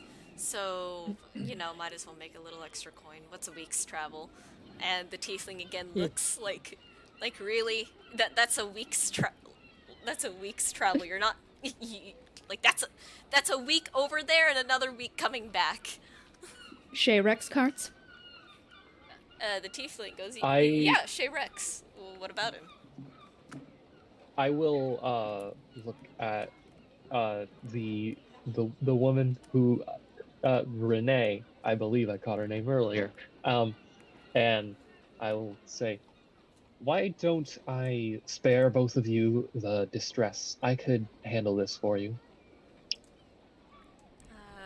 I'm sorry, but I don't really know who you are.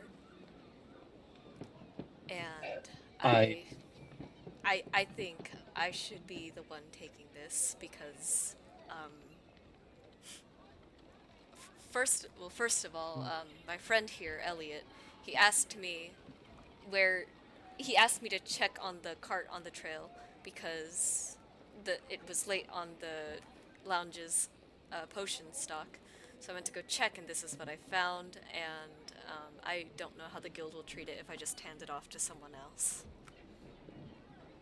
my I name can just the guild back? Yeah, I'll Ludi, if you I'll need to say go ahead. It's just going to be a party decision on like whether to join pirates or go to Samathi. so I'm gonna say let me clarify. My name is Jin Yan. My family has connections to Shayrex, and well, I figured I might be on my way back to Samathi anyways. I just figured it would be convenient for both of us, or if I were to handle something like this. And then Elliot goes, see, why not have a whole party like help you out on this? In fact, maybe you could use a little bit more support. I have a couple spells just in case the party gets hurt, or if we need a couple distractions. Bam, bam, bam, bam. Is this delivery going to Shayrex? Like, where in the line is it going? Just out of curiosity to know who we are supposed to deliver to. Renee sort of like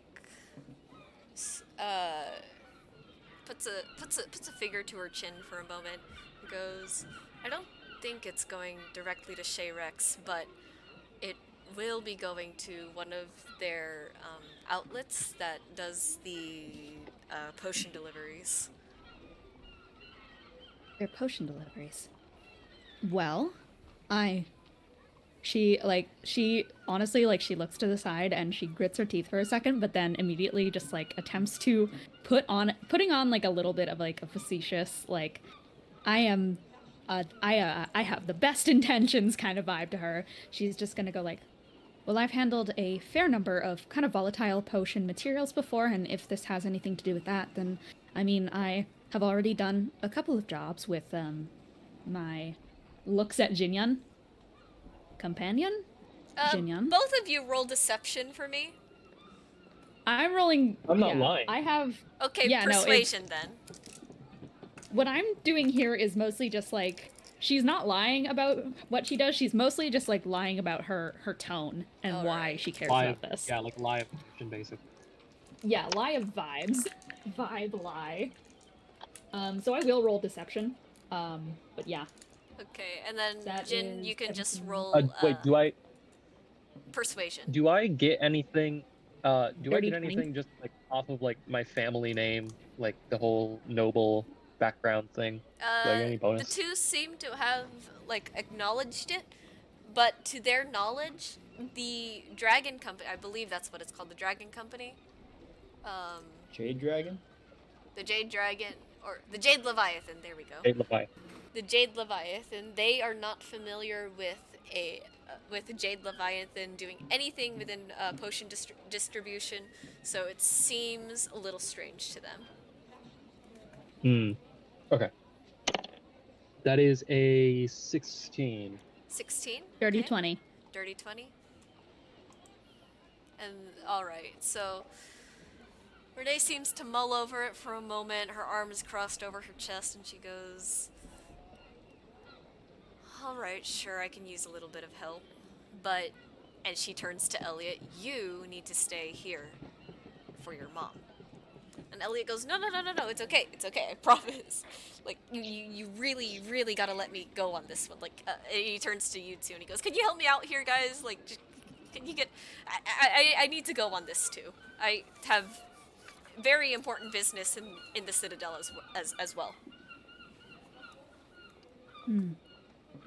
I mean, I trust a choice voice. I think the mother can. a choice is your choice at the end of the day. I mean, I am the type of person to say that family matters. Family, found family, whoever cares to you does matter. Importantly, as long as you're going out with the intention to not leave your mother alone at the end of the day, then it's your choice.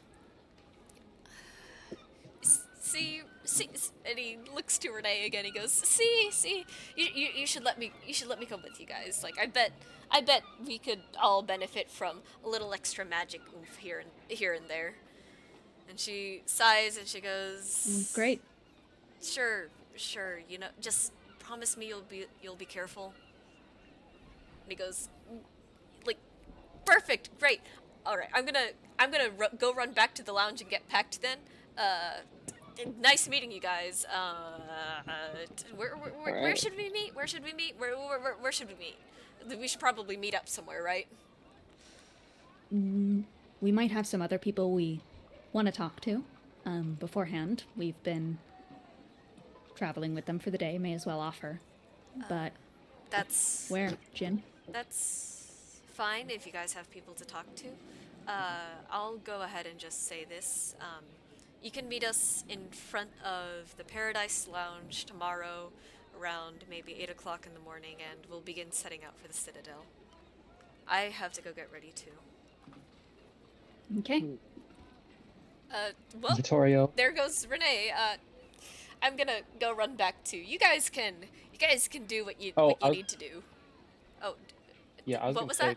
I was gonna say to Vittorio, Vittorio, can we talk? Yeah, we can. What's up? So I'm gonna take Vittorio off to the side, like away from Elliot and She is. and Mel. They are departing She is like right now avoiding already. eye contact. Oh, right. Sorry. It's yeah, okay. I don't know. Not that she needs to make eye contact with Jinyan, but she is like looking at the ground and like what you cannot see is the fact that she is digging her nails into her palm, and she finally releases them when they leave. All right. And she wipes like a little bit of redness from there and just like, yep. I would like to make eye contact with you. Are you comfortable with that? I'm trying not to be typically. No, I understand. I am not typically the type to engage with eye contact, but I can. She slowly cranes her head. I'm looking at your eyes. Is it better if I kneel, or should I just? No, Look. you can stay where you are. I take off my sunglasses, and I clearly mean it to be like kind of a reassuring thing, but like with the whole solid gold eyes thing, it's just kind of creepy. Like, hang on. Because like this is what it looks like in VC chat. Oh yeah, just solid gold.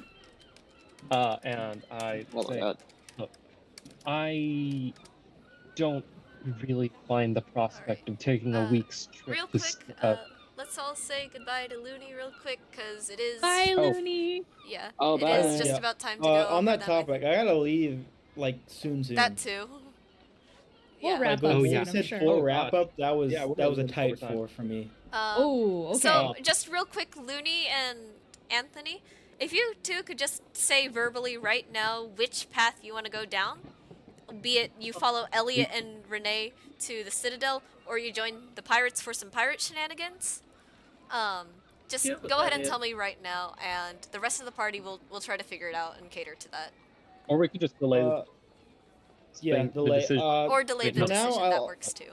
For now, I'll say I have a preference for the Citadel shit, just because, I don't know, maybe there's a chance I can just stuff, but I'll go with whatever group majority if for some reason that changes. Okay. All right. And I think, yeah, I think I'll go Looney with said that. Since we asked me to help her out, I'm gonna go with that. Alright, so Citadel as well? Bye. Yep. Yeah. Alright, Two Citadels. so Wonderful. with that, thank you guys for playing. I will be sure to Thank write the you. session summary so you guys can be all caught up. The VOD will also be on YouTube, and Looney, I am writing that one shot. Don't worry. Yeah. Thank you. Alrighty. Can't wait to hang out with that weird metal cylinder I stole his. Oh boy. Oh man. Alrighty. Probably a good thing because So- you all keep reacting like this. Oh It's a very man. good thing. I promise. I promise. Yeah. I'm worried. Well, that's why I go in the other direction of the pirates. Mm. All right. Peace out, guys. Alright, bye. Bye. Alright, Take see ya. So that care. Bye. So, with that, Vittorio and Jin, you can finish up your discussion real quick, and Quentin, When it just wanders into this. Quentin, I assume that maybe as Looney and or not Looney, Conrad and Tex decide to retire for the night, you notice Vittorio and Jin talking to each other. And Yeah. yeah, Nice. you go up to them. Okay. So, So I'm just like talking to Vittorio like privately, and I just like kind of like say, I hear you. I hear your teeth gnashing every time Shay Rex comes up. I don't particularly care about taking a week-long trip to Samathi, but it's you. Shay Rex seems to distress you, and I have nothing better to do, so I felt like helping you out here. Is this something that you want to do? She kind of relaxes her shoulders in a way that kind of implies I didn't expect you to not interrogate me further. And Vittorio is going to just nod, and then she pauses and goes, I nodded. I would appreciate it. I mean, I will be honest and blunt with you and say that I was planning on following wherever you were going anyways. The second that you mentioned your family has a bit of a connection with Shay Rex, I don't want to get into it right now. No offense. I don't know you well enough yet. Sure. She crosses her arms. But I have siblings to take care of. And let's just say for now that it is so common for people to just see little bugs minding their own business and to just stomp them for no reason other than hatred of their looks, hatred of their existence. Shay Rex are a heel that try to step on anything that they don't like. I left home to pursue them, and this is the first time that I have been given an opportunity to go towards them. Those I see. people seem nice, Elliot and Renee, but yes. I would be lying if I said that I didn't have more of a reason than regular to wish to pursue something like this. It is not I just want to make this very clear to you. I am not going into this with good intentions. I am going into this with only hate. But if you're willing, then I suppose I would be happy to have someone else around, and I want to hope that the others that we met might join as well. As I've been saying, a swarm of ants is stronger than just one. I nod my head in understanding, and I say, well, you have an ulterior motive. I've got no ulterior motive myself. It's a pretty good fit. I'd be content to follow you around, help you out with this whole thing. My connections with my family might come in handy. And well, I don't know. I just like you. I think that yeah, well, you said the tarantula hawk thing earlier. I really latched on to that. Oh. I'm Wow. Yeah. I'm not really good with people outside of my siblings. Those are pretty much the only people I have met outside of quaint trades, and once again, I assumed every person coming from a bloodline of richness never worked a day in their life and kept their lily-white hands prim, proper, and yet covered in necrocy and rot from what they've done to others, but, well, dare I say that you've shown qualities that are more humble, and I appreciate that. I am still tense, bit terse, but it happens when, you've gone through life adjusting things in a sudden. I am happy to make your acquaintance, Tarantula Hawk. And I am actually glad that you kind of like that, because a lot of people, whenever I mention bugs and such, they kind of just recoil away, but I don't know, I think they're kind of neat. You're cool. You're nice. I like that. You remind me of my sibling. Yeah. Well. Yeah. Yeah. If you're going into this with hate, I've got no real problem with that. And well, we are both people who value work ethic, I think. It's shocking. I never thought that was going to be the thing that we have in common, but yeah. Yeah. And, well, as far as people goes, most of my interactions with other people in the last several years it's mostly been trainers and experts and monks and drill sergeants. So I don't really have much in the way of friends. Not that I would presume that we are, but I don't know. like I've only forged connection really with my siblings, and that kind of becomes a necessity. So, I suppose that you could be my first friend, if you would like that. Yeah, I would. I'll just offer a little fist bump. I do not know what to do, so I grab it. Quentin, off to the side, how are you feeling? I was also going to say that I shake it. Yes. I actually kind of left. Lamau. Oh, my bad. No, I left. I left to go to the apothecary. Oh yes, Ooh. the apothecary. Oh yeah, your discreet purchase. Your discreet I want to see this. Octavio sort of pokes his head out again and says, "You're back, right?" Yes, you have it. Yeah. How? So, You need... What did you need exactly?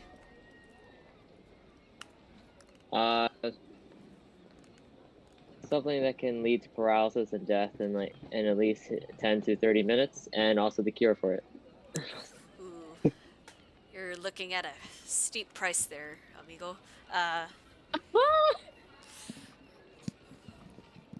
So... One second, let me look up prices. Ooh. This party has ulterior motives. I know, right? Jin is the only one that doesn't have an ulterior motive. She's just here for like the She's here for the Okay. violence. Okay, I see. yeah. It's kind of steep if you're willing to pay it. How much? For both a poison and a cure, we're Yeah. looking at roughly 50 gold pieces. 50 gold, huh? Yeah. I can give you 25 right now for the poison. I'll buy the cure later. That's scary. Okay, I'm saying this like as a DM at the moment. I feel like if you're buying the poison and the cure, you would need the cure somewhat immediately, right? Nah, I'm it's not gonna fine. use it yet. I'm not gonna... You're not gonna use It's it fine, yet. Smile. It's you fine, have- Smile. Nothing will go wrong. Do you have 25 gold? Let me look at your character sheet again. I legit do have 25 gold. Oh shit. Plus the ones I've How earned are you already, from so a small I have village 30. in Talos and have 25 gold? That is incredible. I have 5. I will explain that in a minute. I will explain.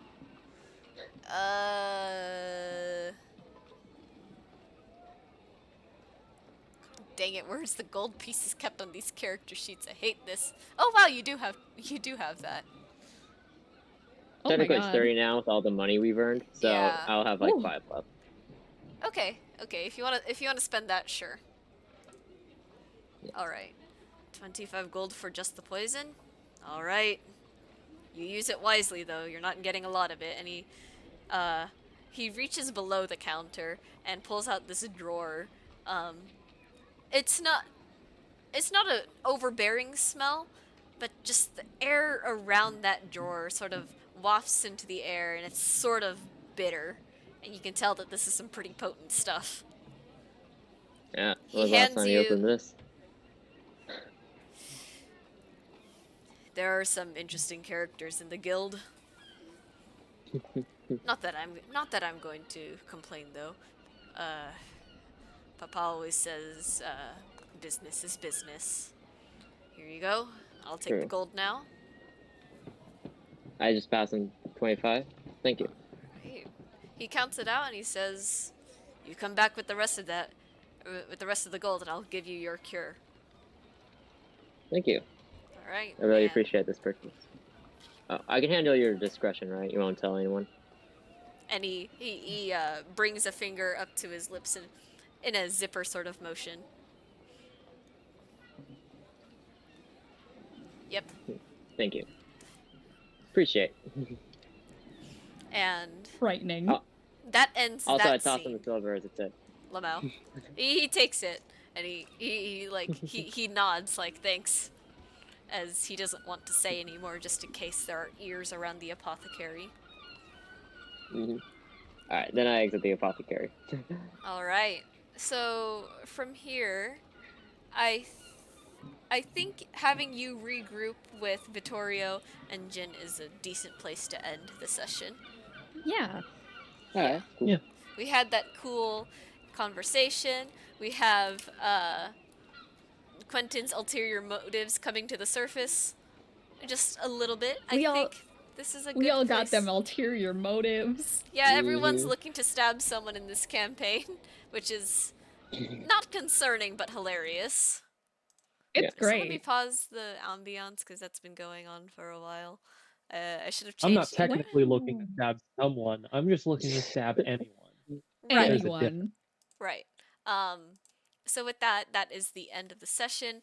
I'll Alright. go ahead and say that you Yay. all Yeah, that that's cool. because Quentin and Conrad are members of the guild, all of you sort of like can retire there tonight. Just for tonight though, if you Wonderful. wanna spend the night in the guild, all of you are gonna have to become members moving forward. You know, that kind of stuff. Otherwise, go find a tavern. You know. Mhm. Yeah. So that Yeah, is good. session 1. Uh, Yay! how are we feeling? Really, How like some feedback would be nice. Just for like a few minutes if you have that time to spare. Yeah, of I think course. yeah, Yeah. that was really good. I enjoyed This is a that. good I like think that starter was session. probably as far as like I haven't played D&D in a hot minute. Right. But as far as like being a player goes, especially because I don't do a lot of player stuff, that was actually kind of one of the better sessions I've had in a long time. Just Okay. Oh because yeah. like the role play was really fun. Yeah. I enjoyed all of the roleplay that you guys did. Yeah.